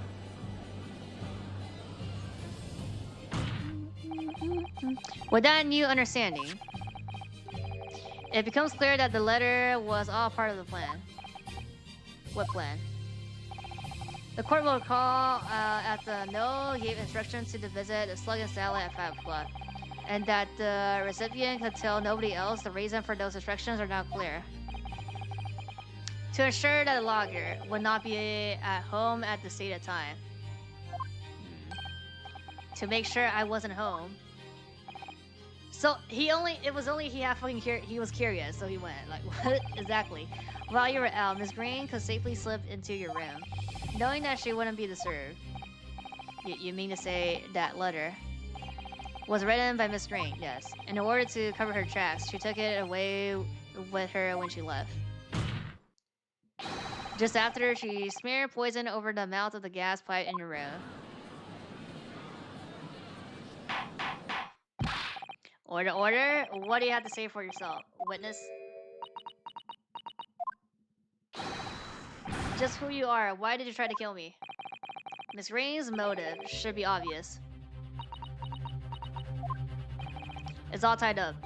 It was someone whose name we've heard several times already during the course of this trial, yeah. So that's what's behind all this. You will share your apparent understanding with the court, please, Gonzo. Oh, okay. Which person is behind a woman's motive to attack on a victim's life? Take that! Duke and Ross. That's right. Before the defendant, Natsumi took residence in the logging at the gateway. Somebody else was renting in the room. Duke and Ross. I knew I'd heard that name somewhere else. It was all over the papers a month ago, when the man died in the strange circumstances at the haunted loggings. That does ring a vague... Ah, of course, yes, I remember now. The young man they claim was strangled by the convict's curse or some such. Convict's curse. Sadly, my lord, it wasn't a curse of any kind, nor was it an accident. The man died as a result of Shakespeare's blowing into the gas pipe and causing gas to leak into the room. It was murder, plain and simple. Maybe he didn't know, so it's like...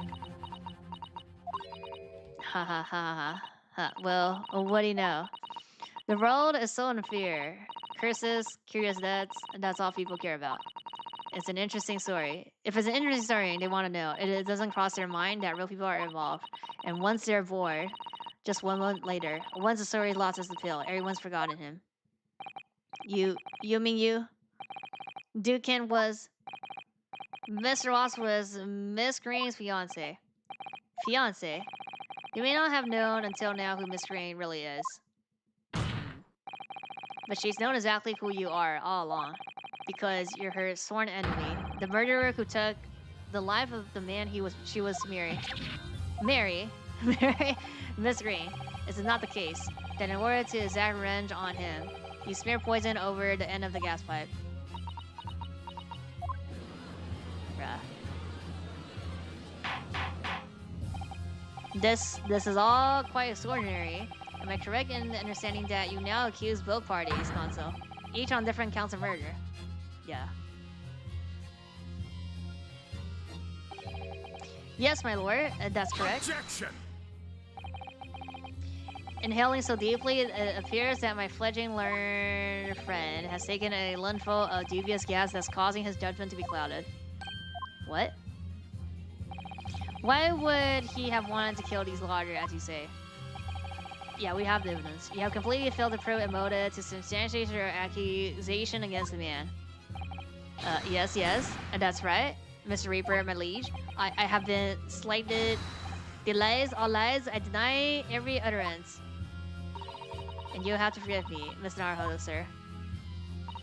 But I don't intend to admit to anything, either. Miss Green.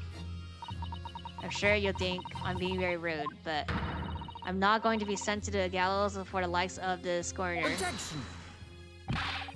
But you broke into the man's room. If you didn't do it to smear the poison on pipe, what was your reason? Let's go. I just wanted to see, huh? I thought I'd have a look around, that's all, bruh. Sorry? You're right. I suspected him. So I thought perhaps I might find some evidence or something in his room. Evidence that it was him who took Dukin's life. Oh, Villas, oh, Vandy, oh, Trandy, oh, roundity of woman. But in any case, whenever I leave my room, I do turn the key in the lock. That whole place is falling apart. The locks on the doors are no difference. Dukan showed me once how to unlock the doors with some terms and a piece of wire, bruh. Oh, awfulness, oh, awfulty, oh, tranny, oh, panty of woman. We will consider your trespassing on some future occasion, but for now, tell the court what you found, what evidence you search revealed. Yeah, your search revealed. Well, I spotted a note that I'll send him lying on the floor. When I went to pick it up, I noticed something. One of the floorboard was loose, and underneath it, yep, I discovered a secret hiding place. Eh? Yes, we also considered that hiding place. Inside we found newspaper cutting, a photograph, and an empty tin box. Yes, well the thing is, when I found it, the box wasn't empty. Oh, what? There was something in it. Yes. The key? Oh. This rather nice key. Ah! What, he's breaking now? What the fuck? What are you doing with that? He just noticed? What the? Yeah. Every ounce of color has drained from his face. Give it here. Give it to me now. That's a treasure. That's a treasure key. It's mine. I inherited it. What was that, witness? What did he say? You inherit it? No, what's all this about? He inherited that key? It was obviously important to you, since you've gone to just link to hide it, so I took it. I don't know what it's for, but you took something precious from me now, so I took something precious from you. So what if it means you can't open something now? I don't care. Give it back this minute. Give it to me. Calm yourself, witness. So he has tried, and in one case succeeded to take the life of 2 loggers now. Yes, his motive for doing so. It's the key to everything that's happened. It's true that there appears to be no motive to support the accusation. Yet no, I have it at first. But consider everything we now know. I think there is actually something that could explain it. I have it. What? It's newspaper. I need to recall every piece of evidence at our disposal. Everything we've seen and heard. Because I'm sure that I just caught a glimpse of the link that runs through all these events. In that case, I must demand that you present evidence to court and support your claim. Yeah. What is it that you say you can explain the motivation for his alleged crimes? Take that! The treasure? Yeah. That's an official police report, is it not? The Selden file? Yeah. How did you get a hold of that? Selden? The now sadly deceased Mr. Ross and the defendant, Mr. Natsumi, have only one thing linking them. The fact that they had logging in the same room. Well, yes, we know this. Certainly. A room that was formerly occupied by Sheldon, until, that is, he was arrested by Scotland Yard for his involvement in multiple burglaries and murder. Well, or suspicious of murder. I see. So it happens that to convict Sheldon left behind one very substantial mystery when he died. Yep. The some 1,000 pounds worth of a loft that he stowed, which has yet remains to be found. Yeah. Yes, of course. It's coming back to me now. It's written in his files here. 1,000 pounds lost en route to Hill. That was how the papers summed it up. Seeing that one particular fellow inmate was with the convict in his final moments, it's not hard to imagine Sheldon entrusting that inmate with his most closely guarded secret. The location, the stolen loot, and perhaps a key to unlock whatever container the valuables were in. You mean this key is... Yeah. Chaser, it was you, wasn't it? You were at the capital offender's side when he died, were you not? What are you talking about? These a false charge, I tell you, a false charge. The name of the inmate who was with Sheldon at his death isn't noted in this file, but a simple telegram to the prison where he died would quickly tell us how false the charge really is. But even if it's true, why would the man be so intent on killing every substantial occupant of the convict's loggings? There's only one explanation of that, my lord. It was that in very room that Sheldon hid his loot. Yeah. So it all comes out. Yes, and having established that, all of Shakespeare's subsequent actions start to make perfect sense. How much would it make? That's 10K? 100K, 100K. No way. 10K, right? 10K. When he was left out of prison finally. No, 100K. No, 100K, 100K. What's it called? Not the period, the Selden's death he made immediately for the lottery in the hope of renting his room. However, the retired army man was unable to offer him the accommodation of his choice. Okay, he could have just killed the first person and just be like, I want to move in the haunted floor. Because his own room has been already let to somebody else, Duke and Ross. Which is why he sufficiently devised his gas-based plot to kill the occupant of the room. And when he was successful, he certainly intended to inquire about switching into the daily baking room. That's what I mean. However, it's already taken, bruh. A certain jittery someone had beaten him to it, bruh. Suspecting Natsume, the defendant of this case no less, yep. So you decided to use the ploy with a gas again, didn't you? This time to oust the Mr. Natsume. All for one simple and irregular reason, to get your hands on 1,000 pounds of loot left behind by the death convict.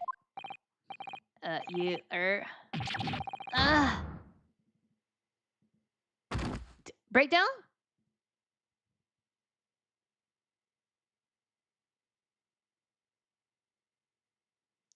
Looks like I'm gonna snuff it before they get to stretch me neck. Listen, I want to have me loot any fin to stop the coppers getting their mitts on it. So they're speaking both Shakespeare. It's hidden in the room where I was looting when they got me.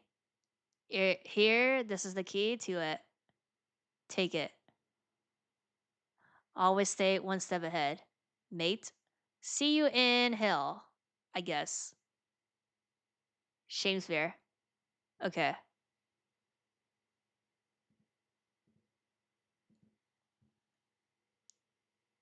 Bruh. Is mine. What did he just say? It's mine. That loot is mine. Let's go.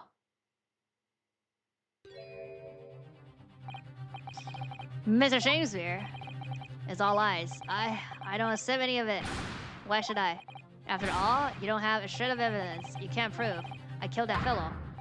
Pursued, I'm the victim here, remember? Isn't that right?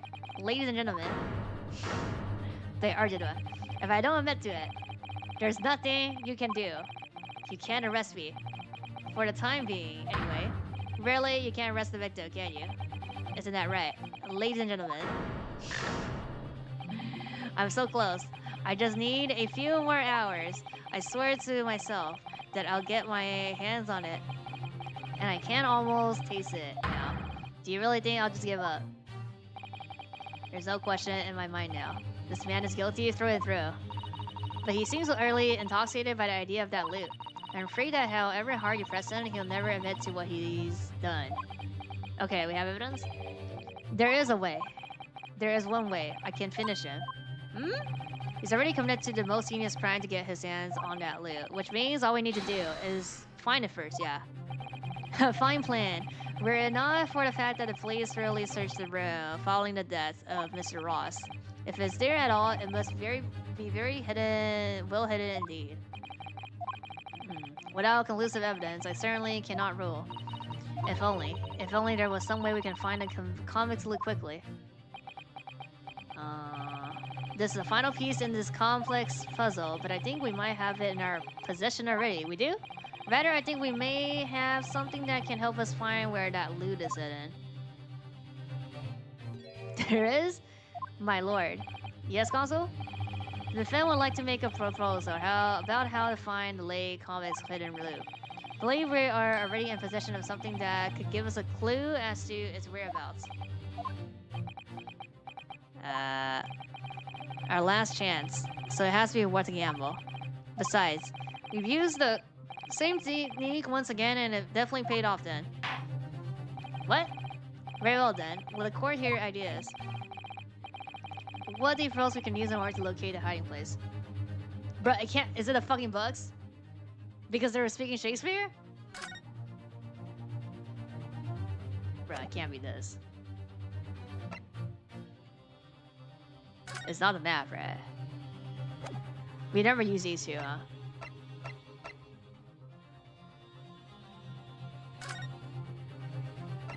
This is irrelevant.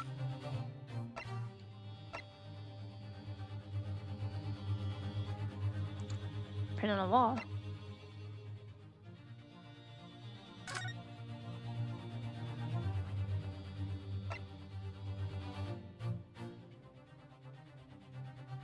I have no idea.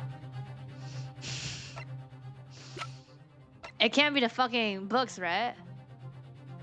Take that! This is my proposal, my lord. Good gracious. We can use that, can't we? Objection! That's wrong. I have another idea. Stop wasting the court's time with this senseless rubbish. Bruh.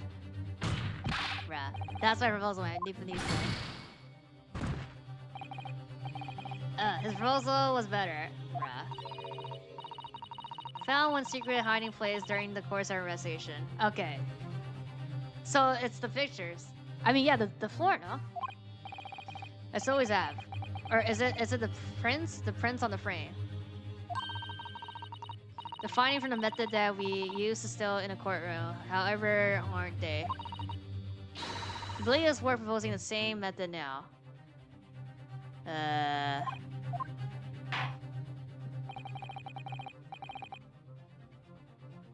Oh, to locate. Oh, we'd be like the handprints, no?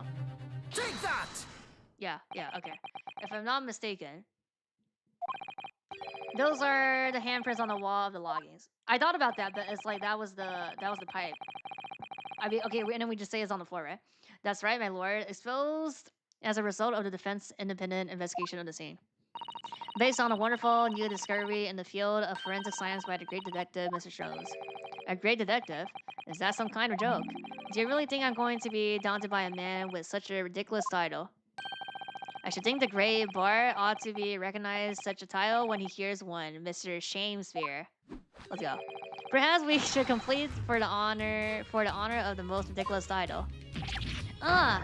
Sister Sherlock himself. What are you doing here, great detective? Your usual haunts are the filthy backstreet of the capital, are they not? Mr. Reaper, it's been too long, and I see your complexion has worsened since last we met. Bruh. Mr. Sholmes, does he know Lord Mankey's den? Well enough to say something like that in any case, yep. Sholmes, though you may have hurdled as a great detective by the population at large, that does not give you the right to come and go in my courtroom as you see fit. If I may, my lord, Mr. Sholmes' newly developed scientific method has helped us to uncover vital clues in this case already. Clues, you say? I call them skin prints, my lord. My method identifies every location touched by an individual under scrutiny. It's a method by which we were able to ascertain this gentleman's gas pipe activities. You need only a small sample of something the individual has previously touched to make an indicator solution. So we're gonna use that for the convict? I mean the convict? In your case, sir, I used the teacup you had been holding, elementary. So now, Miss Naruhodo? Yes? What I must use as a sample to make the indicator solution this time. Oh yeah, something that he did, no? Thank you for your offering to help. When the convict was arrested, he was living in what now... Yes, the city sound room. Need a sample to help locate the loot that's hidden in an old room. Is it a person? Can't be evidence though. Are they gonna say it's on Natsumi? Person? In a person? Need something of Sheldon in order to create the indicator solution to find his loot, and something the convict own happened to be in the possession of somebody else in the court record. Upon my word, their powers of reasoning appear to be on the up. So, which particular person do you have in mind? I mean, it has to be Suzuki. No? Take that! And what, pray? The same person possessed that would be applicable to our purpose. Oh, that's wrong. Let's hear your new and improved powers of reasoning at work, my dear fellow. So it's not him. Dear me, your left eye just twitched. Are you currently concocting an elaborated excuse? Not some clever Japanese joke about a wet nude, I hope. Is it him? You got me. Oh, the neuter for enormously answering. Okay, I got a achievement, huh? I got an achievement. Studying my left eye now, bruh. Ready and wait. Rest in your hands. Reconsider this from the start. What? I mean, I can't go back, so it is a person then, no?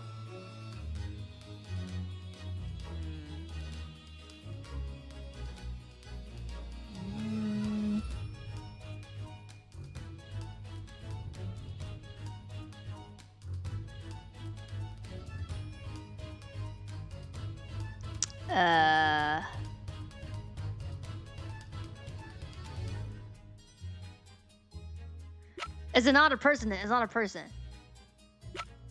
I don't think it's a person then. Okay, but I can't go back, right? So we just die here then. Take that!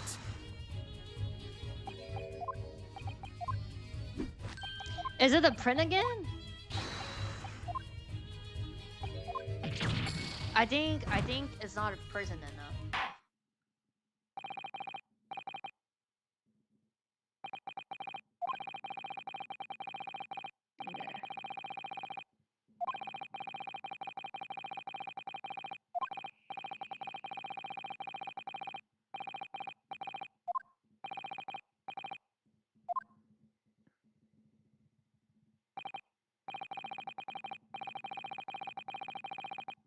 Guilty!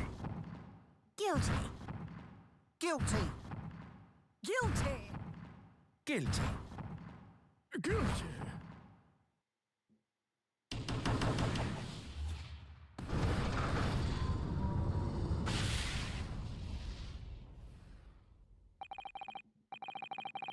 Rah.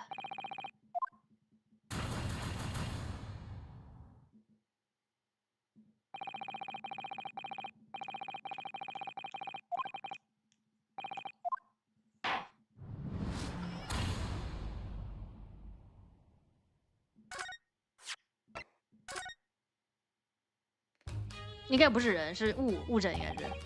Okay. It's just the print again then, no? Wait, I can't go back. Oh fuck, I can't go back? Uh oh. Is it him? It's him then, no? Take that! Uh oh.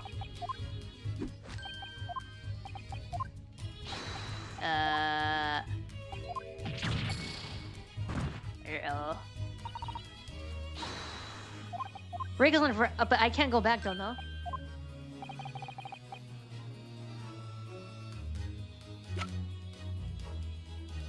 Oh fuck. Oh, him? Take that!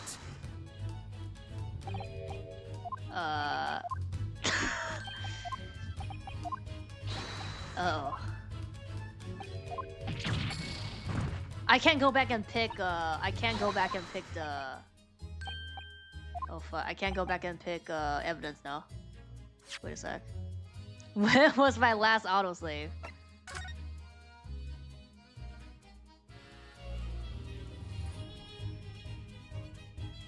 Is this then? Let me see, let me check.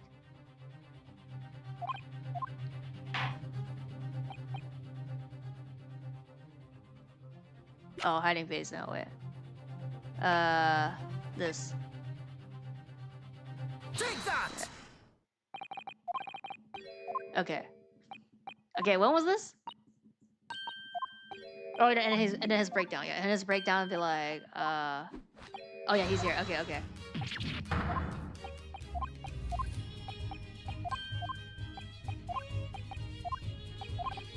Do you know that enemy belongs to Sheldon? I don't think so. I think we can't pick the, like, before it asks us like if there's any evidence or person, I pick person. And then when I retreat a scene, I'm locking person. I don't think it's a person then. I think it's the print again then. Right here.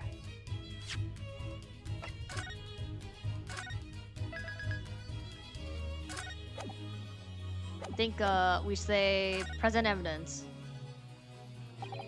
We'll need a particular piece of evidence in order to create the indicator solution. Indeed, and you have the piece of evidence in question. Yes, I believe so. Upon my word, Naruhodo, your power of reasoning appear to be on the up. So, which particular item is the one in question? Yeah, and then we should show the print again, no?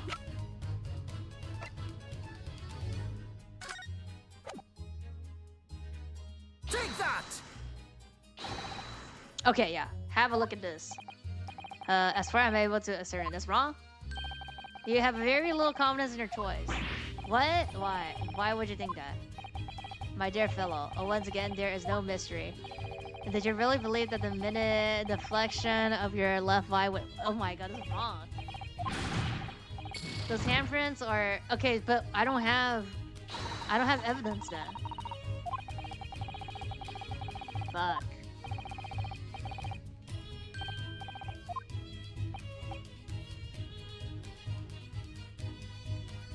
Wait, so it's not evidence. You see, I click Ron and then it comes back and then tell me to go pick a person. Right. Am I...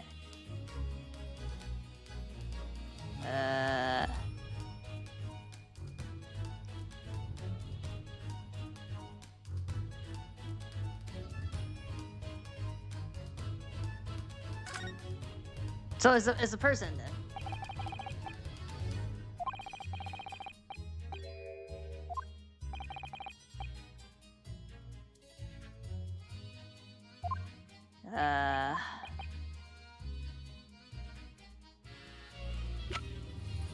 Also, actually, let me go back.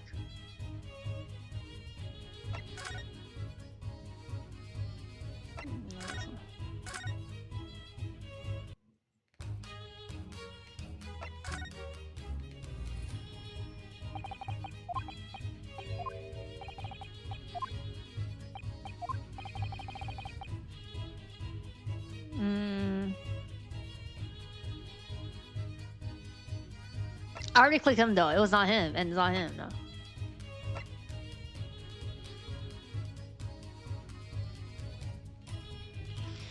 Okay, I think it's a person because last time, you know, it told me to, right? So,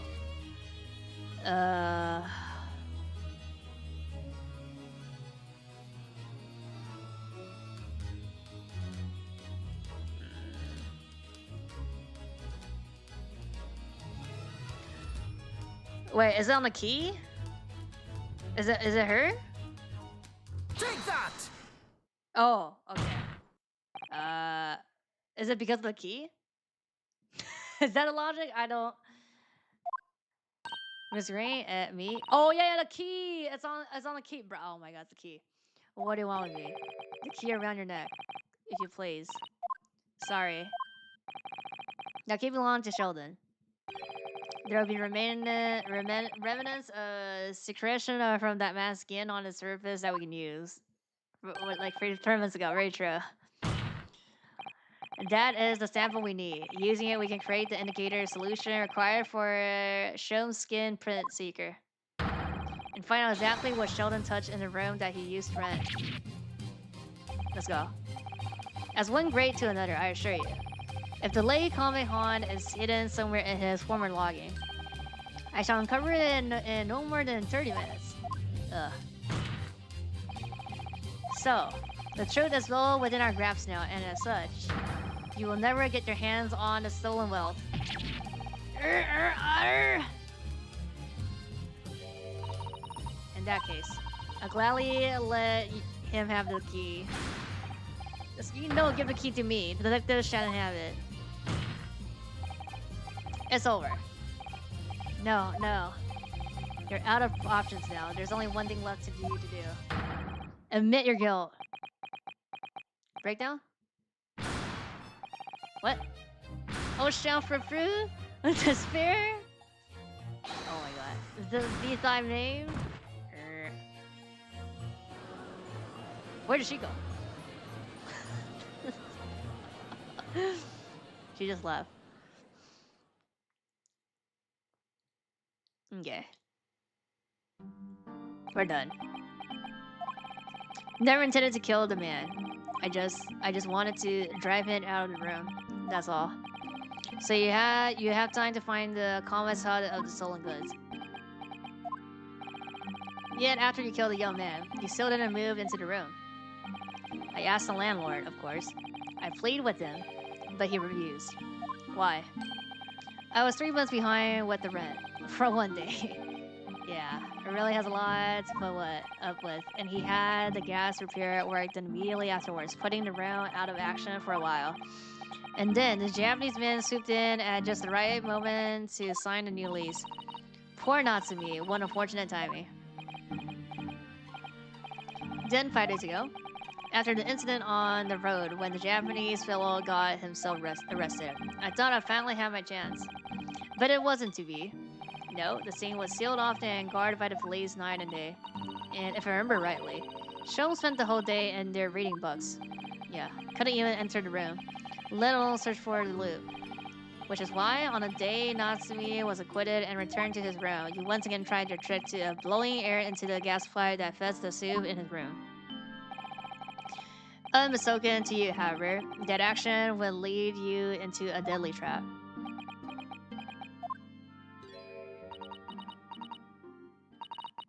William Shakespeare. How does it go? To be or do not be? That is the question. From Shakespeare's Hamlet, Act 3, Scene 1. Well, let me tell you, in your case, it's not to be. That is the answer. You deserve to die for what you've done. So she's also, confessing? Huh,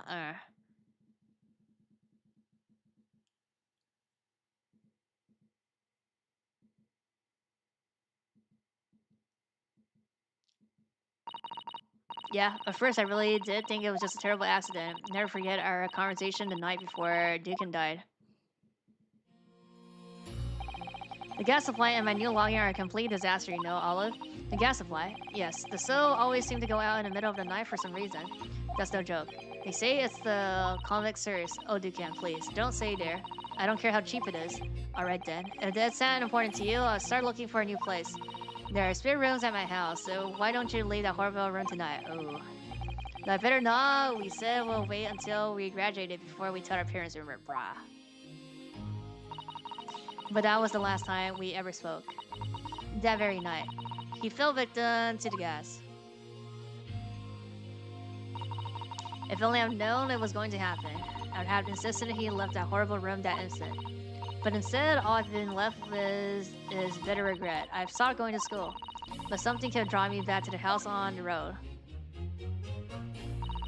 I saw a Scoop Eastern-looking man with a mustache coming out of the house one day when I was there.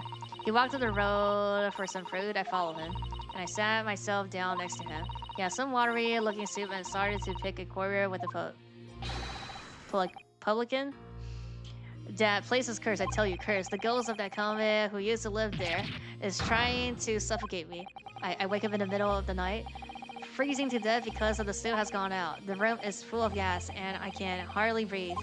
But the pipes have been checked. No problem there. It's like, I'm the problem. That's what they're thinking. But how could that be?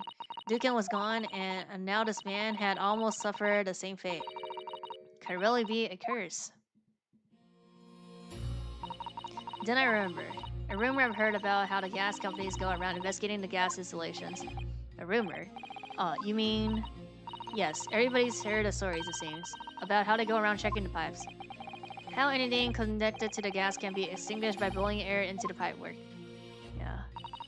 And that's when it started. A little flicker of doubt in the back of my mind that just wouldn't go away. Was it really an accident though?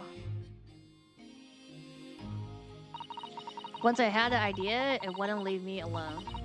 It plagued me day and night.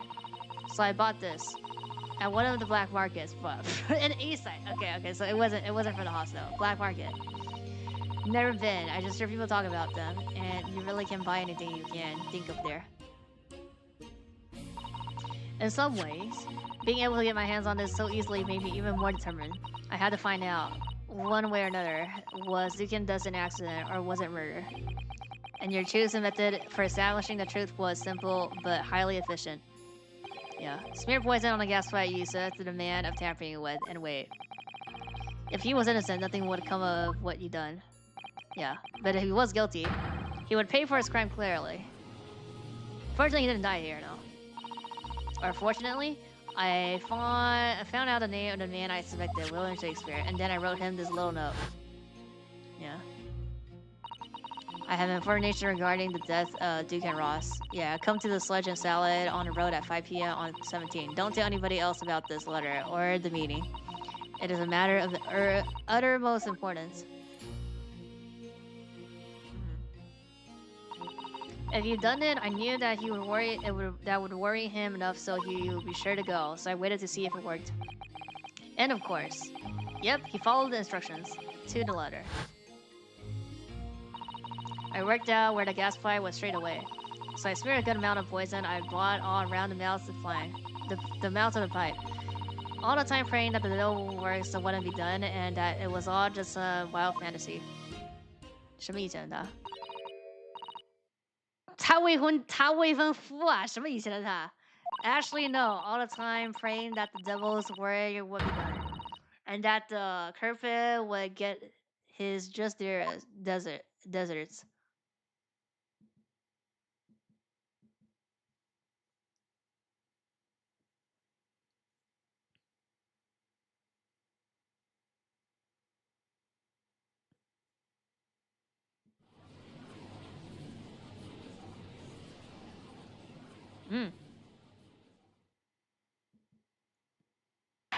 Yeah.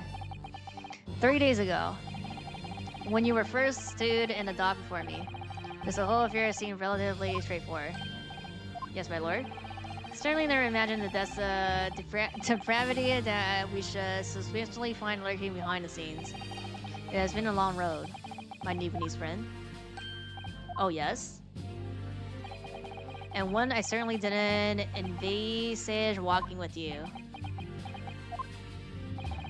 Nevertheless, together we had reached the light at the end of the tunnel, as it were. Miss Green? Yes, my lord? You will henceforth be stripped of your freedom, as punishment for the attempt murder of Mr. William Shakespeare. Yes, I know. And you, Shakespeare, you will be tried for the murder of Duke and Ross in cold blood, and be the substantial attempt murder of Seki Natsume here present. Nerd. Miss Naruhodo. Yes? You still have the key. Yesterday at the hospital, yeah. When you and your friend stopped me from... yeah. From ending your life by drinking what was left in the poison bottle. I wasn't myself. I can't even really remember what was going through my mind. To be or to not be, I suppose. That's a question that's so hard to answer, it seems. Well, personally, I'm glad of your being here, Miss Green. Oh, and I like to believe that it's a blessing that Shakespeare didn't die when he ingested the poison, yeah. For your sake. At the very least. Oh. Because of you, I choose life, not death. And now you've made the truth come out at last. Really, I can't thank you enough. Oh, Miss Green. Let's go. Considering of all blame in this matter, accordingly, I would call upon the ladies and gentlemen of the jury to present a verdict of not guilty. We're in full agreement, my lord. In that case, I hereby declare the defendant not guilty.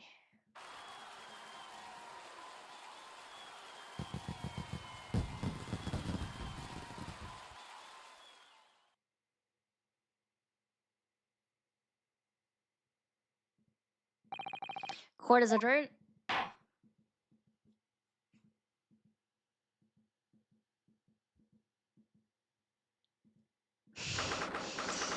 Okay.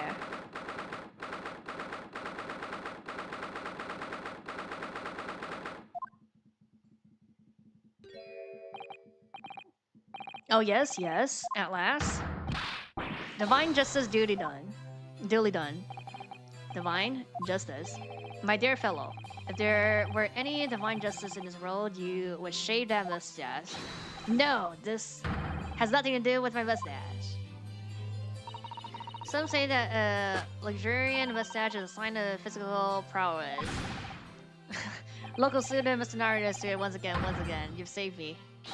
From doom, I'm very happy to be able to help, Mr. Natsume. Congratulations on your acquittal. You're second, in almost as many days. I was first acquainted with and gained affection of English literature whistle in our great homeland empire. And then, by a twist of fate, I was brought to the land that bore the fruit of that literature. Only, the city of the bricks, Mortra became our prison. Try I might, I never found my feet here. In the end, I confine myself to the room and live life through friendly old books. You've had such a difficult time, haven't you? But a week ago, I dragged you out of that dark and dingy room of yours, did I not? You did. And I've seen more of life in this week than in all my years to date. And for the first time, I felt I began to see the true face of the English that's so far been hiding from me behind a wall of fog. Dark-eared Law? My dear fellow, there's something special about the true face of English as you put it. Wherever one goes in the world, humans are humans. There are few genuine differences. Yeah. Yes, I think you're right. Finally started to see that. And I've come to understand something. I worked out why I was attracted to English literature in the first place. It made me see that whatever our nationality, we humans all have the same hopes and fears. We're all just doing our best to live. Well said, I've come to feel the same way. I made a decision too. Yeah, going back to Japan.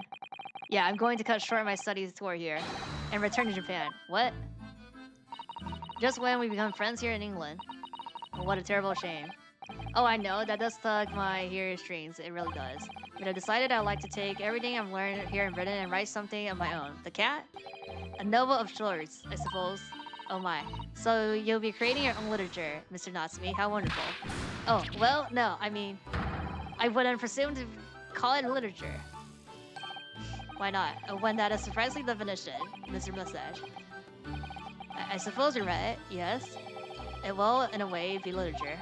But as of now, all I know is that I like to try my hands on writing. I have no delusions of grandeur.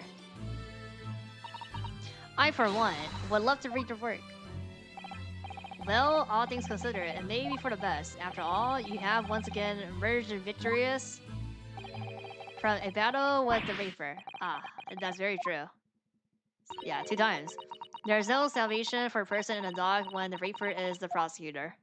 To get better, go back. No, the desire to return from sad to the previous safety of your homeland is one I quite understand. My goodness, yes. Faced with such a terrifying prospect, nobody would have considered that carefully, I'm sure, quite sure. Yeah. But that's not the reason. That's not why I'm leaving. I mean it. Okay. Objection. Huh? Oh, and that was the case that we found ourselves embroiled in 6 months ago now. Let's go. Saseki-san did indeed return to Japan and submitted a report about both cases to the government. It was on reading that report that Professor Mikotoba was prompt to visit the scholar, and barely any time later, Sato-san was given the news that she must return to Japan as well. On the back of a telegram stating falsely that her father has fallen gravely ill. The only possible explanation that comes to mind is what happened after the trial, on the following day, the day that we uncovered the loot, hidden by the now deceased convict and his former loggings.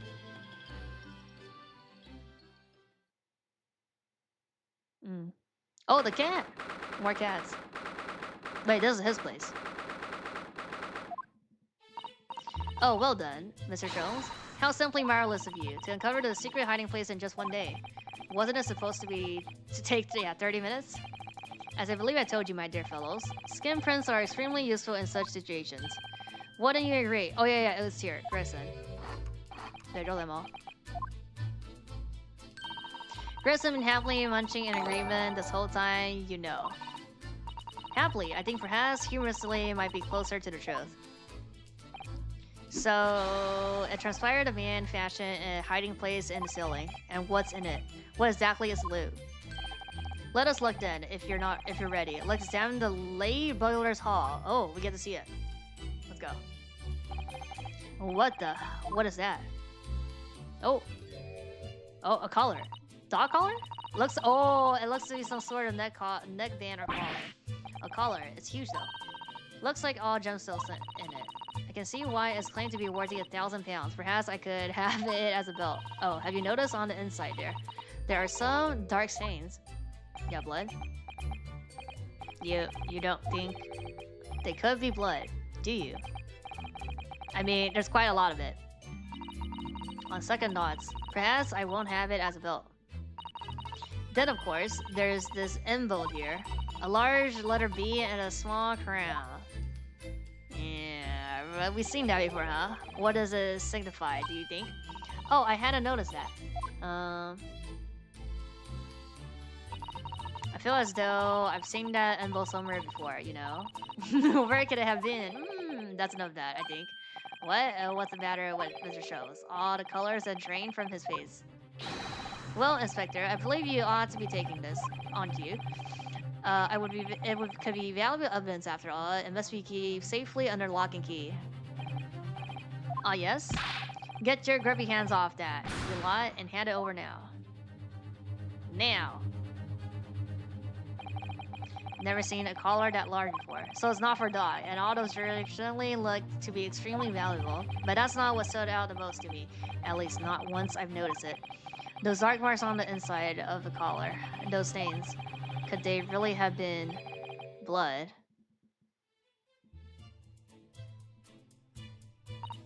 Well, that was a funny case, wasn't it? But it's all buttoned up now, and you look very pleased, Iris. I am, because I was starting to wonder what I could use as the basic of this month's story in the magazine. But this game will be perfect. It's been so fascinating. You're talking about the latest installment of the Adventure of Sherlock Holmes, I presume. She's gonna say yes to that? The mystery of the knife in the mist and the mustache man and the convict's curse, perhaps. Could make it a two-part story. Oh, I can't wait. Yeah, a word please. Yeah, be like, no, that's not gonna happen. Iris, yes. What is it, Hurley? I'm sorry, but you can't write about this case. It's out of the question. Yeah. What? Why not? It's a great case. Then I shall have to insist that you limit yourself to the first of your two titles. The second must be never written. Yeah. Is that clear? Yes. And so it was that the second of Soseki-san's cases became buried in obscurity. Now, looking back, I feel I understand. I can see why Mr. Sholmes forbade Iris from publishing the story. It would take a little longer before I saw the link between everything that had happened That's and right. would happen. For it wasn't until 2 months Suddenly, after the VA. arrival of Susato-san's letter that events began to unfurl again. With an incident that took place at the very heart of the eagerly awaited Great Exhibition of London. Oh, exhibition's gonna start. That's next case? It's gonna start? That fast? That soon? Let's go.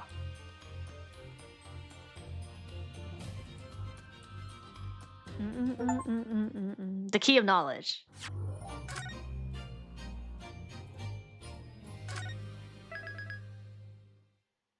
The return of the great departure soul. Yeah. I wonder what soul is that, huh? I wonder. Oh yeah. Oh, exhibition. So we do exhibition plus a soul is gonna come back, huh? This case was close to 8 hours. Well, I mean, usually it's like I plus 1 or 2 hours, so this is expected. Duh. Oh. Okay. But yeah, so I think next week and next week I'm gonna try to do more. I'm gonna do climbings on the weekends for sure. So I might return to case 3 next month, and I'll have to split this. I think this is at least a 10-hour case, probably more to be honest. Walkthrough is 9 hours, so 11 hours maybe. Shouldn't be more than 12, but I'll split it. I'll split it into 2 days. So let's say if I do it Monday, I do Monday and Tuesday. But we're like halfway. Well, I mean 3, 4, 5. So wow, it says final chapter, not even 5.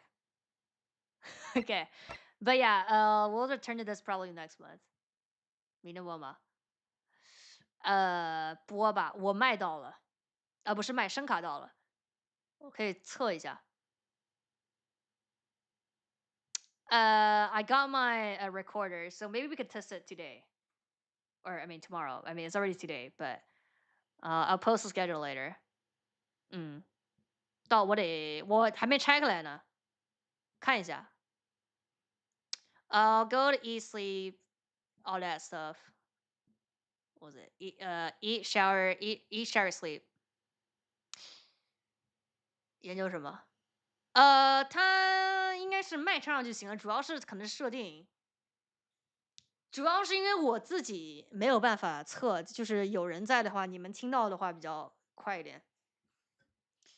But yeah, I mean, I don't have any plans of particularly testing, but I mean, we could do the Gengar shoes. And I mean, it's just that I just need to make sure that the recorder works with the 3DO, so then when I actually properly do it next time, well, it'll be like it'll be proper.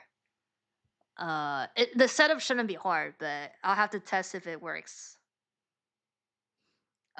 自己听，因为我自己不带麦的吧，我都是公放的。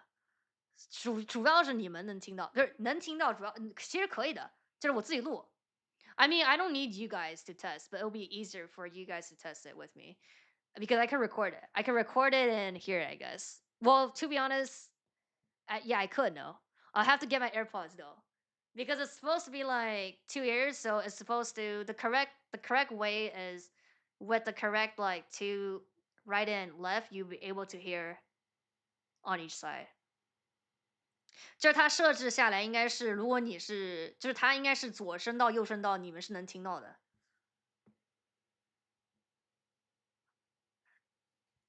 Anyways, we'll have to test that.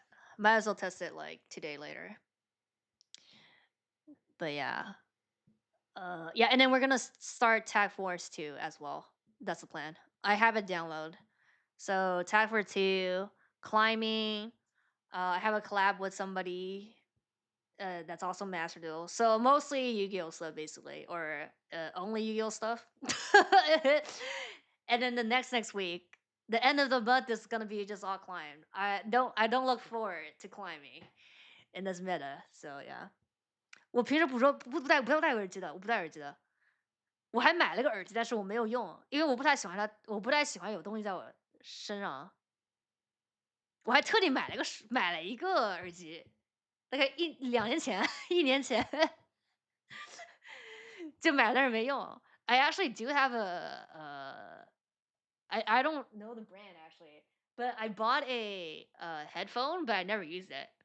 I remember bringing that up, and then somebody was like, "Then why do you buy it?" I'm like, "I thought I would need it, but I don't like to have it." So 对，戴久不舒服，而且我之前就是比如说我这个东西半个小时，我如果排位打10个小时，I don't like it.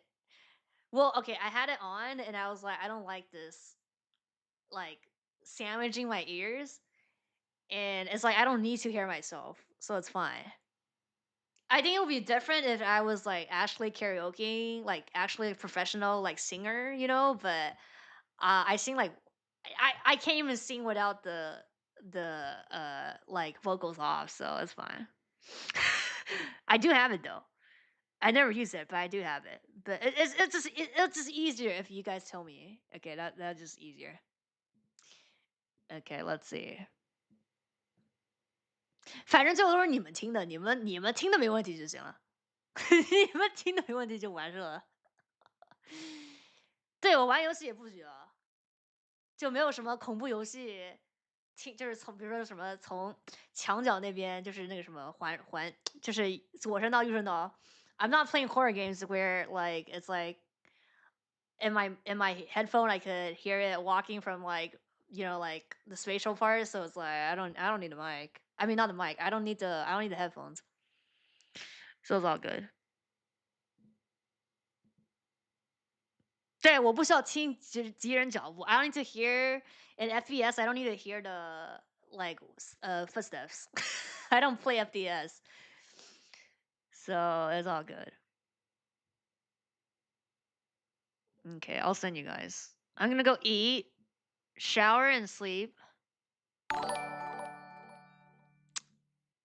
Let's see. Mm. Oh, okay.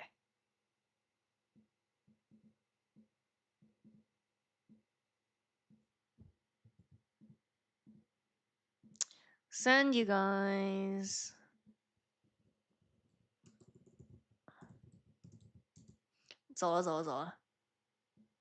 But yeah, we'll return. We will return episode 3, case 3, like in 2 weeks. Yeah, I mean today's already like Monday, so like yeah, in 2 weeks. In like I don't know, more than 14 days. I don't know. Bruh, I don't know. But like next week. Or no, next week. It's already this week, bruh. Okay, it doesn't matter. Next month. First thing next month. Okay, after the end of this month, basically. Okay. Bye. 就是下个月，因为我这个礼拜下个礼拜得排位，所以就是下个月的第一个礼拜，the first week of next month, so first thing May basically. Okay, bye.